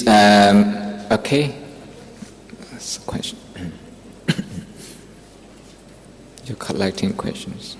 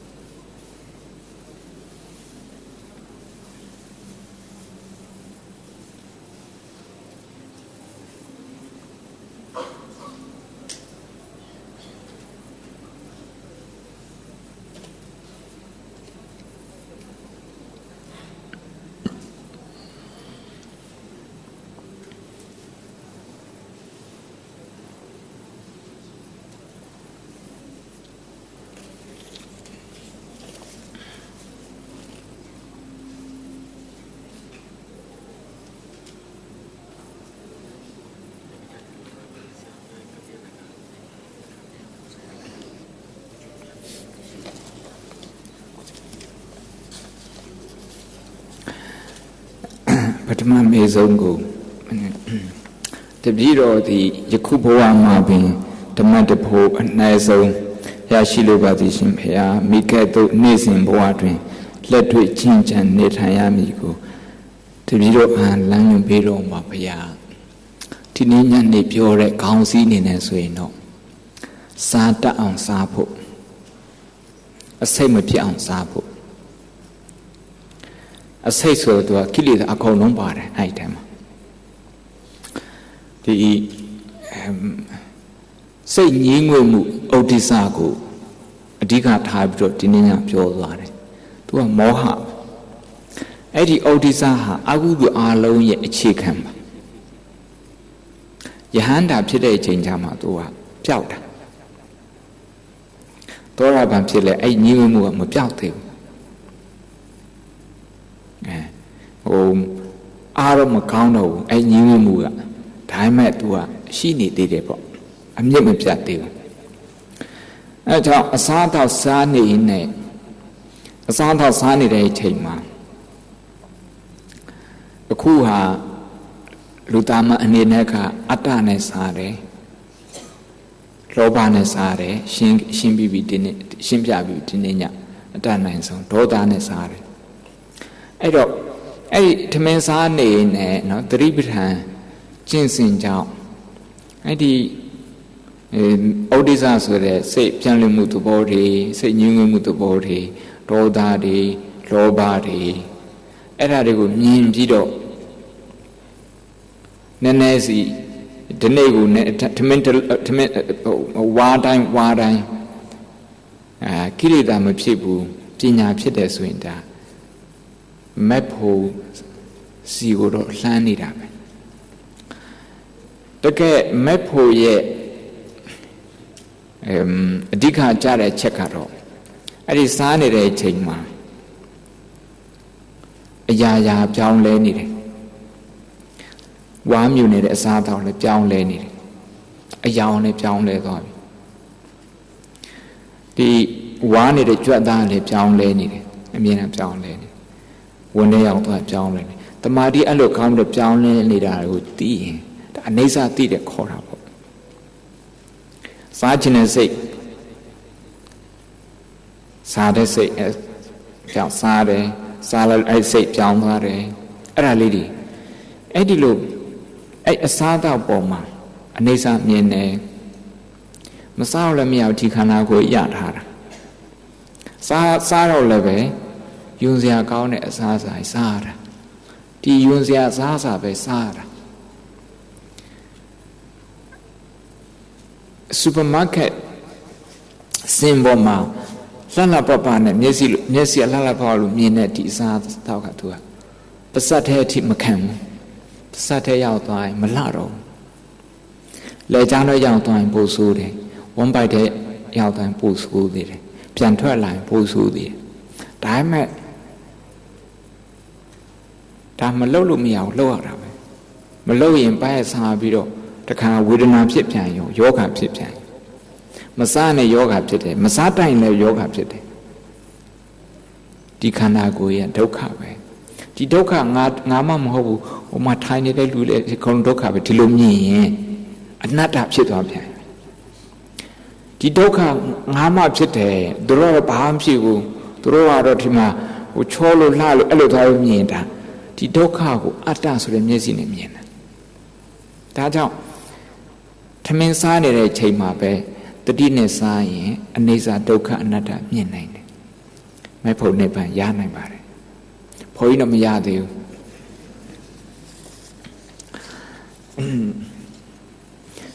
အရှင်ပြအမြတ်ဝေတဲ့အချိန်ဓာတုလို့ခေါ်သုံးခါခေါ်တဲ့အချိန်စိတ်ကိုဘယ်လိုထားမလဲဗျာစိတ်ကိုဘယ်ကိုအာယုံထားမလဲဗျာကိုပြုရဲ့ကုသိုလ်လား30ပုံကိုလားတဏှာကိုလားအာယုံပြုထားမှာဓာတုဆိုတာကကောင်းပြီလို့အဓိပ္ပာယ်ရတာ approve လုပ်တာထက်ဝန်တာတာဓာတုဆိုတာ approve လုပ်တာအများကြီးပို့တယ်ဝန်တာတာမုဒိတာဖြစ်တာအသုံးပြတဲ့စကားလုံးတစ်လုံးကအနုမောဒနာအဲ့ဒါလည်းပီတိတစ်မျိုးပဲဟို rejoice ဖြစ်တာပေါ့ဝန်တာတာနောက်ကုသိုလ်လုပ်တဲ့အချိန်မှာကိုယ်တိုင်ကအလှူရှင်ဆိုရင်အဲ့ဒီကုသိုလ်ကိုစဉ်းစားပြီးတော့ပီတိဖြစ်ပြီးတော့မှရေးစဲချအဲ့လိုမဟုတ်ဘဲနဲ့ထုံနှန်းစင်နာရဘုန်းကြီးတရားဟောပြီးလို့ရေးစဲချလိုက်တယ်ဒါတမန်ကရှန်ကရေးစဲချတယ်ရေးစဲချတဲ့နေရာမှာသူအပိုင်းနှစ်ပိုင်းရှိတယ်တစ်ပိုင်းကအဓိကကြတဲ့အပိုင်းနှစ်ပိုင်းပေါ့နော်တစ်ပိုင်းကဝန်တာတာဝမ်းမြောက်ဝန်တာဖြစ်လို့ရလာတဲ့စိတ်ချမ်းသာမှုအဲ့ဒါကိုကုသိုလ်လို့ခေါ်တာပေါ့စိတ်ချမ်းသာကုသိုလ်ကနေဖြစ်စေတဲ့စိတ်ချမ်းသာမှုပေါ့တရားတရားကလည်းပဲကုသိုလ်စိတ်ချမ်းသာမှုဖြစ်စေတယ်ဒါနလည်းပဲစိတ်ချမ်းသာမှုဖြစ်စေတယ်သီလလည်းဖြစ်စေတယ်ဒီလိုပေါ့အဲ့ဒီစိတ်ချမ်းသာမှုတစ်ခုနောက်တစ်ခုကတခြားလူတွေကိုအဲ့ဒီစိတ်ချမ်းသာမှုဒီလိုကုသိုလ်မျိုးရစေခြင်းစိတ်ချမ်းသာမှုရတာကမုဒိတာပိတိမုဒိတာနော်မုဒိတာသူများတွေ31ပုံကျင်လည်နေတဲ့တ attva အားလုံးဒီအမြဒီကုသိုလ်ညီတွင်ညီမျှရစေခြင်းဒါကမေတ္တာဒါကြောင့်မုဒိတာနဲ့မေတ္တာအခန်းကဏ္ဍနကန္တရှိတယ်မဲ့လှူတဲ့နေရာမှာလှ လူနန်တန်းနန်တဲ့ပုဂ္ဂိုလ်တွေမှာသူအန်ဒရယ်လည်းရှိတယ်ပြိုင်ဆိုင်ခြင်းတို့လှူတာကြွားဝါခြင်းတို့လှူတာနာမည်ရခြင်းတို့လှူတာမဲရခြင်းတို့လှူတာဒါမျိုးတွေရှိအဲ့ဒီလိုရှိတယ်ဆိုရင်ကုသိုလ်သိမရဘူးတဲ့ဒါကြောင့်မို့လို့မြန်မာဆရာတော်ကြီးတွေအစပိုင်းမှာလေလှူရခြင်းရဲ့အကျိုးကိုလှူရခြင်းရွေချက်ပေါ့နော်အကျိုးမို့လှူရခြင်းရွေချက်ကိုသင်ပြပေးတာဒီနေ့လုပ်တဲ့ကုသိုလ်မတ်ဖို့နိဗ္ဗာန်ကိုရွေပါတယ်ဒါရွေချက်ပြန်ပြီးတော့သတိပေးတာရေစက်ချတယ်မအိုမနာမတရားမှနိဗ္ဗာန်မြတ်ကိုရောက်ရပါလို့ဤဒါရွေချက်ကိုremind လုပ်တယ်ပေါ့သတိပေးတယ်ပေါ့အဲ့ဒီနေပြီးတော့ရရှိလာတဲ့အကျိုးကိုတခြားလူတွေပေးဝေတာအဲ့ဒါကခဏခဏပြောတဲ့မေတ္တာဒါမဲ့ဒီမေတ္တာကမုဒိတာမပါဘဲနဲ့မပေးနိုင်ပေးလို့မရမုဒိတာပါတယ်မုဒိတာတိတ်အရေးကြီးတယ်အဲ့ဒါမနှက်ဖြန်အဲ့ဒီမနှက်ဖြန်ဟောမဲ့တရားတိညတော့အကျင့်ပဲဟောတော့မယ်မုဒိတာအရေးကြီးပုံမုဒိတာမပါရင်စိတ်ထဲမှာပီတိမဖြစ်ရင်ပရိယွတ်တာလည်းပဲမစွမ်းဘူးတာဓုလို့ခေါ်တာက excellent လို့ပြောတာစိတ်ထဲမှာ excellent ပါဇက်က excellent ပြောပြီးတော့စိတ်ထဲမှာတကယ်ဝမ်းမသာဘူးဆိုရင် you can imagine how you would look like ဒါကြောင့်သူ့အပိုင်းနဲ့သူပေါ့ပထမအပိုင်းမှာကိုယ့်ရဲ့မုဒိတာအပိုင်းမှာကိုယ့်ရဲ့အလှူဒါနကိုဒါမှကိုယ့်ရဲ့ဝိဇ္ဇာကိုကသွားပြီးတော့ကိုယ်တငယ်ချင်းနဲ့အလှူစီသွားရဆိုတော့ကိုယ်တငယ်ချင်းနဲ့အလှူကိုတွေးပြီးတော့ကိုမုဒိတာဖြစ်ရမယ်တလောက်ကြိုးစားဖက်ဆန်ကြိုးစားရှာတယ်ဇောထားပြီးတော့ဓာတ်တွေလှုပ်တယ်တပင်တပန်းခံပြီးတော့လှုပ်တယ်အဲ့ဒါလေးတွေကြည့်ပြီးတော့ဒါ appreciate လုပ်အောင်ပေါ့အဲ့ဒါပထမပိုင်းနောက်ဒုတိယပိုင်းမှာကျတော့30ပုံလူသားတွေဒုက္ခရောက်နေတာတချို့ကအစိတ်စားလို့စားမသိပဲနဲ့ဒုက္ခရောက်နေတဲ့လူတွေရှိတယ်ဟုတ်တယ်မလားသူရောကိုယ်ရောစိတ်ကနေအစိတ်စားနေတာတွေရှိတယ်ခုဒီနေ့ပဲတရားထဲမှာဟောခဲ့ပြီအဲ့တော့အဲ့ဒီလူတွေကိုကြည့်ပြီးတော့သူတို့လည်းငါတို့လိုပဲဆိုဂယုဏဖြစ်ဖို့အဲ့ဒီဂယုဏနဲ့ဒါအမြပေးဝေတာသူတို့အတွက်အထောက်အကူဖြစ်ပါစေဒါမေတ္တာအခြေခံအဲကြောင့်မြန်မာလူစိတ်ချတာပဲချိန်မှာဘာပြောတယ်ဆိုတော့အဲ့ဒါလေးသိရရေစက်ချအဲ့ဒီရောင်းတာရှိတဲ့ကပ္ပအေးမှာလေရွှေကုံဆောင်းတိုင်းမှာရေးရောင်းတာရှိတယ်အဲ့ဒါလေးဝယ်ကြည့်ပြီးတော့သူစာပိုက်လိုက်ဒါဒီစာပိုက်ကဘာပြောတော့ပါလဲဒါက intention ကိုပြောတာလား is to orientate your mind to the right intention to the right attitude and နောက်တစ်ခုကto refocus your mind so that you rejoice in your own good thing in your own effort ဒါကြောင့်ဖဲချိန်မှာဘာကိုအာယုံထားမယ်ဆိုတာဆရာတော်ဖျားဝိပဿနာတရားအားထုတ်ရအချိန်ကိုအတိတ်ထံဖြင့်သတ်မှတ်လေရှိရနိုင်ဝက်တနိုင်2နိုင်3နိုင်စသည်ဖြင့်တရားထိုင်လေရှိကြရာနိုင်ကြာထိုင်သည့်ယောဂီများအားအပင်ပန်းခံခန္ဓာကိုညင်းဆဲသူများလို့ဝေဖန်ကြပါရဲ့ဖေဟာနိုင်ကြာထိုင်တာမှားပါသလားဖေဟာနိုင်ကြာမထိုင်နိုင်တော့မထိုင်နဲ့ပေါ့ထိုင်နိုင်တဲ့ပုဂ္ဂိုလ်တွေကမမှားဘူး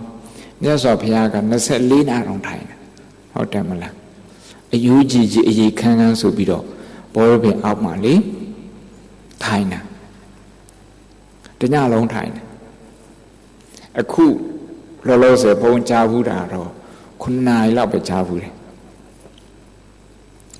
ဒီတရားစခန်းတွေထဲမှာဆိုရင်တိုင်းကူက9နာရီထိုင်နေမဟာပလင်ချိတ်တယ်ပေါ့တချို့ရိတ်တာတွေကတနားခွဲစထိုင်တာ စထိုင်တာတနားခွဲတချို့ဦးနည်းတွေကစထိုင်တာ3နာရီတချို့ရိတ်တာတွေကတနားဒါတွေကတဖြည်းဖြည်းလေ့ကျင့်ယူရတယ်ခန္ဓာကိုယ်တွင်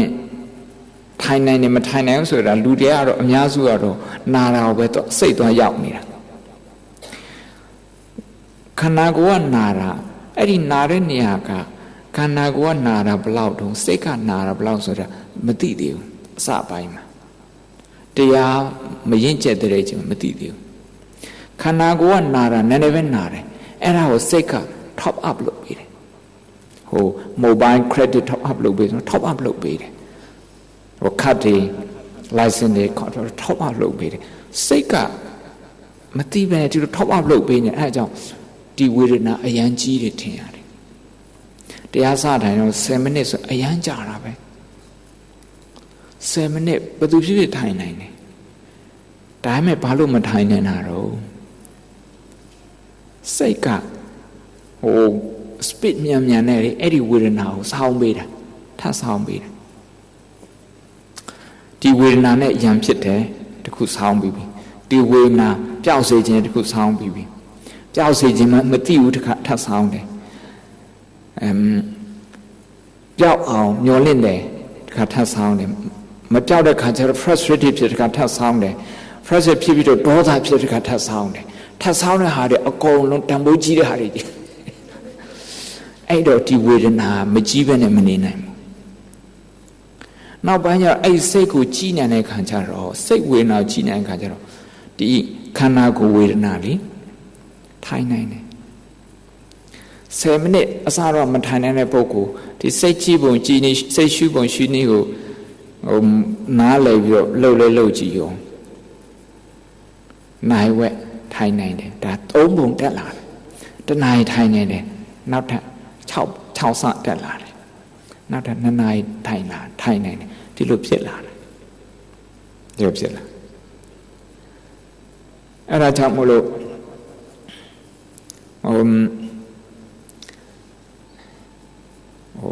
စိတ်ဓာနုပဒနာဝေဒနာနုပဒစိတ်ဓာနုပဒနာအဲ့ဒါတွေကိုမသိသေးပဲနဲ့သူများကိုပြိုင်ကျင်တဲ့အနေနဲ့9နာရီထိုင်မယ်ဆိုရင်တော့ဒါကိုယ့်ကိုထော့ချလုပ်တာပဲကိုယ်ညင်ပန်းတာပဲဒါပေမဲ့ဒီခန္ဓာကိုယ်က9နာရီထိုင်နေပါနဲ့ကိုယ်ကမကြိုးစားဘူးဆိုရင်ဒါလည်းတစ်ဖက်ကအတ္တကိလေသာမဟုတ်လေကာမတုခဏိကနုယောဂဒါစိတ်ကိုအလိုလိုက်တာပဲကာမဂုဏ်ဘက်ကိုအလိုလိုက်တာပဲဒါကြောင့်အလယ်လက်လမ်းစဉ်ဆိုတာကပထမဆုံးတရားထိုင်တဲ့ပုဂ္ဂိုလ်က10မိနစ်ထိုင်နိုင်ရင်ဒါအလယ်လက်လမ်းစဉ်ဖြစ်ခြင်းဖြစ်နေမယ်အကြားတဲ့နေပြီးတော့ group support ဆိုတာပေါ့နော်အများနဲ့ထိုင်တဲ့အခါမှာပို့ပြီးတော့ထိုင်နိုင်တယ်နိုင်ဝဆထိုင်နိုင်တယ်နည်းနည်းဆရာသမားရှင်းပြတဲ့အခါကျတော့ပို့နားလည်ပြီးတော့ပို့ထိုင်နိုင်လာတယ်ဒီလိုဖြစ်လာတဲ့အခါကျတော့ तू ကဟိုခန္ဓာကိုယ်ရဲ့တီးခံနိုင်မှုနှုံးဟာလေစိတ်ရဲ့တီးခံနိုင်မှုနှုံးနဲ့ तू ကအတူတူတက်လာပြီးတော့အကြာကြီးထိုင်နေတယ်အဲ့ဒါမျိုးဆိုရင်တော့ကိုယ့်ကိုညှဉ်းပန်းရမရဘူး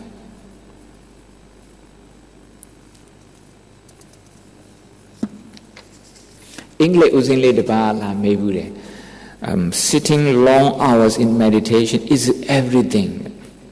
ဘုံမောင်ပြော it's not everything but it's something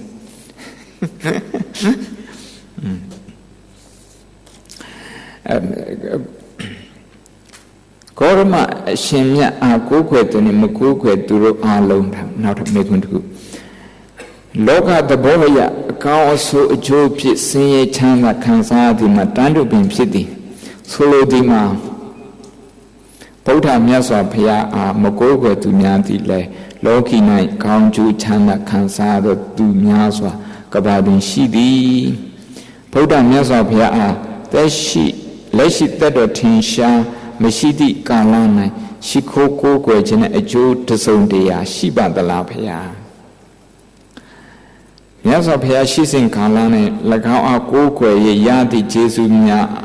အားဟောကြားခဲ့ဘူးတဲ့တရားတော့ရှိခဲ့ဘူးပါသလားဘုရားpost script ရှိတယ်ဒီဟာက PS မြတ်စွာဘုရားဤတရားတော်များကိုမဆိုလိုပါတဲ့နောက်ပြီးတော့ Upama E.G. The zone the out the Miazapia, the Aramiago, Matina Leva, Todo Miazapia, Shiko, Kokwe, Toduna, a Joe to the zone the Shiba the La. Taranagom Panya Chi, a Joe Jesu Miahu, Sabe between Pashu Puba, the Taranagom Panya Chimsi Iketo, a Joe Jesu Mia Mayashi Badala. Now, don't I love Simon, no?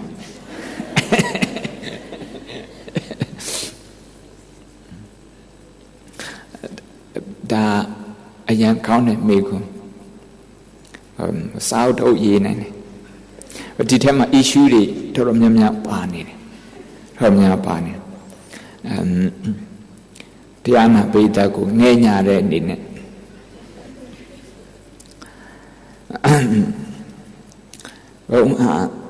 Let them by Jojin Honsoro. Yes, a pair was she go guerra. Tapian be a sensible at it. Pina Pame, Boda Sorena Meaqua, Pina a chicken at Name. A sunset and a bocuma, Boda Odi. My sunset is around Lebet, the Madi Meshibe to a sunset, Gayan Chowdani Pio. My sunset name.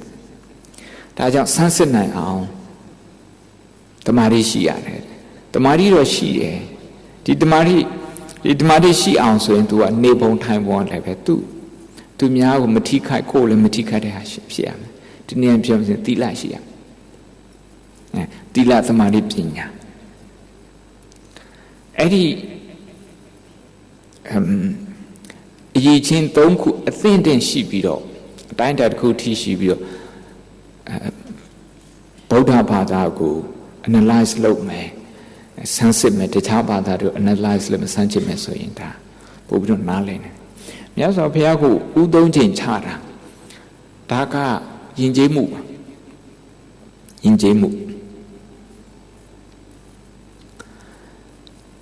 Lu Lokama, Gaunuta. Go te Dores Sura Tenepoco, go te Minas or a Poco Maco, Gaunuta. And yes, of Piago, Tilo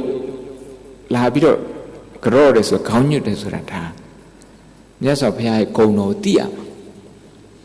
Tama, say Tama, Gigi Nanashi. Pinya Pare, she who grow she. Elum Hobane. A car on Yachin, yes, of La Gropia. Caro, Gardizia had a model detained in Mina Yachin, Lavi Gropia, that Loba Negrota. Yes, of Yarma, to my she had to a colon soon below. Daughter be Payapia on generally. Edari people to him, yes, of Yaga. Home. Parmi PC Lara Mahope. Papa Dhamma Magogo Lebe business study, Malem, MBA Layard Hamas, you know how to do business. Super Palomas at the Logam Amin and Hebo. Yes, of Yaga Logama Luadla Ami Ao. Be had a Lanyamuri Shibare. Meswe Kaun Shibo Nabido, Yudabo, Juzabo, Adonzo Mamiabo, Sego, Taintapo, Nabido Yada Paisan, Labels and Tombom Piambido invest Napom Piambid investment at table. Tazodoro ambitious Pitabe. Laka lead on Yain and Natapia investor. The town go insurance time. Janet town go Laonsa. Tilorama suggestion she got how exact when mathematics mahobu. Ta wouldn't go pure concept go pure. I don't Yes of Yazi ma Tai Logino Carlo Chino a local Logino Labiro. Down as well, you know, you're missing the point. Look how Login as way, အလုတ်သမားကောင်းဖြစ်ရပညာရှင်တစ်ယောက်ဖြစ်ရမယ်တငယ်ချင်းကောင်းတစ်ယောက်ဖြစ်ရမယ်လူကြီးကောင်းတစ်ယောက်ဖြစ်ရမယ်အဲ့လိုဆိုရင်အဲ့ဒီပုဂ္ဂိုလ်ကုမ္ပဏီတိုင်းကလာရှာတယ်ကုမ္ပဏီတိုင်းကလာရှာအဲ့တော့တစုံတယောက်ဒီမြတ်စွာတရားတော်များကိုမသိနားမလဲပါသို့သောမြတ်စွာဘုရားအရှိခိုးကိုးကွယ်ထိုသူနဲ့အကျိုးတုံဆုံးတရားရှိပါသလားစိတ်ချမ်းသာမှုreassurance တမျိုးတော့ရတယ်ကိုးကွယ်ရလိုနေတာဟိုစိတ်အားငယ်နေတာမြတ်စွာဘုရားကိုကြောခြင်းအဖြစ်ဒါကိုယ့်ထက်မြင့်မြတ်သီလသမာဓိပညာမြင့်မားတဲ့မြတ်စွာဘုရားကိုကိုးကွယ်ဆိုတော့ကိုယ်မှာအားကိုအားထားရအောင်သွားတယ်စိတ်ထဲမှာ confidence နည်းနည်းရှိသွားတယ် reassurance ရှိသွားတယ်ဒါပေမဲ့ဒီဟာကိုတရားတရားလို့ဒီတရားတရားကသူကမခိုင်မြဲဘူးဘာဖြစ်လို့တော့ဆိုတော့ပညာမပါလို့ဒီ complicated emotion တွေရှိလာပြီဆိုရင်ဒါဒီတရားတရားတခုတည်းနဲ့လုံးလုံးမရတော့သရဏဂုံပွားများခြင်းအကျိုးတရားများဟူ၍စာပေတွင်ဖတ်ရှုဖူးပါသည်သရဏဂုံပွားများခြင်းဖြင့်ဤကဲ့သို့အကျိုးများအခြေစုများရနိုင်သရဏဂုံပွားများတာဒီရွတ်ဖတ်တာကိုဆိုလိုတာထင်ပါတယ်မေခွန်းကလေသရဏဂုံတကယ်ပွားများတဲ့ဓမ္မန္တရဏံကိစ္စမိတရားကိုတကယ်ကိုးကွယ်တယ်ဆိုတာခဏက mindful eating ပုံစံမျိုးပြောတာစားတဲ့ချိန်မှာဓမ္မန္တရဏံကိစ္စမိဖြစ်နေတယ်ပစကတော့ဓမ္မန္တရဏံကိစ္စမိမဆိုဒါပေမဲ့တတိနဲ့စားတယ်အစိတ်မဖြစ်အောင်စားတယ်ဒါမှတကယ်ဓမ္မန္တရဏံကိစ္စမိဖြစ်တယ်တရားကိုတကယ်ကိုးကွယ်စိတ်ကတာစားတဲ့ချိန်မှာဝတ်တဲ့ချိန်မှာဓမ္မန္တရဏံကိစ္စမိဖြစ်နေတယ်အိမ်ထဲဝင်သွားတဲ့အချိန်မှာဒါဒီ shelter ကိုအသုံးပြုတယ်ဓမ္မန္တရဏံကိစ္စမိဖြစ်နေ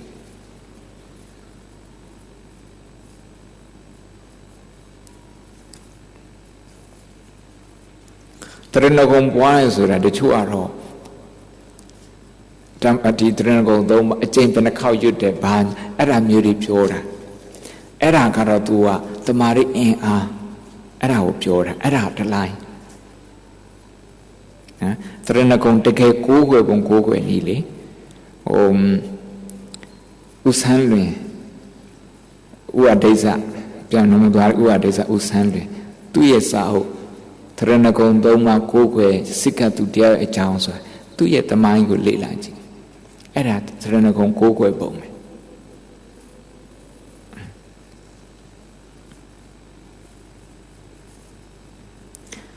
မြတ်စွာဘုရားမရှိပေမဲ့မြတ်စွာဘုရားသူ့ရဲ့ကိုယ်စား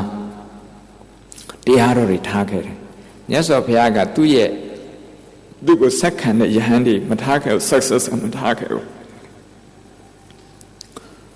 အဲ့ဒီအစားဓမ္မနဲ့ဝိနည်းဆိုတာ teaching and discipline အဲ့ဒါကိုထားခဲ့တယ်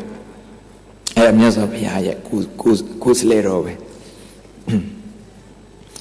ဆရာတော်ရှင်ဘုရားတပည့်တော်ယူသည်ဆိုတာရှောက်ပါသည်ဘုရားအကုသိုလ်နဲ့ဝိကျွေးရဲ့အကြောင်းကွာခြားချက်ကိုသိပြရစေဘုရားမိခဲ့သို့သောအကြောင်းများကိုပြုလုပ်ခြင်းအကုသိုလ်ဖြစ်မိခဲ့သို့သောအကြောင်းများကိုပြုလုပ်ခြင်းဝိကျွေးအကုသိုလ်ဆိုလို့သုံးတာနည်းနည်းလေးမပြည့်စုံဘူးဖြစ်အကုသိုလ်ကံလို့ပြောတယ်ကံပါတဲ့အကုသိုလ်ကံနဲ့ဝိကျွေးနဲ့ကွာခြားပုံတူလို့အဲ့ဒါလည်းပဲအကုသိုလ်ကံလို့ပြောတာအဲ့ထက်ပို့ပြီးတော့တိကျအောင်ဆိုအကုသိုလ်ကံရဲ့အကျိုးနဲ့ဝိကျွေးဘယ်လိုကွာတော့ဒီလိုမေးရမယ်နော် the right asking the right question is more important than the right answer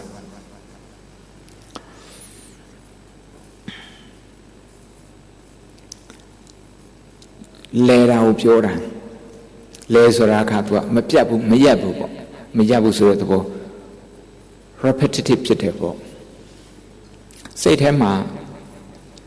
ဒေါသဖြစ်အဲ့ဒေါသမပြေနိုင်ဘူးအမြဲတမ်းဖြစ်နေတယ်ဒေါကဖြစ်တယ်အဲ့ဒေါကမပြေနိုင်ဘူးမရနိုင်ဘူးအမြဲတမ်းဖြစ်နေတယ်ဒါကိုကိလေသာဝတ်ခေါ်တာက kileda lenida. No? Kileda, anxiety is repeating itself. It's in cycle, it's a vicious circle. And our kileda will call. Now, later, now the kualo, kama wo. Kama wo. Kama, di hao, load there. A gem party, swear there, and how type it load there. The boy, Ludiago. Ludiago me, do my child's head in me nice head, Bazani said, say, Henny said, Agulukandi, repeatedly pinning. Eddie said at him, kill it out le pare, come out le pare. Autumn. Come out. But action got work, come out. At bad action a penny laron so kill it out canila. That's sent me. I wrote. Makauna elu load so in the two haria neutralize loluya. See it out we are. Did you yoga? The yoga sit out of me. Perhaps you sit out of my yarn sort of low the akudo load on the seed in a young body, the premeditated so that the holding. Ubi Hamara Matona, but the gay low jan have said him, the gay yo mama, low jan have you. Low jan have you. Ludiago Tadas when Capello Piro that man out Tata Kara Jan Jojo yes at that day.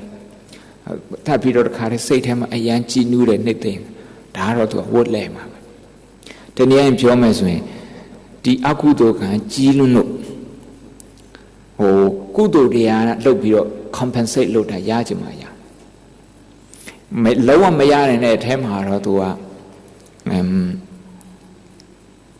Kanji Naba, Mibaho, making of that day, packing of that day, Yanda material that day, Tangao. Then query, yes, of how to you on low day. Edlu have news we know that. Tuga, Paloma, the Akudo could neutralize Lolomia.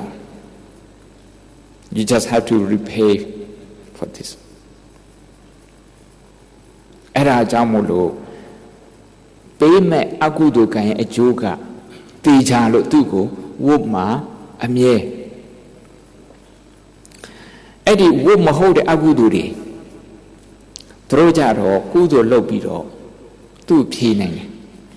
Inguli Mala so in Ludi in Yaitate. Rame to Tadaka, Nayam Birotata. To Miaga, Tugu, Naya on Lobido Tata.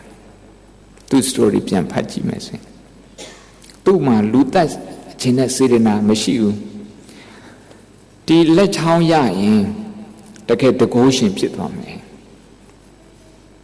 Tilupio, a mangaro, Tuga Pina Dolo, 2 jealous lobido, to me I let you to have your you, Tika Atakama as a 2 go, Daisy Chinlo, who are le, pure like that. Time at Tuga Kudu can let Pala now, physical strength like she, skill like she, Lukoya. Goes in a coya, that Pira Roman, through a let you Urabono, let you Mabere Kaiser, Tapima Urabo. I look Tapia Uraramali to jamming a ye, Machao. Yes, of Piana Tribido, Yanda Pietuari. She Ingulimala Yanda Pietua, Pamapia Demubio to Amego, let you. It's very partial, very incomplete story. Mizmani came Ingulimana talks Rashid. Ingulimana a jam, Congo Natal, Mahoyan, she Ingulimana Janda, she said him a sepido, Pip Mami Neum. And she Ingulimana Janda, she thought. Nyasopia do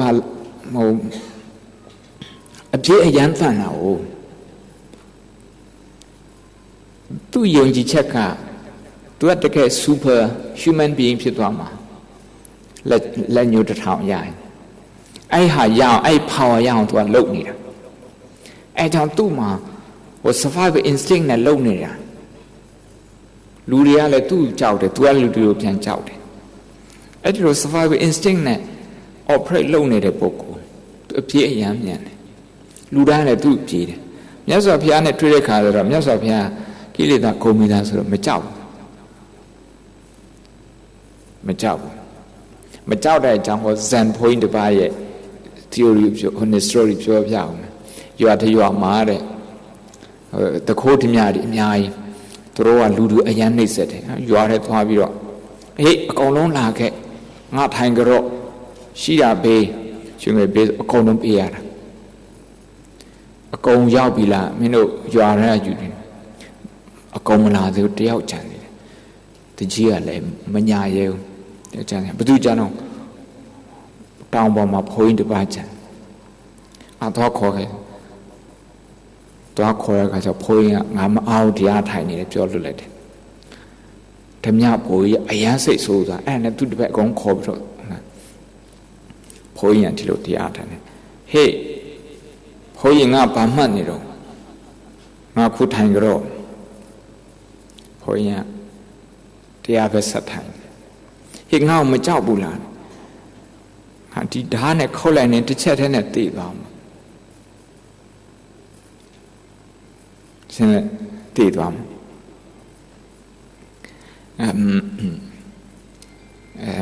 တစ်ချက်နဲ့သိသွားမှာအဲ့လိုပြောတဲ့ခါကျဖိုးရင်ဟောပြောဆိုတော့ငါကတစ်ချက်ထဲနဲ့တည်ရဲတယ်ဆိုတာနင်မသိဘူးလားဓမြဖို့အဲ့လိုတစ်ချက်ထဲနဲ့တည်ရဲတယ်ပေါ့တည်ရမှမကြောက်သူစမှာ peaceful ဖြစ်တယ်အဲ့လိုပြောခါဆိုတော့ဓမြဖို့ကလုံးဝလန့်သွားဟာမရဘူးငါတို့တဲ့တတိရှိတဲ့လူတွေ့ဆိုပြန်ပြေးတယ်တဲ့ဒါဂျပန်ဇန်ဖိုးတဲ့ story တခုပါမြတ်စွာဘုရားအင်္ဂုလိမာလာတွေ့တာဒီတိုင်းပဲအင်္ဂုလိမာလာကိုလူတိုင်းကြောက်တာဘီတော်မှာကြောက်မြတ်စွာဘုရားထွက်မပြေဘူးပုံမှန်ပဲရှောက်တယ်အဲ့ဒါမှသူကမြတ်စွာဘုရားနောက်ကိုလိုက်တာလေလိုက်လို့မမီဘူး psychological obstacle ရှိလာသူ့ကိုမကြောက်တဲ့လူနဲ့တွေ့တဲ့ခါကျတော့တွေ့လူတိုင်းသူ့ကိုထွက်ပြေးဒါဆိုသူ့ထွက်မပြေဘူး psychological ဟိုရှိဟေ့မပြေးနဲ့ရက်ဆိုတော့မြတ်စွာဘုရားကအင်္ဂုလိမာလာငါကရပ်ပြီးပြီနင်းမှမရပ်သေးတာအဲ့လိုပြောတော့အင်္ဂုလိမာလာကသူအတန်းကြောင်းထဲမှာသူက top ရတယ်လို့ညာ intelligent ဖြစ်တယ်ဟာဘုရားကဘာပြောတာပါလဲဒီလိုယသိယဟန်တွေကညာတာမျိုးမရှိဘူးပေါ့နော်ဘာပြောတာတော့အဲ့လိုမြတ်စွာဘုရားပြန်မေးတော့ငါကလူတွေကိုနှိပ်စက်တာလူတွေကိုလိန်နာညာတာ6လှမ်းတာအဲ့ဒါမျိုးမလုပ်တော့ငါရက်ပြီးနင်းမရက်သေးဘူးလို့ပြောတဲ့ခါကျတော့ तू ကချက်ချင်းသဘောပေါက်သွားတယ်သူ့ကိုယ်သူ powerful ပြောင်းလုပ်တဲ့ဟာကလူတို့ညင်းပန်းတို့ဖြစ်သွားဆို तू ချက်ချင်းတောင်းရရဓာရီပါရီဖြစ်ပြီးတော့ဘုန်းကြီးဝတ်တယ်ရဟန်းဖြစ်ပြီးတော့ယဟန်သွားခံတဲ့ခါကျဆွမ်းသွားခံတဲ့ခါကျတော့လူတွေကသူ့မှန်းတည်တဲ့ခါကျတော့ခန်းရတော်ပြစ်တည်တယ်လေဒါပေမဲ့မြတ်စွာဘုရားသူ့တရားပြတယ်ဆက်ပြီးတော့မလုပ်တာတရားကျင့်တာတရားရအောင်ပြီးတော့ရဟန္တာဖြစ်သွားတယ်အဲ့ဒါအင်းအားပြတဲ့ချိန်ကျတော့ပြဖို့အချိန်တက်တဲ့ခါကျတော့ဘယ်ချိန်တော့ဆိုကလေးမွေးဖို့ခက်နေတဲ့မိခင်အချောင်းမြတ်စွာဘုရားစီရတော့မြတ်စွာဘုရားအင်္ဂုလိမာလာလွတ်တတ်တယ်အင်္ဂုလိမာလာသွားပြီးတော့သစ္စာဆိုတယ်သူဟာတဲ့ဒီအရိယာအနေနဲ့စပြီးတော့မွေးဖွားလာကြရစပြီးတော့ဘသူကိုမှမနှိမ့်ဆက်မငင်းဆဲဘူးဒီသစ္စာစကားကြောင့်မိခင်ရောကလေးရောကျမ်းမာချမ်းသာပါအဲ့ဒီသစ္စာပဲဆိုတယ်အခုအင်္ဂုလိမာလာတော့အခုတည်းကနာမည်ကြီးနေတယ်ဟုတ်တယ်မလားဒါကြောင့်အင်္ဂုလိမာလာတဲ့ချင်းတွေနာဟို မဖြစ်မစိုးတခြင်းတွေလေနားထောင်ပြီးတော့အကုသိုလ်ဖြစ်နေအောင်မယ်အင်္ဂုလိမာလာတော့ကျမ်းစာဖတ်ပြီးအင်္ဂုလိမာလာမထေ transformation ဘလောက်ထိဖြစ်နိုင်တယ်ဘလောက်ထိဗုဒ္ဓသာနာကပေးနိုင်တယ်လူသားတယောက်ဘလောက်ထိလမ်းလွန်သွားလမ်းကျွံသွားတော့လမ်းမှားသွားတာတော့မှဘလို့ပြန်ပြီးတော့ transform လုပ်နိုင်တယ်ဆိုတဲ့ဒီ inspiration ကိုယူရမယ်အဲ့လိုလုပ်ပြီးတော့ရှင်အင်္ဂုလိမာလာကို तू ကကိလေသာတတ်လိုက်တဲ့ခါကျတော့ကိလေသာရပ်သွားတော့ကိလေသာဝတ်ရပ်သွားတော့ကမ္မဝတ်ရပ်သွားတယ် तू တတ်တဲ့အဲမှာမိခင်မပါဘူးမြတ်စွာဘုရားမပါဘူးယဟန္တာမပါဘူးမိဘမပါဘူးအဲ့ဒီလိုလုံးမိတဲ့မြတ်စွာဘုရားသွေးစွန်းထွက်အောင်လှုပ်မိတဲ့အရှင်ဒေဝဒတ်တန်ခါ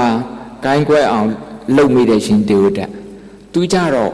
ဇံရအောင်တရားအားထုတ်ပေမဲ့သူ့ရဲ့ကုသိုလ်ကအဲ့ဒီအကုသိုလ်ကိုပြန်ပြီးတော့ပြေအောင်ပြက်ပြောင်းမလုပ်နိုင်ဘူးအဲ့ဒီအကုသိုလ်အကျိုးသူခံရတယ်နော်အဲ့ဒါဝိပါကဝတ်လို့ခေါ်တာဝိပါကဝတ်စေ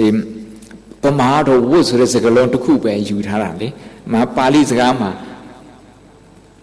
ကိလေသာဝကမ္မဝဝိပါကအဲ့ဝိပါဝကဝကိုပဲဝမှအမြဲဆိုပြီးတော့ပြောကြတယ်မဂ္ဂဇင်းတွေထဲမှာဒီအမေးဖြေတွေခဏခဏပါပါတယ်အခုဒီနေ့ဘုန်းကြီးဖြေတဲ့ဟာမပြည့်စုံဘူးဆိုရင်လည်းအဲ့ဒါတွေဖတ်ပြီးတော့ပြန်ဖြည့်ပေးပါ In Buddhism we believe that when normal people die they are reincarnated as another body. But other religious people, we argue about that. They believe that there is no next life,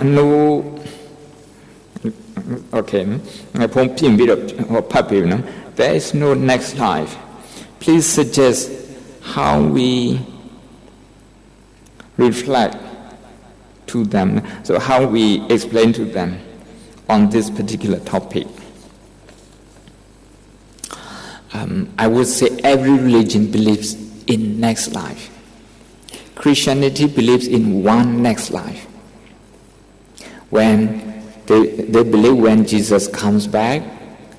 if you believe in, he will reward you with paradise. That's the next life. The same with Islam, the same with Judaism, and we call them Abrahamic religions. So they believe in next life, but just one. But Hinduism and Buddhism and Jainism, three religions, Indian religions, we call them Indian religion. Jainism, Hinduism, Buddhism.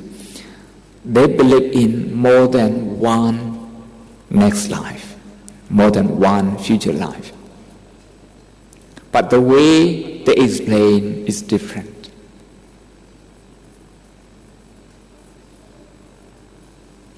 Tala bai thwat thin ne no. Tala so ya bi thin ne. ဒီဟာရှင်းပြထားတဲ့စာအုပ်တွေအများကြီးရှိတယ် PDMS အဲ့ဒီ Balestier Road ကအင်္ဂလိပ်ဆရာတော်ဆိုရင်အများကြီးရှင်းပြထားတာရှိတယ်ဒါ Google တော့မှရှာနိုင်တယ် Google တော့မှရှာနိုင်တယ်ဒီ reincarnation နဲ့ပတ်သက်တဲ့မိကွန်းတွေအများကြီးရေးထားတာရှိတယ်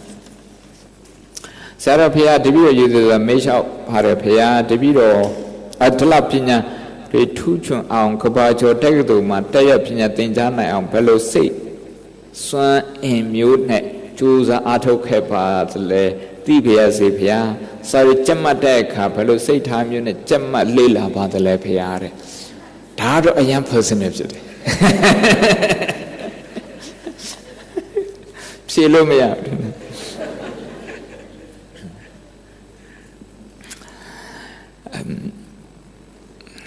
ဗုဒ္ဓံတရဏံကိစ္စမိမြတ်စွာဘုရားကိုကိုးကွယ်တယ်ဆိုဘုန်းကဘုဒ္ဓဆင်လူသားအနေနဲ့ကိုးကွယ်တယ်အခက်ခဲတွေ့တဲ့အချိန်မှာဆိုပို့ပြီးတော့သတိရတယ်တချို့ကအခက်ခဲတွေ့ရင်ဘီယာသတိရတယ်တချို့ကစိတ်ထောက်သတိရတယ်တချို့ကတချင်းသတိရတယ်တချို့ကတငယ်ချင်းသတိရတယ်တချို့ကအစားတောက်သတိရတယ်ဘုန်းကြီးကမြတ်စွာဘုရားသတိရတယ် မြတ်စွာဘုရား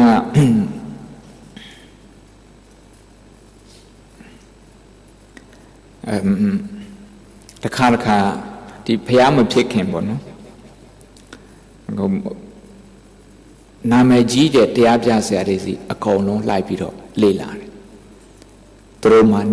ဒီတရားရတဲ့ဤကောင်လမ်းညာရှိမလားအဆင့်တစ်ခုဒီဇံရနိုင်တဲ့အဆင့်ထိဒါပေမဲ့သူလိုချင်တာမရသူဆက်သွားတယ် open minded ဖြစ်တယ်လိုက်ရှာတယ်ဒါတကယ်စံနမူနာတော့ထွက်လာပြီးငါဗထေရမင်းသားငါဘယင်သားဘယ်သူမှကြီးမစားပဲဒီလိုစိတ်မျိုးနဲ့မဟုတ်ဘူးသူကပရမဆို ignorance ကိုလက်ခံလိုက်တယ်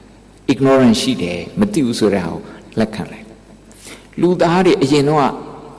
ဒီလောက်အိမ်ကြီးတွေဒီမီးတွေဒီတက်မပညာရေးတွေမရှိတာဘာလို့မရှိခဲ့တုံးဆိုတော့တို့မှမသိဘူးဆိုတဲ့ ignorance ကိုလက်မခံဘူး ignorance ရှိတယ်လူသား ignorance ရှိတယ်ဒီဆေးဒီယောဂဖြစ်ရင်ဘယ်လိုကုရမလဲဆိုတော့တို့မသိဘူးဒီ ignorance ကိုလက်စပြီးတော့လက်ခံတယ်အရင်တော့အဲ့လိုမဟုတ်ဘူးမမုတ်တဲ့ဆရာလည်းပဲတစ်ပင်ကိုဖျားလှုပ်ပြီးတော့မမုတ်တဲ့အကုန်လုံးကုသနိုင်တယ်သူကဒီလိုကြွေးကြတာဟုတ် ignorance လက်မခံဘူးမောဟလက်မခံဘူးမသိဘူးဆိုတော့လက်မခံဘူး ignorance ကိုစပြီးတော့လက်ခံတာသူ starting point ပဲပညာရဲ့ starting point ဘုန်းတော်ကလေ့လာတယ်ဒူဘိုင်းရောက်တဲ့ခါတဲ့အစ္စလာမ်နဲ့ပတ်သက်တဲ့စာအုပ်လေးတွေဝယ်တယ်ဆေးဘီးယားရောက်တဲ့ခါဒီ orthodox နဲ့ပတ်သက်စာအုပ်လေးတွေဝယ်ဖတ်တယ်ဒီဘက်ကျောင်းတွေရောက်တဲ့ခါမှာသူတို့ကျောင်းတွေဝယ်ဖတ်တယ်မြန်မာပြည်သွားကဆရာတော်ကြီးတွေကိုမေးခွန်းတွေမေးလို့ဆရာတော်ကြီးကဥဒ္ဓမာသာမိတလောက်မမေးနဲ့အုံနောက်ယောဂဖြစ်ပြီးတော့သေလိမ့်မယ်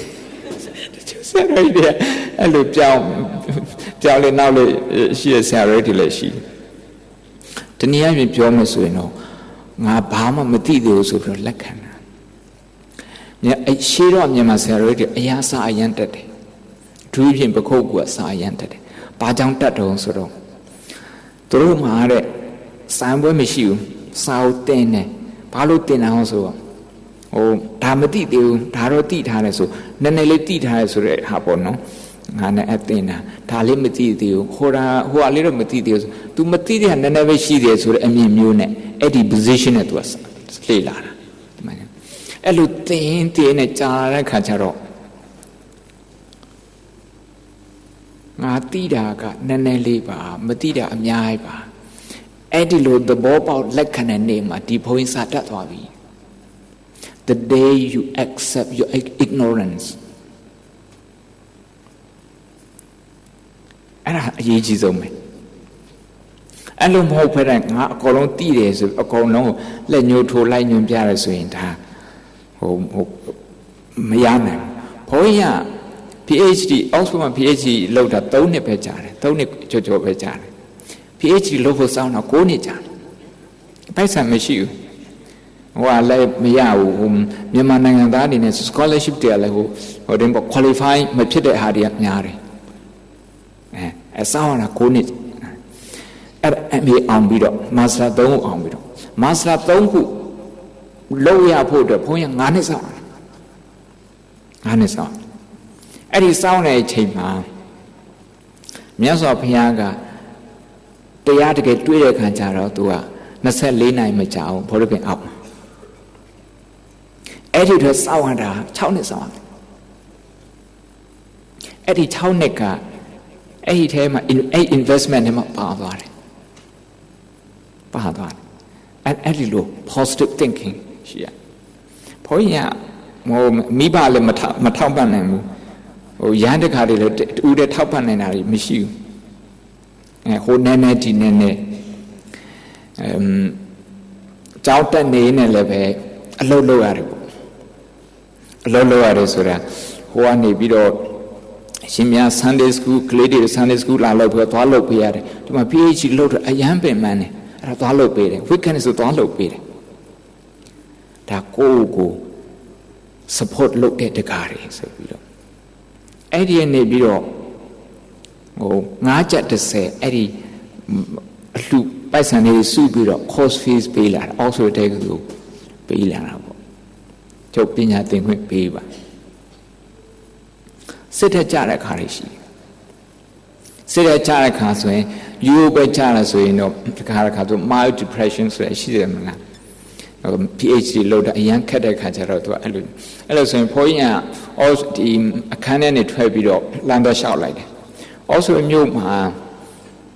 also တက်သူကဆရာတွေက1000ကျော်2000နီးပါးလို့ရှိတဲ့ခါကျတော့တမြို့လုံးမှာလေသူတို့အိမ်နေရာတိုင်းမှာရှိတယ်။အိမ်တိုင်းမှာသူတို့ကကိုယ်ပိုင်စာကြည့်တိုင်းရှိတယ်။ညနေသွားပြီးတော့လမ်းလျှောက်ဆိုအပြင်ကနေလှမ်းကြည့်လိုက်သူတို့စာကြည့်ဟိန်းနေတာတယောက်တည်းပိုင်နေစာကြည့်တယ်။အဲ့ဒါကြည့်ပြီးတော့ inspire ပြန်ဖြစ်လာတယ်အားရပြန်တက်လာဒါတနေ့ဒီ mild depression ကိုပြောတာပေါ့ mild depression ဒီအဟံပြဿနာရန်ကြီးကျယ်လို့ဖြစ်တဲ့ depression မျိုးဆိုတော့ဘုန်းကြီးကမြတ်စွာဘုရားကြောင့်ပို့ပြီးတော့တွေးတယ်မြတ်စွာဘုရားကဒုက္ခရစရိယာပြင်မချင်းတဲ့ဟာကိုရလာတဲ့ခါကျတော့သူ့မှာတငယ်ချင်း9ယောက်တပြည့်9ယောက်ရှိတယ်သူတို့ဟာသူ့ကိုလုံးဝမယုံကြည်တော့ You're not going to make it သူတို့မြင်တာမြတ်စွာဘုရားသူလိုချင်တဲ့ဟာဘယ်တော့မရနိုင်သူ့ဘာမှလုံးဝစိတ်ပြတ်သွားတယ် and we don't want to have anything to do with it သူဆုံးခွာသွားတယ်အဲ့ဒီအချိန်မှာမြတ်စွာဘုရားကဟိုစိတ်ဒီ attitude မှန်မှန်မှုဆိုရင်လေသူလည်း give up လုပ်မှာပဲလူ9ယောက်က give up လုပ်တာမဲပေးမယ်ဆိုရင်ကိုအရှုံးဘက်က6ယောက်ရှိတဲ့9ယောက်က no baby ဒါကိုယ့်ကိုပြန်ပြီး yes ပေးရမှာအရင်ခက်တယ်အမြတ်စွာဘုရားကိုယ့်ကို yes ပြန်ပေးတယ်သူတို့အဲ့လိုလုပ်တာကိုသူတို့ကိုပြန်ပြီးတော့တနာတယ်သူရဲ့9ယောက်လုံးဝငါလိုအပ်နေတဲ့အချိန်မှာငါ့ကိုဒီလိုပြစ်ထားဆိုပြီးတော့အဲ့လိုနာကျင်တာမျိုးမရှိဘူးငါနဲ့အတူကြိုးစားလာတယ်မဖြစ်လို့သူတို့စိတ်ညစ်တယ်အဲ့စိတ်ညစ်တာကိုစိတ်ပြတ်တာကိုမြတ်စွာဘုရားနားလည်ပေးတယ်အဲ့ဒါကြောင့်သူတို့ပေါ်မှာလုံးဝမြတ်တာမဖြစ်ဘူးမြတ်တာမပြောင်းနေမကဘူးလူတွေပေါ်မှာမြတ်စွာဘုရားကနေ့တိုင်းအစိတ်တောက်နေတဲ့လူတွေအစိတ်စားနေတဲ့လူတွေအဲ့လိုမြင်တဲ့အခါကျတော့သူတို့ကိုတနာပြီးတော့ motivation တွေရှိတယ်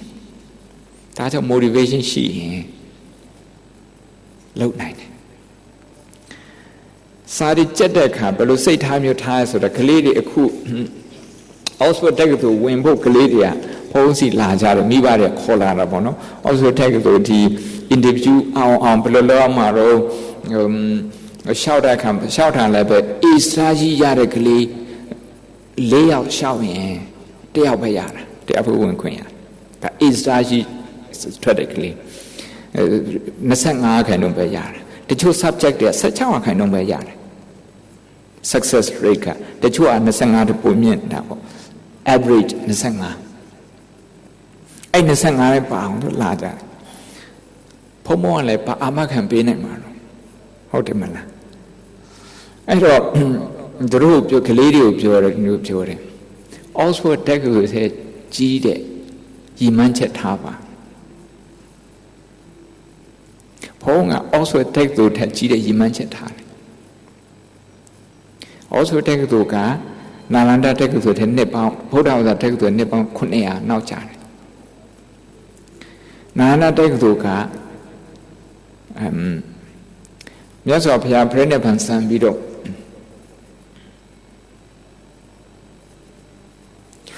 နှစ်ပေါင်း1000ကျော်ချမှပေါ်လာဒါကြောင့်ဘုန်းတို့အခုပိဋကသုံးပုံထဲမှာရှိနေတဲ့ဒီလူသားအကျိုးပြုတရားတော်ဟာOxford တက္ကသိုလ်ထဲသူကကြီးကျယ်Oxford တက္ကသိုလ်ထဲကြီးကျယ်အဲ့ဒီလိုစိတ်ထားလိုက်တယ်အဲ့ဒါနဲ့ဘုန်းကြီး Oxford တက္ကသိုလ်ဝင်တဲ့အချိန်တော့ဆိုရင်ကျောင်းလာခါ6လစာပဲရှိတယ်Oxford တက္ကသိုလ်ဝင်ရတယ်ဆိုပြီးတော့အတက်နေတဲ့တက္ကသိုလ်ကိုဘုန်းကြီးကပြောထားတယ်ကျုပ်6လနဲ့ပြန်ထွက်လာရင်စိတ်မပြတ်နဲ့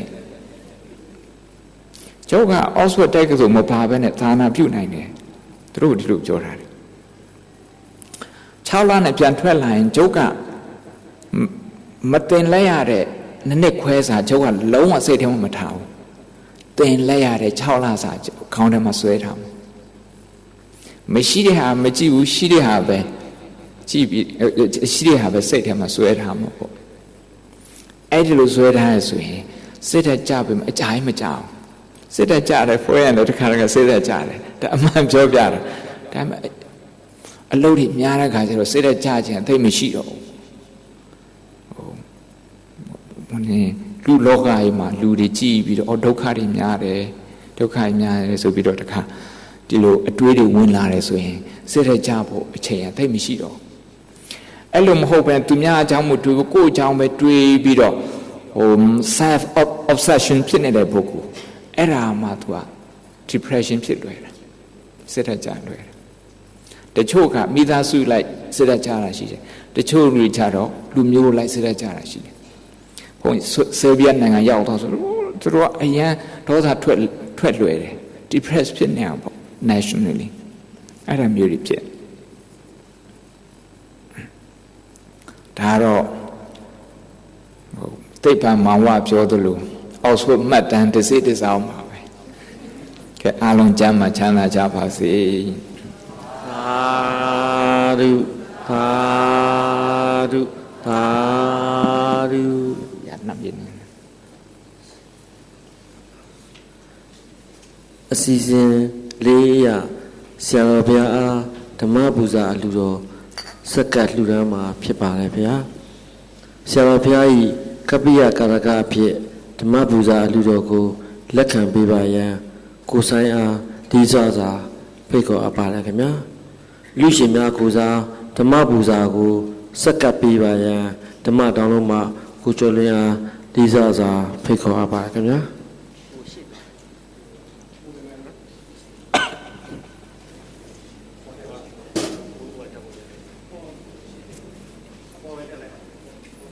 ပေါ်တက်လိုက်လဲကောင်းတာပဲ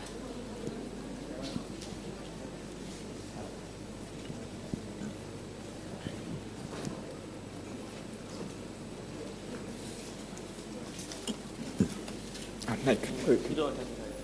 ကဲပါ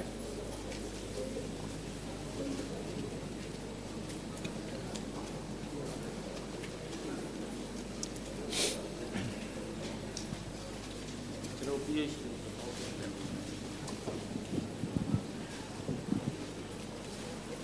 သာဓုသာဓုသာဓုဆရာတော်ဘုရားမှာလှူဒန်းမှုစုစုတို့ကိုအမြတ်တမ်းပေးဝေပေးပါရန်အားလုံးလည်းဆိုကြပါဗျာအားလုံးလည်းဆိုကြအရှင်ဘုရားယနေ့ယခုတရားမှာရသောဓမ္မသဝနာကုသိုလ်ဝေယဝိသပြုလို့ရသောဝေယဝိသကုသိုလ်လှူဒန်းရသောဌာနကုသိုလ်စောင့်တည်ရသော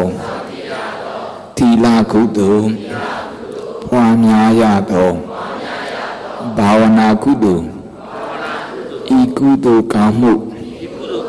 အစုစုသည်ဒုက္ခခတ်သိမ်းချုပ်ငြိမ်းရမှန်နိဗ္ဗာန်မြတ်ကိုရောက်ကြောင်းအကြောင်းအထောက်ပံ့ဖြစ်ပါစေသာအရှင်ဘုရားဖြူသမျှကုသလကြောင့်တတိတော်တို့သည်နေစဉ်နဲ့အမျှ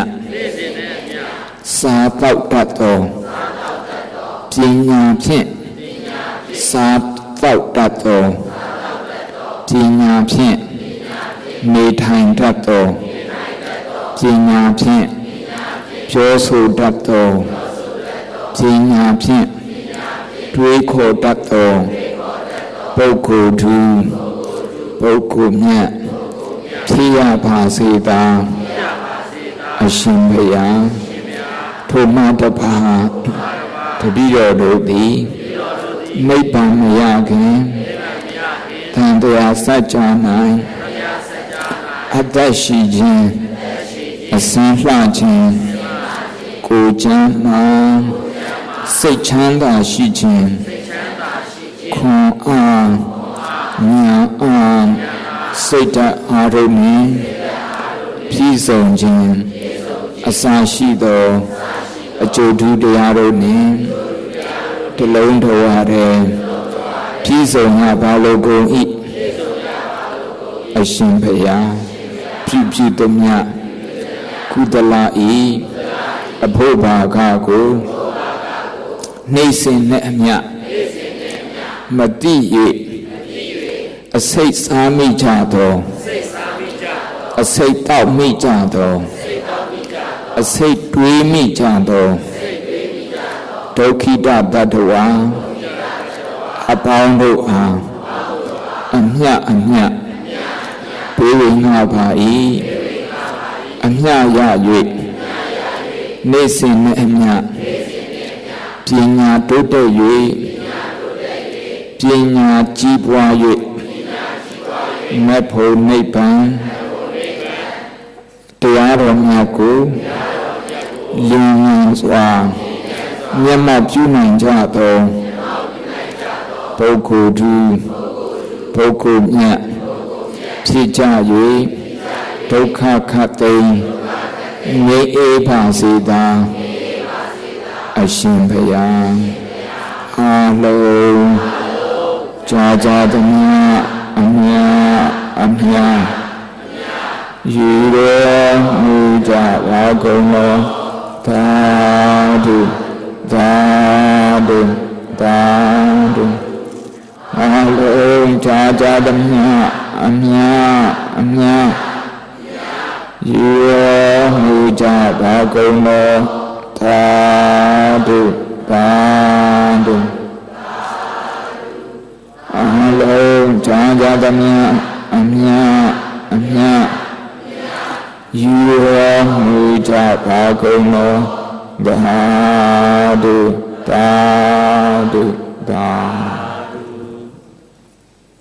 အစီအစဉ်အရ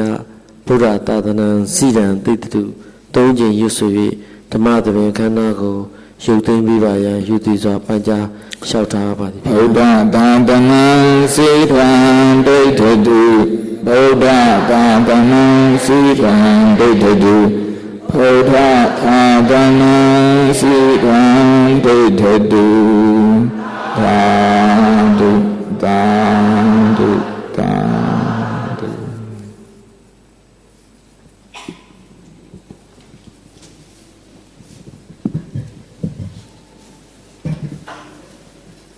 ဆရာတော်ဘုရားဓမ္မသဘင်ခမ်းမမှာ